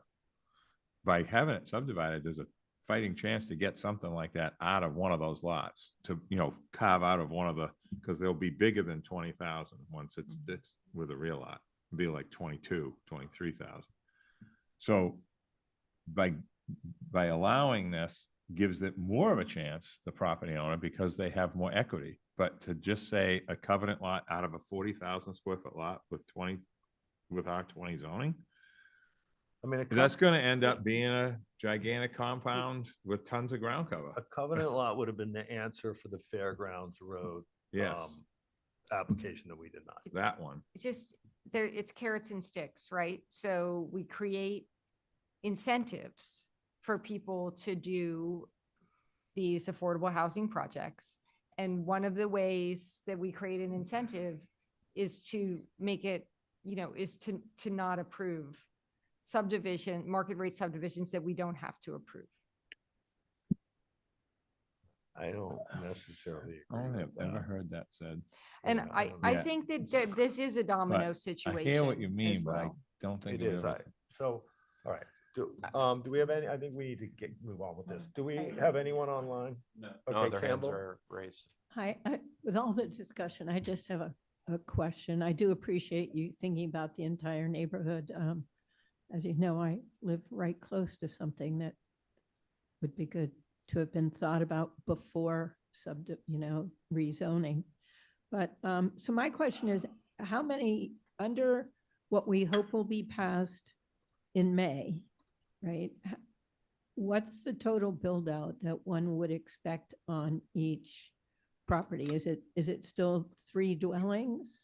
I mean, we haven't For- gotten there yet, but No, I'm just wondering, because it was I one think of the she things means- with the rear lot Well, subdivision we was have whether you could restricted rear do lots. a single family home plus the ADU kind of a And thing. we've gone that direction on other applications. I think we need to I was get, just we asking. need to get the application to have the discussion, right?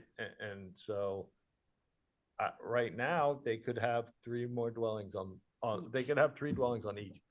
Plus the ADU. No, No. no, including. the Okay, ADU. great, just, Yep, including the ADU. Yeah.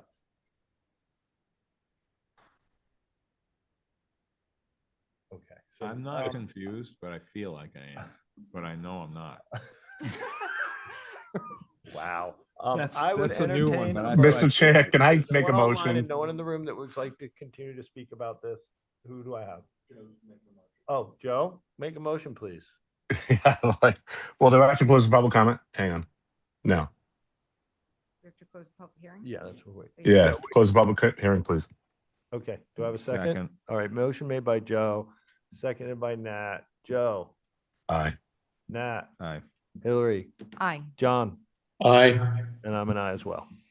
Okay, where are we going? Someone want to make a motion here? Motion to approve as drafted and written with all of findings and conditions. Do I have a second? Second. Motion made by by Joe, seconded by Nat. Joe, Aye. Nat, Aye. Hillary, Nay.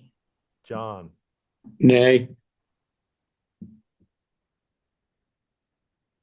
need a supermajority? I'm an aye. So that passes 2-3, 3-2. All right. At all. Thank you. Yep. Okay. On.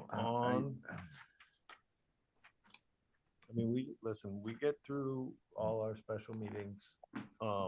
For town meeting, we can have a special meeting to talk about rear lot subdivisions. You know, what we need to talk about is what we passed that article about the affordable. About, But yeah. You gotta remember something, Hillary, and I'm sorry I'm bringing this up, but I can't, my head won't let me keep this in. When we started the rear lots, we were restricting what they could put on them because of what it does. It helps the property owner to have a rear lot. In every case, whether it's the roadway lot taken away from the lot, or the look of it, all kinds of different existing conditions. But we were restricting, especially all I can think of is out by Daffodil and those ones out there. Now we're looking to not restrict them and try to get an affordability piece in at least one lot, or a requirement for a covenant. Yeah. Or to let the covenant run, secondary dwelling become a covenant if they sell it. I mean, there's different things that we can do with this article at town meeting. But I want you to do personally, you gotta look at these neighborhoods that were built over a long period of time, sitting in not RC2 crazy zoning, but in it's more building is allowed, but they never did it because nobody did it. That's what we have here. This is an area that was built a long time ago, but it was in R20. With all due I'm just respect, saying. I do look at the neighborhoods. I'm not. Okay. Okay. guys, all right, I'm we- not saying you're listen, not let- looking. We're I'm gonna just move on. telling you guys. to look at it individually. Guys, I do we look can- at that. Okay. Let's do this after the meeting because we still got a ways to go. Joe, just to make an announcement for if it matters for anyone, any applicants waiting, Joe Topham just dropped off, so we do not have a full board. So that will absolutely impact the 37 Somerset Lane matter and may or may not the 2 special permit requests. Okay, so do we want to ask Dan how he feels about that right now since he's on? Dan? Well, just looking at the agenda, are we going for Knobska first or are we doing 37 Somerset? We are on Knobska and then we're going to 37 Somerset. And then we're going to Woodland Drive. Yeah. And then I'm going. So, we do Knobska first. I don't have a problem opening it, I suppose, and hearing at the last meeting, there was concern about having the full board present for this application. I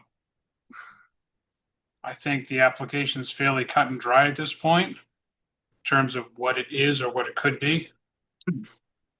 However, I can also continue it if you'd feel more comfortable having Joe here as a full board, we can certainly continue to the next meeting. If they're rear lots, which they are, I would imagine you'd want a full board. So why don't we Mr. request Chair? to continue 9, Hold on. good. 9 Knobska is a special permit request. You could Oh, okay, activate so I an could activate, alternate. okay, I can activate Stephen on that one. Why don't we request, I think on 9 Knobska, I'd like to request a continuance to March. Okay, all right. Any other ones? Because we can vote them all at once. I don't think so. The other two, I'd at least like to open and possibly continue. Okay, great. So I would entertain a motion to continue 9 Knobska Way until March 9th, 2020. So moved. So moved. Second. Motion made by Nat, seconded by Hillary. Nat, Aye. Hillary, Aye. John, Aye. and I'm an aye as well. Okay. So, and we are going to move on to 37 Somerset Lane. Dan Malloy. All right, so for 37 Somerset, I'll just jump out right off the bat. I fully expect to continue this, but I would like to at least open it up to tell you what our thoughts are here and where I think this one, if it goes anywhere, where it would likely go. So it's 37 Somerset Lane. The board had originally looked at this as a sketch plan.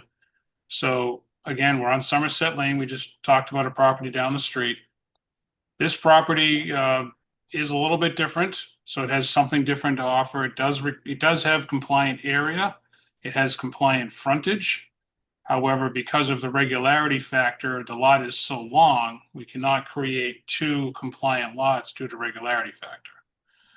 So the board had looked at a sketch plan previously and basically voted, or not voted, but just agreed to be worth looking at this using an easement for roadway to create a subdivision with the expectation that would be coming back to you with an approval required application and then a rear lot subdivision application, but also fully anticipating and offering restrictions to go along with that because of what this is.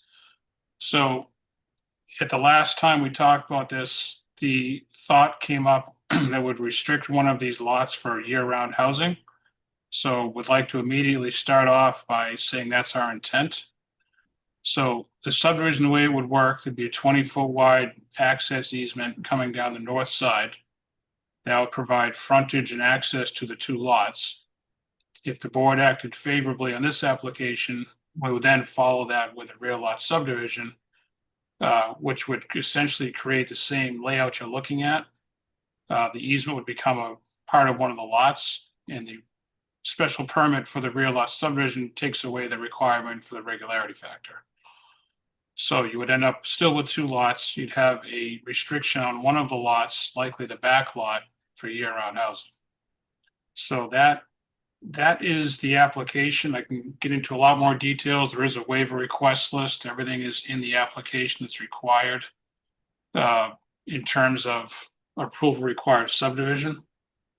And again, I do expect to continue this, but at least like to get the board's feedback, given all the discussions that have happened, what the thoughts are.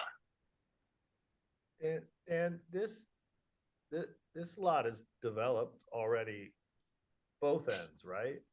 There's already 2 dwellings on as a primary in the back and cottage out front.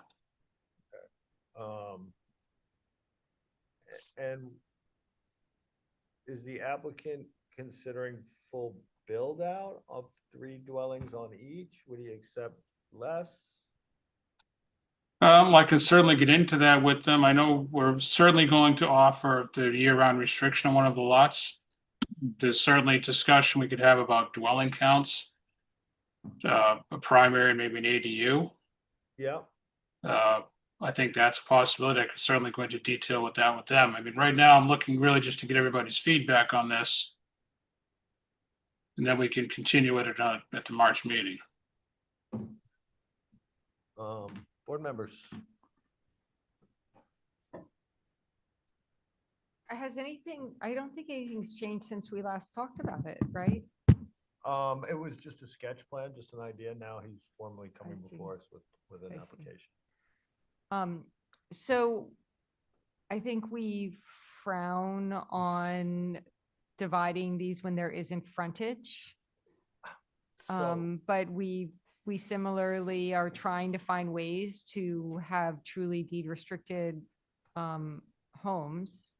And that seems to be offered here.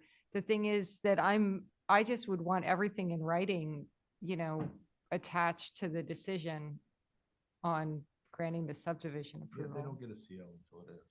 No, but I mean, we approved a subdivision on another property with the understanding that that would happen, and then that went away. So I wouldn't want that to happen again. Okay. I think, and I want to make this clear that I'm trying, and I think the board's been pretty consistent in this. This is different than Fairgrounds Road, right? It has the frontage. It has a regularity factor issue, right? Oh, okay. Thank you. I thought we were having and a that frontage goes issue. away. The regularity factor goes away see. when it gets switched to a rear lot, correct? That's right.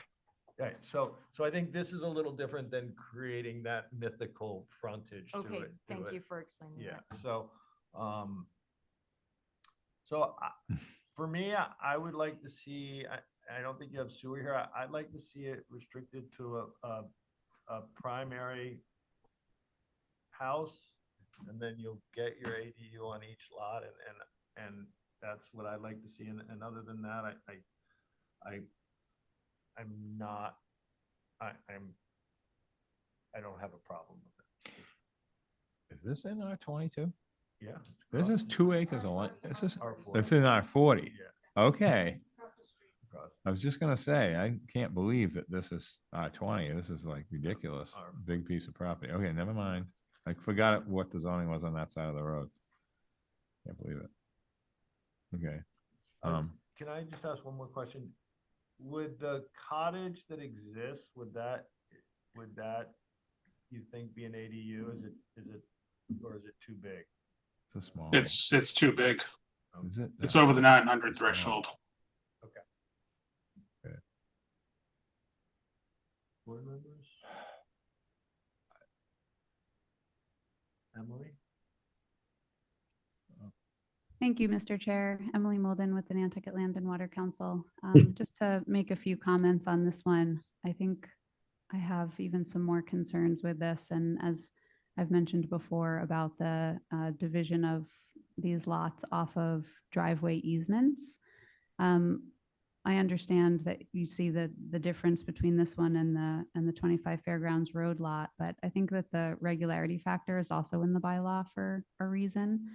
And more specifically, I think for this proposal, I have concerns because that rear lot doesn't have any frontage, legal frontage. I mean, there's some frontage off of that driveway easement, but my understanding is that legal frontage can only be waived by the ZBA. And I don't know if that's been done here, but I just don't, I would question whether it would even be legal to create this lot in this way, off of the roadway easement, the way that it's depicted.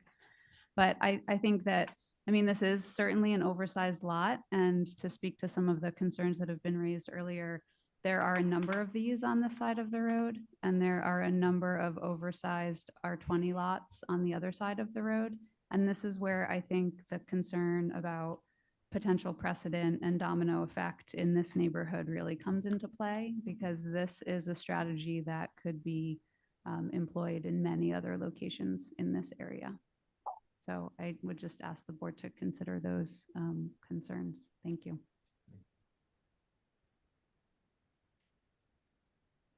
Just to respond to the legality of using an easement for frontage, we have had town council review that in the Yes. past. It is something that you can do. It's not something that the board usually prefers to do, but there are cases where it's warranted. And in other situations, the board has removed the area of the driveway easement from future potential ground cover. That makes sense? So Yeah. that the ground cover available is only within the It's buildable. as part of if the there was lot. a road there. Yeah. Right, got it. That's actually a good point. Anyone online?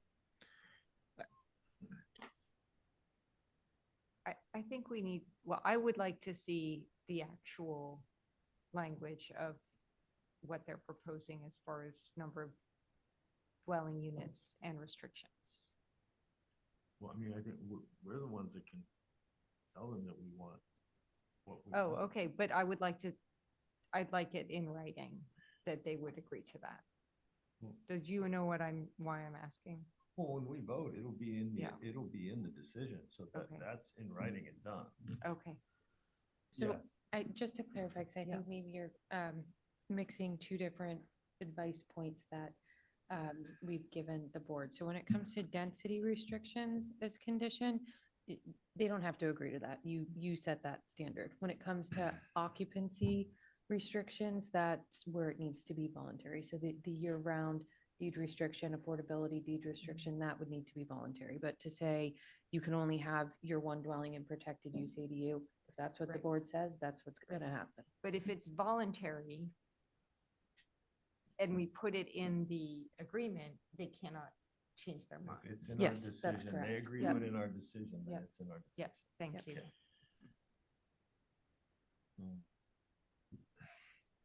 Anyone in the public want to speak to this?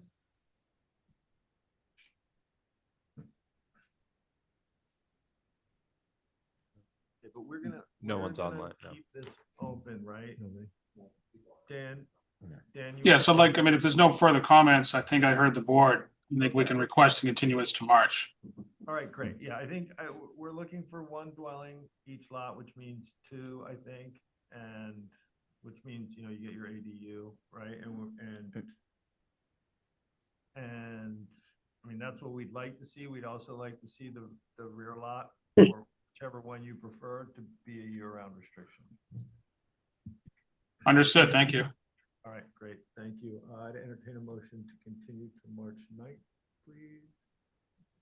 You're looking at me like you don't want me to say anything. I But want I you have to, so much to I'm say. asking you to make the motion. I'm gonna make the motion to continue. Yes. I'll second Okay. the motion to continue. Motion made by Nat, seconded by Hillary. Nat, Aye. Hillary, Aye. John, Aye. and I'm an aye as well. Okay. That would be beautiful. All right, so we're on Ooh, to, Cabana House. is this lot, the last one? ones We're on to around. Woodland Drive? Yeah. All right. And Dan, you're good with moving forward with what we have here? Can I just ask one question? I was also assuming there was an affordability restriction. Is that? No. No. No. So it's just year round? Yeah. And that, We don't have the ability to. well, but I'm asking can what he's, ask them. what he's offering. But Yeah. year-round market rate is a lot, a big ask, especially in this area. I just wanted to clarify what it was that he offered. Was it year round? was or year-round, yeah. It wasn't attainable? No, You know, it was because we just have a a measure of year-round. attainable housing. That- Because that- you could- Year-round Yeah, housing it's- as it's of been Article continued. 47. All right, I just, I'll expect to bring it up again, and I Yeah. didn't want it to be a surprise, and I No, wanted no, to bring know it how up. we left Bring it. it up when we open back up. Thank And you. All right. Mr. Chair, on Woodland Drive, I just want the record to reflect that I'm Okay. recused. Yeah. We're back over there again. All right, so Nantucket Woodland Limited Partnership, 13138 Woodland Drive. I see Stevens here. Welcome, Steven. Hi, good evening. I don't know how you guys do it, especially after last night. You're probably up late, getting all bummed out Was like there the rest something of us. going on last night? Yeah. Yeah, I he want to scored 2 forget to. touchdowns. It just didn't seem like it. You were busy at Turning Point. You didn't watch the game. So I think it was November that I was last in front of you all Yep. with a sketch plan, which I was careful not to offend Dan Malloy by saying that it was not done by an engineer. Now you have an engineered plan in front of you. This is the plan that I asked Dan to put together for our ongoing application with the Board of Health, where we're hopefully one meeting away from determining how many bedrooms will be approved for a septic on this portion of the Woodland Drive property. So what you have before you shows how 19 bedrooms would be used. So just for clarity, what's been approved so far is 12 bedrooms, and there's an application for a variance for nitrogen loading credits, which would allow for an additional 7 bedrooms. If that variance application is denied, there would be by right 4 bedrooms. So there could be somewhere between 16 and 19 bedrooms on the site. And I'll know that hopefully later this month. So there was a clerical issue with the timing of our application to Board of Health. It was submitted on time, but it wasn't distributed to board members on time to be heard. So that unfortunately wasn't decided. I hoped it would be, and I delayed coming here before you, hoping that we'd know how many bedrooms would be here, but I don't have that. So I anticipate we'll be back at least one more time before you all with a final plan. But I am hoping tonight to get some additional feedback from you all about what you'd like to see, in addition to understanding how many bedrooms and dwellings. You know, what more would you like to see from me? I've got a few questions. ADUs aren't a problem, right? Because there's only 2 lots and you got bedroom cap by the health department, right? Correct. And if we needed to solve that by making the decision, reducing the total number of dwellings by 1, because we're going to be merging these lots. So it'll be 1 lot. It'll be 1 lot. Eligible for 1 ADU. And if we wanted to write the decision such that, it can't sneak in an extra dwelling by virtue of the ADU, that would be fine. I mean, I want you all to understand exactly what's going to be there. And I know you want to go to the health department for that extra bedroom, right? This- And then sidewalks, correct? Yes, that shows brick sidewalks going around the whole area. There's a crosswalk shown connecting to the existing bike path, which is on the opposite side of Woodland Drive. And I hate to say it, but I'm old and I can't see, especially at night. I think lighting, even though I don't usually say it, is probably appropriate here. I think that makes sense. We did some lighting at Maple Lane, which worked out really nice. It's dark sky compliant lighting. I think that same kind of thing could work well here. And so will they all be deed restricted to 55 and over? Yes, all deed restricted to Year 55 and round? over. Year round is a concern of mine, frankly, because of the type of audience that we're looking to target. I don't think that these are going to be, certainly won't be marketed by me this way, but I don't think they'll be attractive to people who are, moving to Nantucket or looking for a vacation spot. I'm looking at this as an opportunity to create housing that could be used for people who maybe they don't own on the island yet, or maybe they do own. They raised a family here. They'd like to sell and have something smaller, but those people may not meet the 10-month residency no requirement. short-term rentals? No short-term rentals. Yeah, absolutely. Okay. I think that's all the questions I have. Can we talk a little bit about the layout and the design of it? Yeah. So it's quite different from your sketch, and I know that was just a sketch, but you had like a loop Yeah. before with a lot of space. And I just, I think we're trying to create places that reflect the Nantucket we, think of when we think of Nantucket. And we've got, parking in front of the house. We've got like, I just wondered like what were some of the other design ideas that you thought about when you came up with what you wanted the property to be? The sketch showed the roadway going around the houses, and that was option A. That's what I would prefer to do. The cost to do that is considerable. We're almost doubling the cost because you're doubling the size of the roadway, basically. And so in order to make these homes priced where I think they need to be, in like $1.4, $1.5 million, I think we need to keep costs down. And that's one area that I think we need to do that. So I understand that. I'm also just wondering if this is, I know we don't do a lot of joint, can I ask Stephen a question? Welch? Stephen, are you still there? I am. So I know we don't do a lot of joint HTC and planning board discussions about developments, but it has happened in the past. And and we can do it. It's just, someone who's pretty tuned in to design and lot layouts, we often hear, well, this got pushed over to this went to the HTC and this is what the planning board laid out and the HTC doesn't like it. I'm just wondering if there's anything that we could do to think about a cost-effective layout that would create something a little bit less mainland-ish looking. Mr. Chair, Yes, sir. I'll be brief. I think primarily where we run into issues with subdivision approvals is not necessarily the layout itself, but the topographical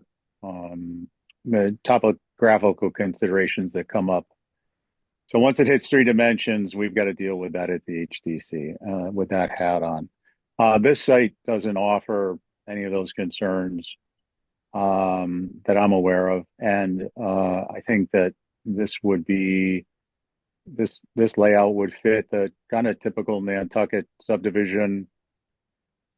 And I can't think of a way to modify that. I don't think I wouldn't feel comfortable jumping in with on the fly comments without having some time to put it greater thought into it. But I think that knee jerk is that this is in keeping with approvable Nantucket style homes that will look like they've been there for quite a long time. And I will note that the developer has done projects in year-round homes on local year-round type neighborhood roads, and put forth designs that are well in advance of anything most year-rounders, I think, would hope for. So it's quite nice, the work he's done. Thank you. That was a neat shirt. I'd like to just add one thought that I really, before you come back to us again, would really love it if you would go spend some time with your plan and with Christy and Dylan and talk about maybe some options for not the whole thing, but maybe a few units. So I don't have anything I can commit to today, but I am in discussion with Christy and Dylan and other groups, I'll say, Great. about how Because to. I think that would, I think you have a unique idea. I think that you add an affordability factor to this and it really helps push it, for me at least, over the finish Yeah. line. Yeah, so. Understood. Hillary, were you done? I'm sorry, I kind of jumped in. Yeah. Okay. Anyone else on the board before we go to the public?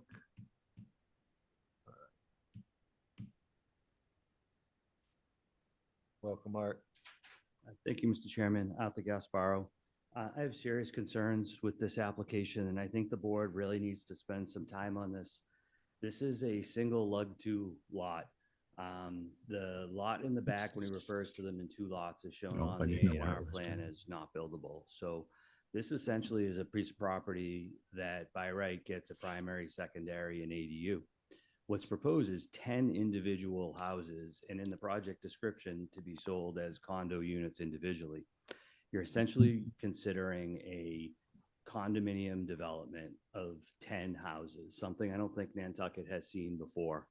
This is all based on a definition in Chapter 139-2 of elder housing facilities, which has no accompanying section in the rest of the code in terms of square footage requirements. There's no real details that, similar to where you have apartment buildings and other parts of the code that set forth how much you can have. It's really, the only thing that seems to be throttling this is a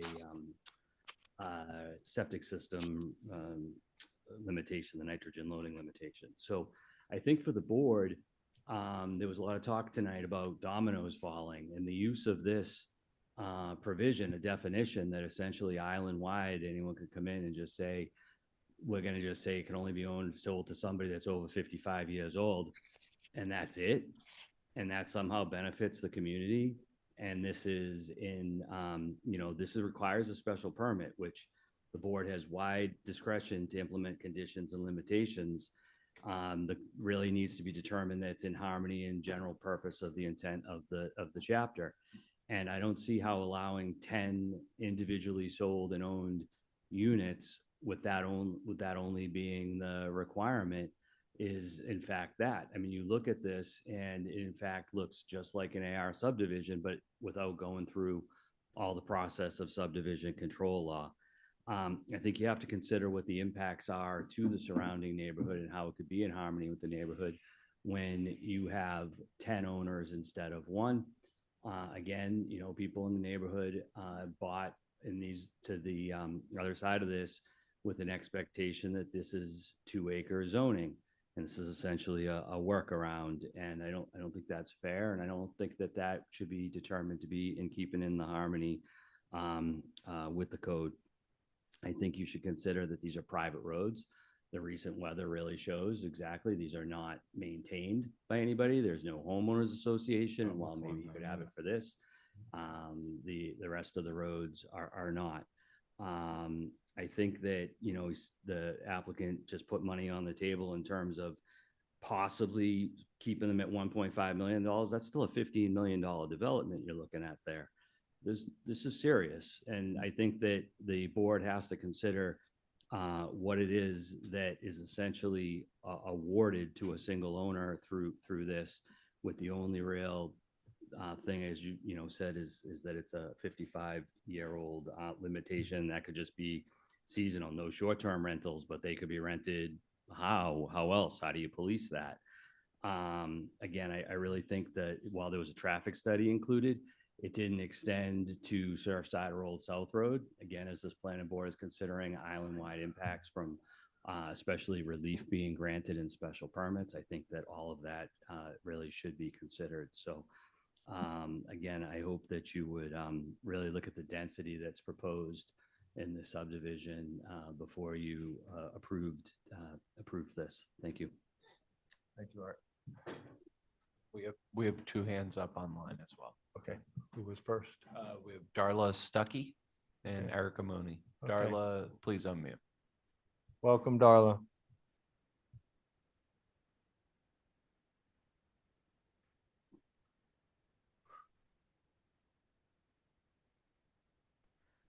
Can you hear me? I can hear you now. Okay, Yep. sorry, I had another button I had to click. Okay. I just want to say also, I live on Woodland, 22 Woodland, and so I'm not in a butter, but I live on the street. I agree with everything Art said. I just wanted to add, I've been listening the whole time at the various discussions.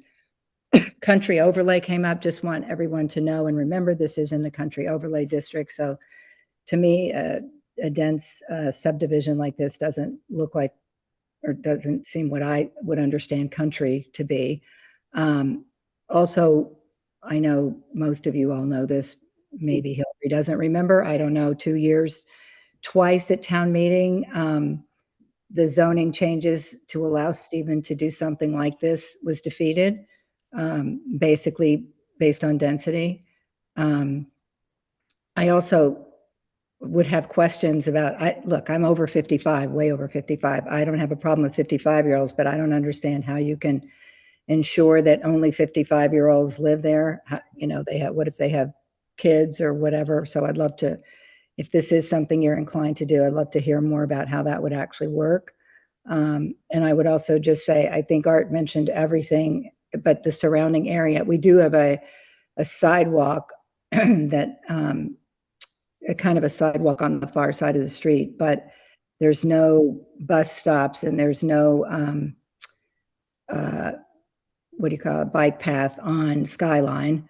Again, Skyline is all 2 acre zoned, and it's there, you know, this is just so very, very, very different than what's in keeping with the area.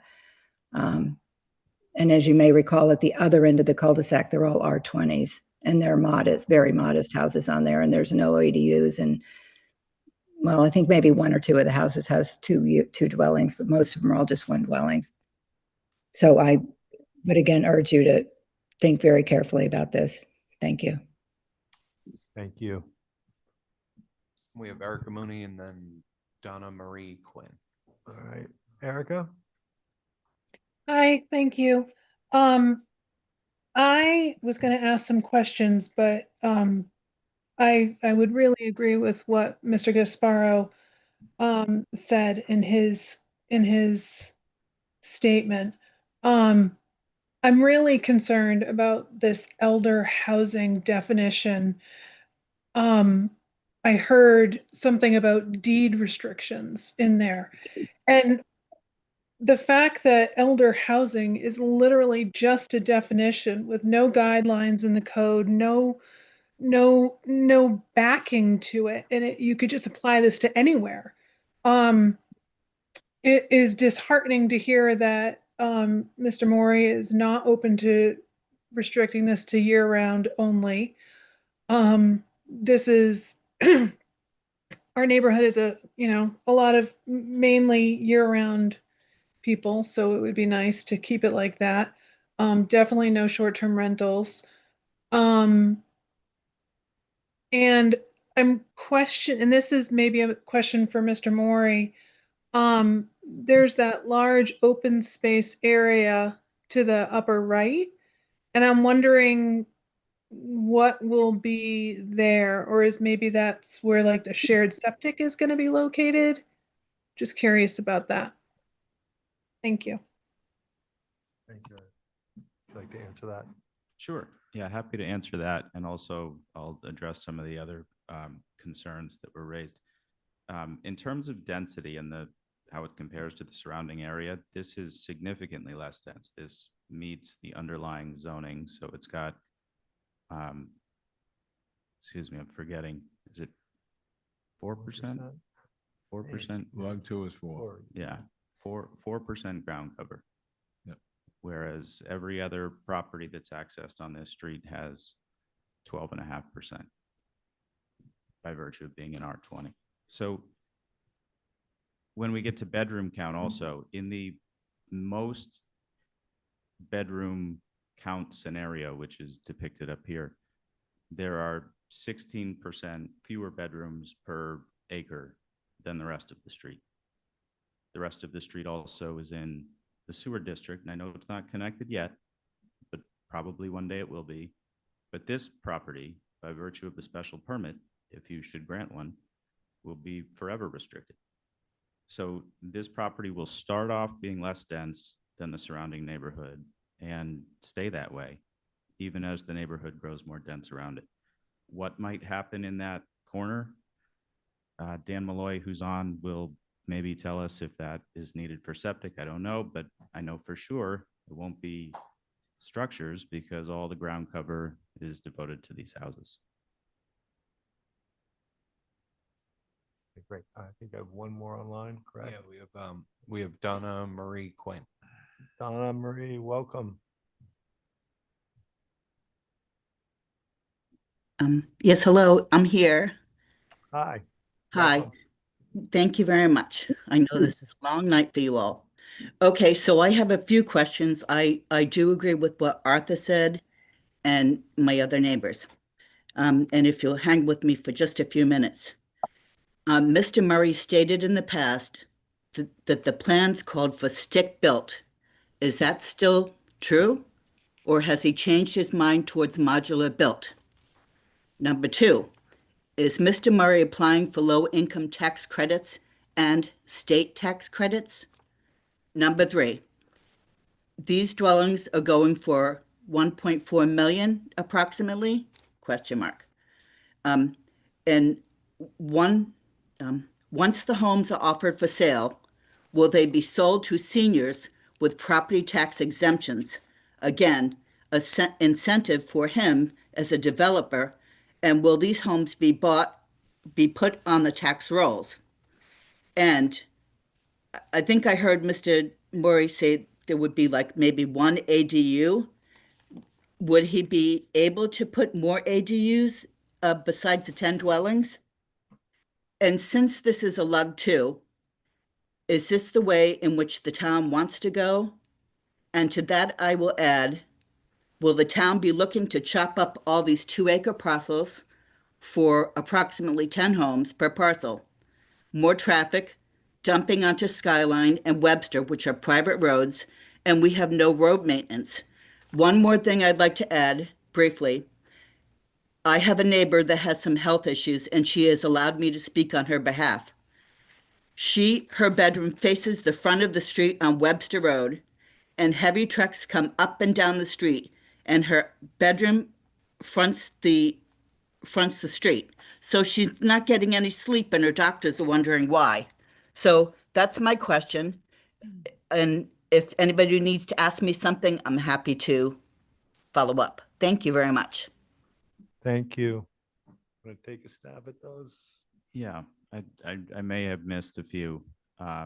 First of all, any heavy trucks that are going down Webster Road have nothing to do with my project. I haven't been doing anything there for several months since the cleanup.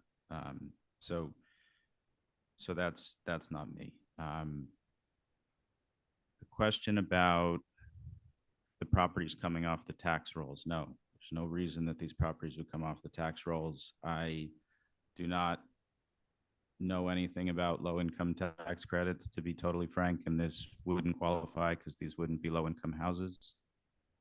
So there's no financial incentive for me in that regard. What were the other questions? ADU. ADU, right. So I mentioned ADU because this board and the town can't restrict a property owner from building an ADU. So to address that concern, I said the decision should be written in such a way that the maximum number of dwellings that you see fit to approve, reduce that by 1, so that if I went to go get an ADU, we come back to the maximum that you think is appropriate. But in any case, the property will be limited to the total number of bedrooms that meets the standards of the Board of Health and Title V. And I think there was a question about modular. Oh, stick built or Oh, modular. well, if my brother heard that I was going to build these modular, I'd have big issues to deal with. So no, the intention is still to build these stick built with local crews. I think that was all of them, Stephen. Thank you. Anyone else online? Okay. Is there anyone in the room that wants to speak before I? Yep. Yeah, hi, Phil Garufi, 12 Woodland Drive. I just find it to be too vague. I kind of like I like the 55 idea, but I don't, how's it going to be enforced? How's it going to be policed? And I worry about, and then, that's kind of a nice picture right there. I worry about Clay Street right next to it. I worry about it just continuing to snowball. And that's it. Clay Street, we've fended off for years. And it will be deed restricted to 55 and older. So I'm not sure how you will be able to buy it if you're not 55. And then as far as policing, have you lived in a neighborhood with a bunch of 55-year-old retired people? 55-year-old person. Yeah, for Mr. Chair. What's on the preventive for, say, giving it to their maid? Well, that's true, but it'll be restricted I to say 55. that because my sister's a realtor, and she called me up and she said, "Hey, would you like to rent your garage apartment for August?" I said, "What's the deal?" And she said, "Well, there's a maid and a dog, and for some rich person someplace else for $50,000." And I don't know if I'm going to do that one or not, but I probably not. But, give Nat the number if you don't. I mean, you but- also have to remember these are all 1 and 2 bedroom houses. They're not huge houses that would No, I accommodate. get it. It would Yeah. be like Monomoy Village. Yeah, I know so- that's what it's supposed to be like. So, But well, I we will just do. feel like things don't get enforced here. Things get abused, and that's the fear. Yeah, I hear it often. Plus, nobody wants to see the zoning really disappear. I don't know. There's a need for, other than putting them on the tax roll, elderly people. I like the idea of elderly, because I'm assuming they're not going to load up the buildings. But I agree. But everything else about it is just too many questions. Listen, I think that if we let fear get in the way of, we would, this island would crumble, right? We can't, there's so much to fear, right? Stop the boats. It's scary, right? Well, You plus know, really there's 2 islands, and there's Nantucket we all know and love, and then there's the mid island, which is getting sucked dry.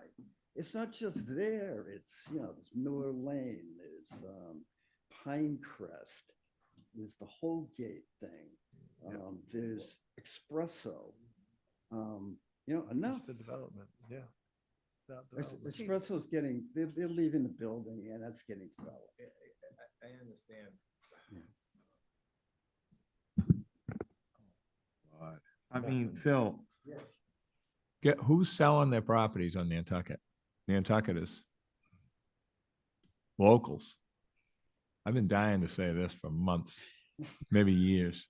The locals are selling to people with lots of money, and guess what? They don't build a little cottage and, the dog, and that's it. Maybe No, a couple I know, chickens. I know. Like that, they build what can be built. Right. Okay, so this property will be, we've gone around in circles on this now for 3 or 4 years. It will be pool houses and cabanas and all that. That's what this will be if it's not something else. That's it. It's like Tom Nevers in this little spot. That's what, there's not gonna be a local that's getting on these meetings. It's not gonna be a local Nantucket person with this property. No, This just isn't. I get that. I don't know what to I get say. that. That's, Right. so I hear you, but I also know what's happening. I mean, you can't stop that. This is America still. So, I mean, I had to comment on that. I'm sorry. When you start bringing up all these other places, it's like, okay. I mean, Pinecrest is still pretty much local. Time for what? Because Pinecrest is still pretty much local, though. Got to give it that. Because it was built before, 40 years ago. So, anyway. Thanks, Phil. You have 4 hands up. Matthew Peel. M's Is he over there, and then I'm 55? gonna go to online. Oh, sorry. Thank you, Mr. Chair. Emily Molden with the Nantucket Land and Water Council. I think I would just sort of echo and reinforce again the notion that's been brought up that there obviously is a definition for this form of housing in the bylaw, but there aren't necessarily additional standards or requirements. And so I would also just encourage the board to really think about what additional conditions or standards for this type of development would help to meet concerns around density and some of the other issues that the neighbors have raised. I know there aren't many of these that have come before the planning board. I think it would also be great if the idea of year-round restrictions could be revisited and thought about some more. I think that could, I mean, I imagine there probably is a fair bit of demand for year-round housing in the 55 plus range. I'm not far away. But I also think that as sort of a standard, at least for a portion of this type of development, then that might create a little bit of a natural cap on the potential for many more of this type of development to come before the planning board as well. But I just think that is an important element to keep considering. Thank you. Thank you. Matt Peel. Thank you. Appreciate you guys letting me talk. And just by the way, I'm a lot younger than that, so wanted to point that out there. No, I'm gonna your license next time I see you. I just want to also point out, and I think Emily and Art, really have made a lot of the great points. But this right next to this lot has also been 4 other lots that have been approved for AI systems as well. And so there is going to be, it's not just this for development. There's also 4 other houses and ADUs or whatever they plan on putting there on 4 other lots right next to that. I did have a question for Mr. Mori though, but that open space that Erica was talking about up there, it's my understanding that is unbuildable because there's no frontage. Is that correct? And is there any plans, if that is correct, is there any plans to, refurbish that or turn it into any kind of like an open space or park or anything like that? Thank you. Sure. So through you, we can think about this as one lot. There was a subdivision plan that you all approved, seems like a long time ago now, where this was termed lot 5, essentially where most of the cul-de-sac is, and then lot 6 is like the Big Dipper at the top there.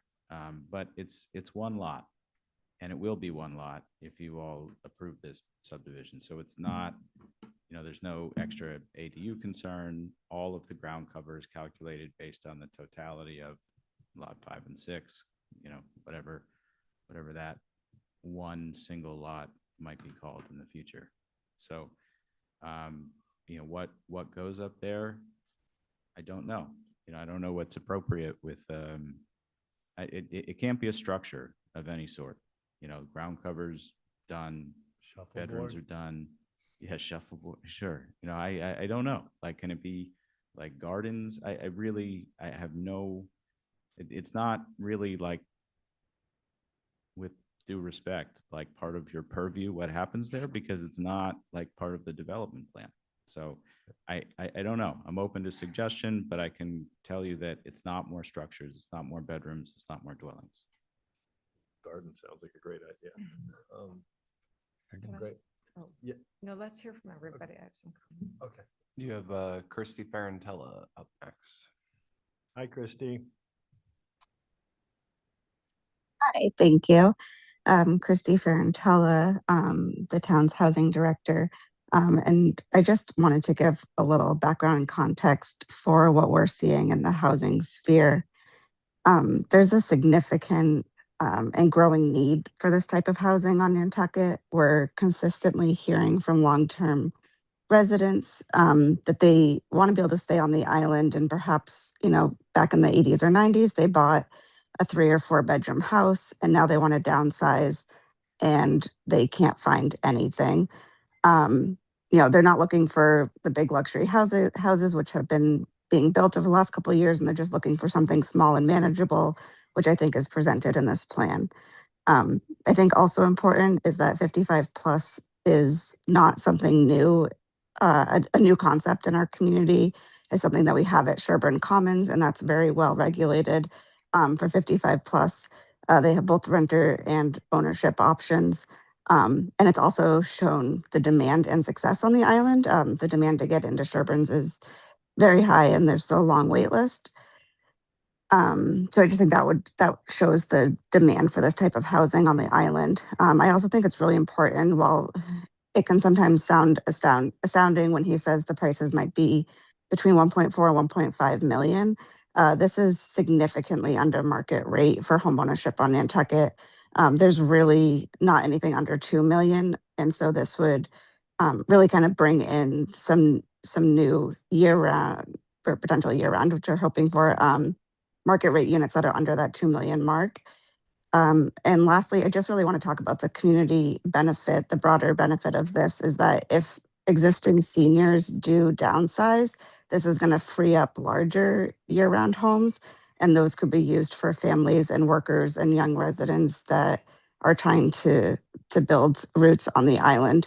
And I can't help but pitch the year-round deed restriction pilot program that might be able to be used on those homes. So I just think there could be a ripple effect of creating and opening units for 55 plus, and then opening those existing homes for our community and working members. So I just wanted to add all of that context to say that there really is a large demand. And I really would hope that Stephen continues the conversation with the housing department and all the housing organizations on the island about creating opportunities for year-round and affordable housing as well. Thank you. Great. Thank you, Christy.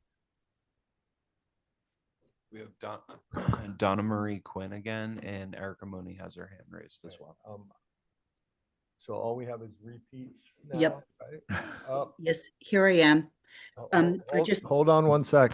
Hold on one sec. Hi, Leslie Snell, 23 Woodland Drive. And I just want to say that I'm generally supportive of the plan. I think it's a good plan. I think it's housing that we need, but I think a lot more details needed. And I know that there will be more meetings for that. So that's all I have right now. Okay. So it looks like all we have is repeats left, which is fine. I just urge everyone to be succinct, not repeat themselves, and welcome. So who Donna Marie Quinn. Donna Marie Quinn. I'm here.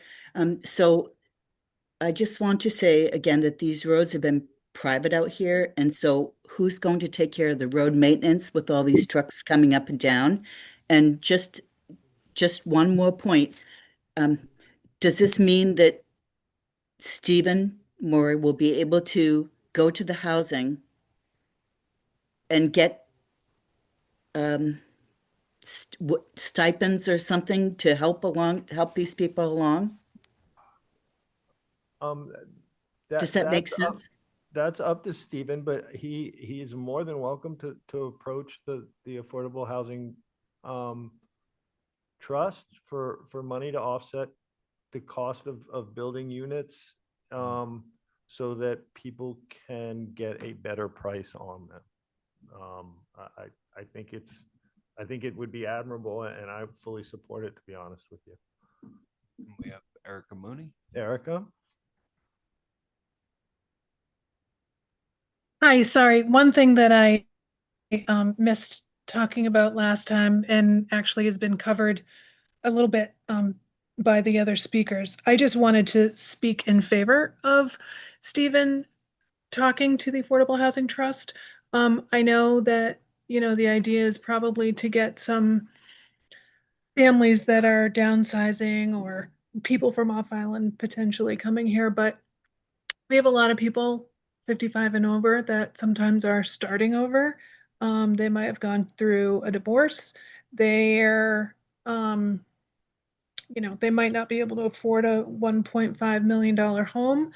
And I really do hope that that they will go after subsidies and work with the Affordable Housing Trust and any other housing organization to maybe help offset some of the costs so that some of our kind of regular folk on Nantucket might be eligible to be here as well. Thank you. Great. Agreed. Thank you, Erica. Art. Thank you, Mr. Chairman. I just would like to briefly respond to the density comparison in terms of the matching the surrounding neighborhood. That's fine if you look to the west, but if you look to the east, it's 4% and they're all lug two lots. So it really doesn't match. It depends which direction you want to look at there. The lots all going to the east are 2 acre and 4%. You can keep saying that, like, it's really not cool. You get tired of listening to us. It's not appreciated. And yeah, it's not cool. And I'd just like to continue, while there's discussions about $1.5 million, again, unless this board somehow caps it, be 2.5. We can talk about whatever. There really is no cap on that. But really the point that I think is so important is that this would be owned by one person. Instead, it's going to be owned potentially by 10.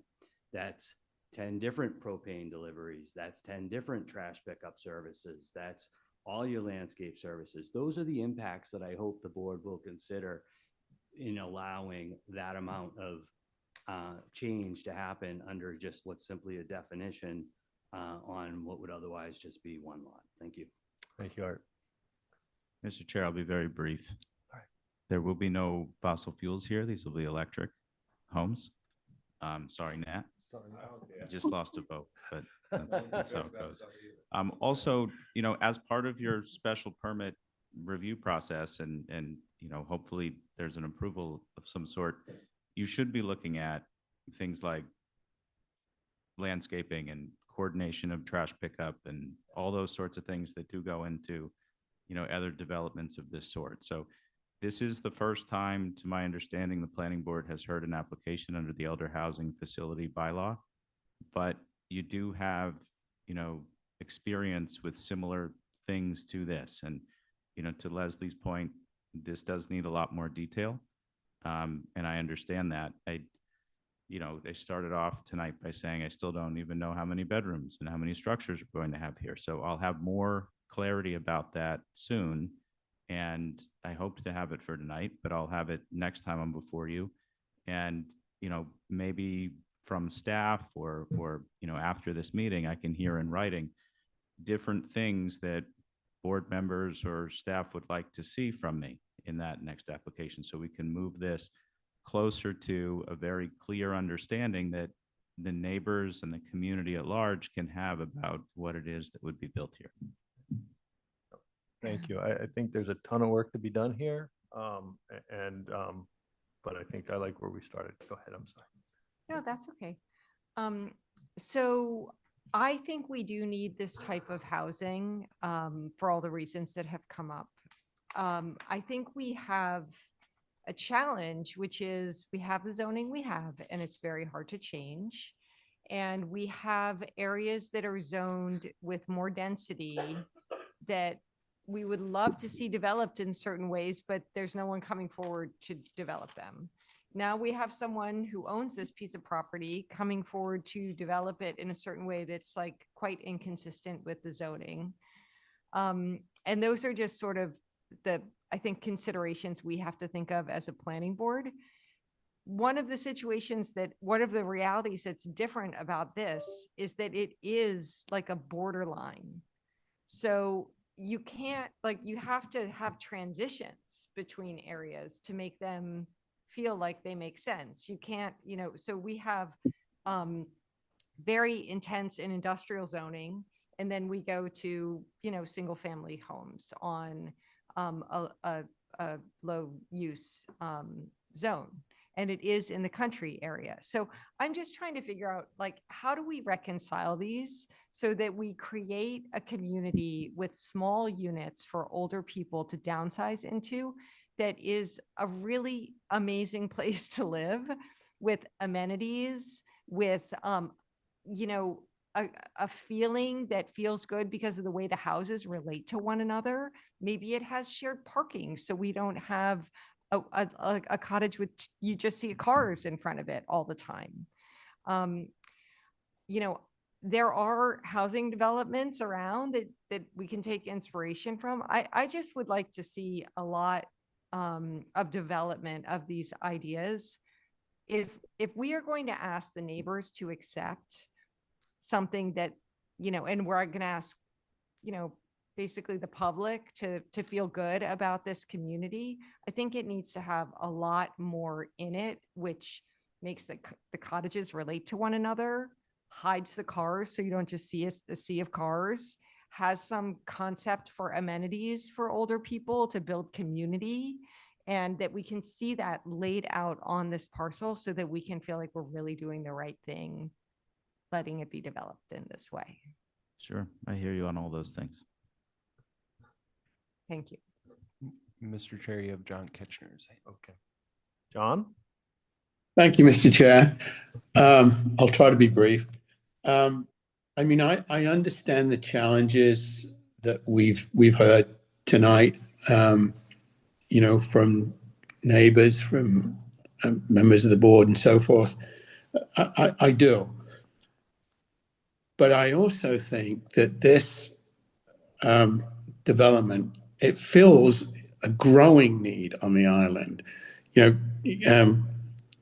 Christy touched on that, but over the last few months, I've had a chance to sit with, our police chief and our fire captain, and both of them talk about the need for, affordable housing for their up and coming, officers. But one of the things they always quote to me is, because John, we've got a large number of our senior officers, they are retiring and they own their own homes. The people that are coming in do not.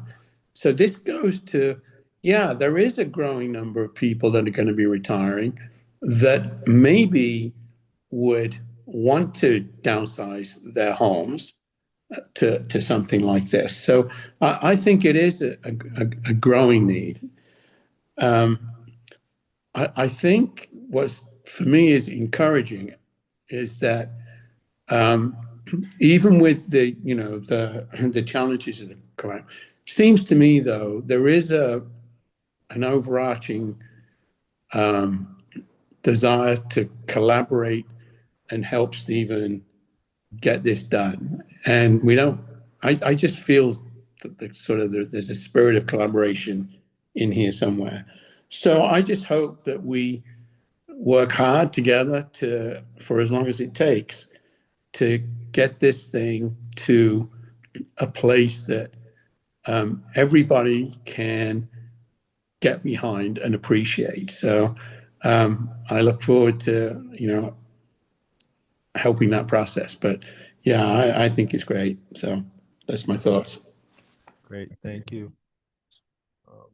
Anyone else online? So I'd entertain a motion to continue this to our next meeting.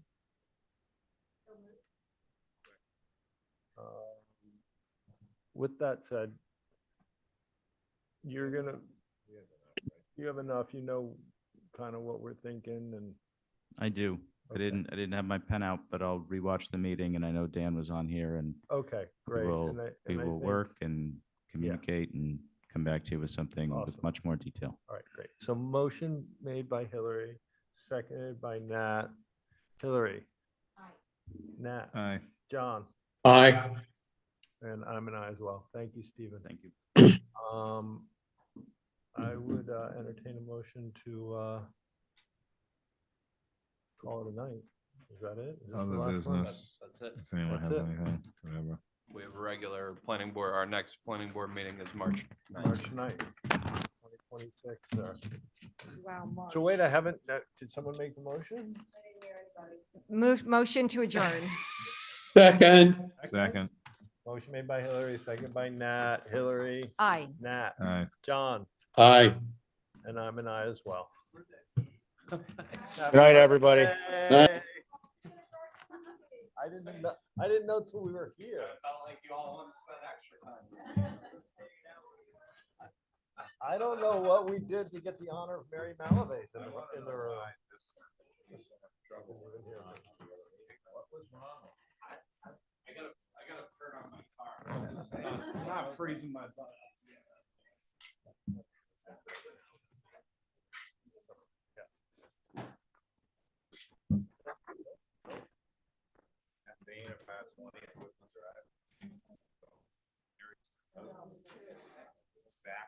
Is that why she's?